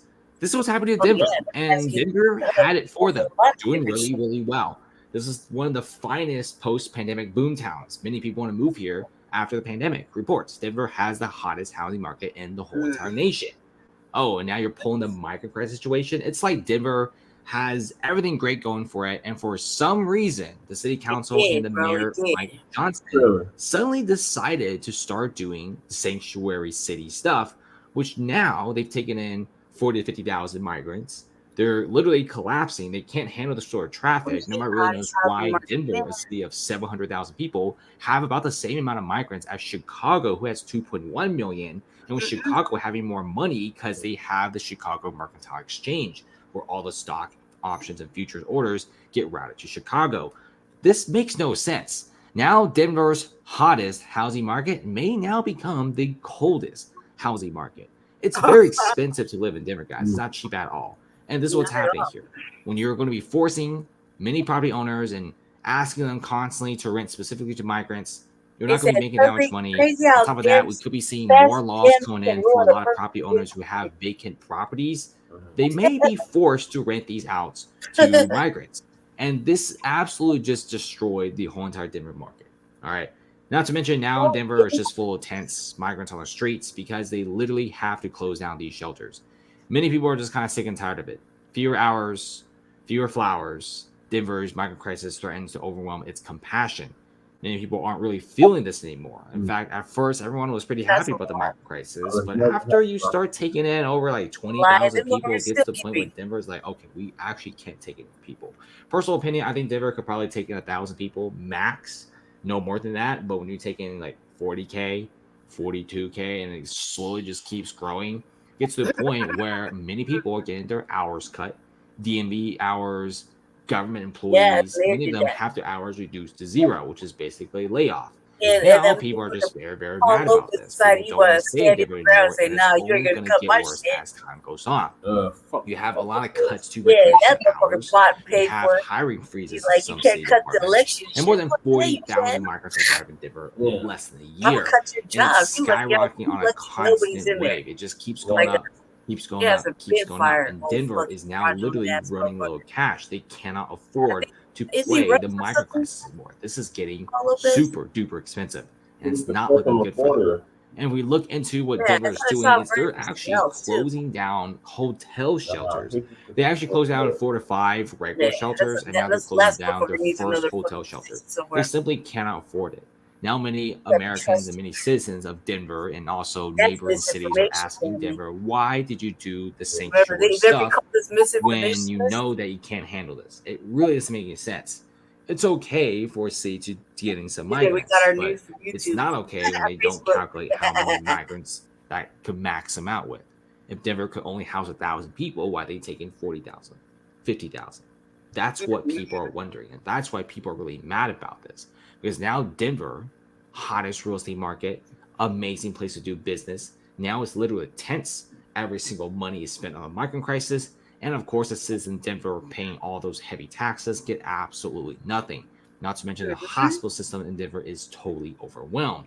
And yeah, property owners, well, you're probably going to be forced in the near future to rent out to migrants.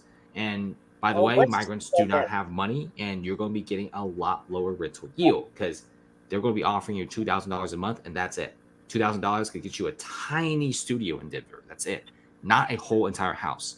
So Denver basically screwed themselves. This is one of the biggest disasters, in my opinion.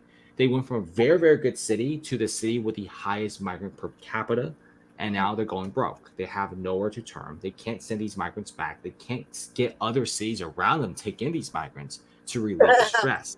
Denver is all alone, and the city is getting worse and worse and worse, and less desirable to live and move into by the day. Next question, guys. Comment below. Can Denver recover? We'll see. It's kind of hard to tell. No, I lost faith. It's over. Okay. Well, I'm going to sleep now. Good. Get off the thing. Tell you everybody goodbye. All right. Good night, everybody. We'll see y'all tomorrow for Grand Rises. Well, not Grand Rises. Shabaka's Black Experience Enhanced. It's tomorrow with Shabaka's Black Experience Enhanced at the usual hour on Blog Talk. Correct. And yeah, so stay tuned. I'm about to do the RVA, and I'm about to bring you some real news. So, everybody stay black, stay dangerous, hold your vote for something tangible. Don't believe the madness. And don't let everybody fearmonger you in. If anything, you should be fearmongering about the way the state of everything is going to be for us here shortly. So it's not going to be under Trump. It doesn't even matter at this point. So, yeah. So see you tomorrow for Shabaka's Black Experience Enhanced on Blog Talk. Free to throw the doll some money so she can keep the internet on. It's an emergency, state of emergency. And Jesse got to pick up seeds and orange peels off the table over there. All right. Jesse, is that all you gotta say? Yeah. That's it? Okay. Yeah. Hold your vote like you hold your Swilla. Stay black, stay dangerous. Black, stay dangerous, yeah. Okay, let me close this out for I'm about to do the RVA, or just stay here. Maybe I could do it, but I don't want to get yelled at, so yeah. So why don't you make my show into 5 hours? So yeah, I'm about to do the RVA here shortly, so stay tuned. I just gotta pull my news articles because I'm about to read. So interesting shit. Peace.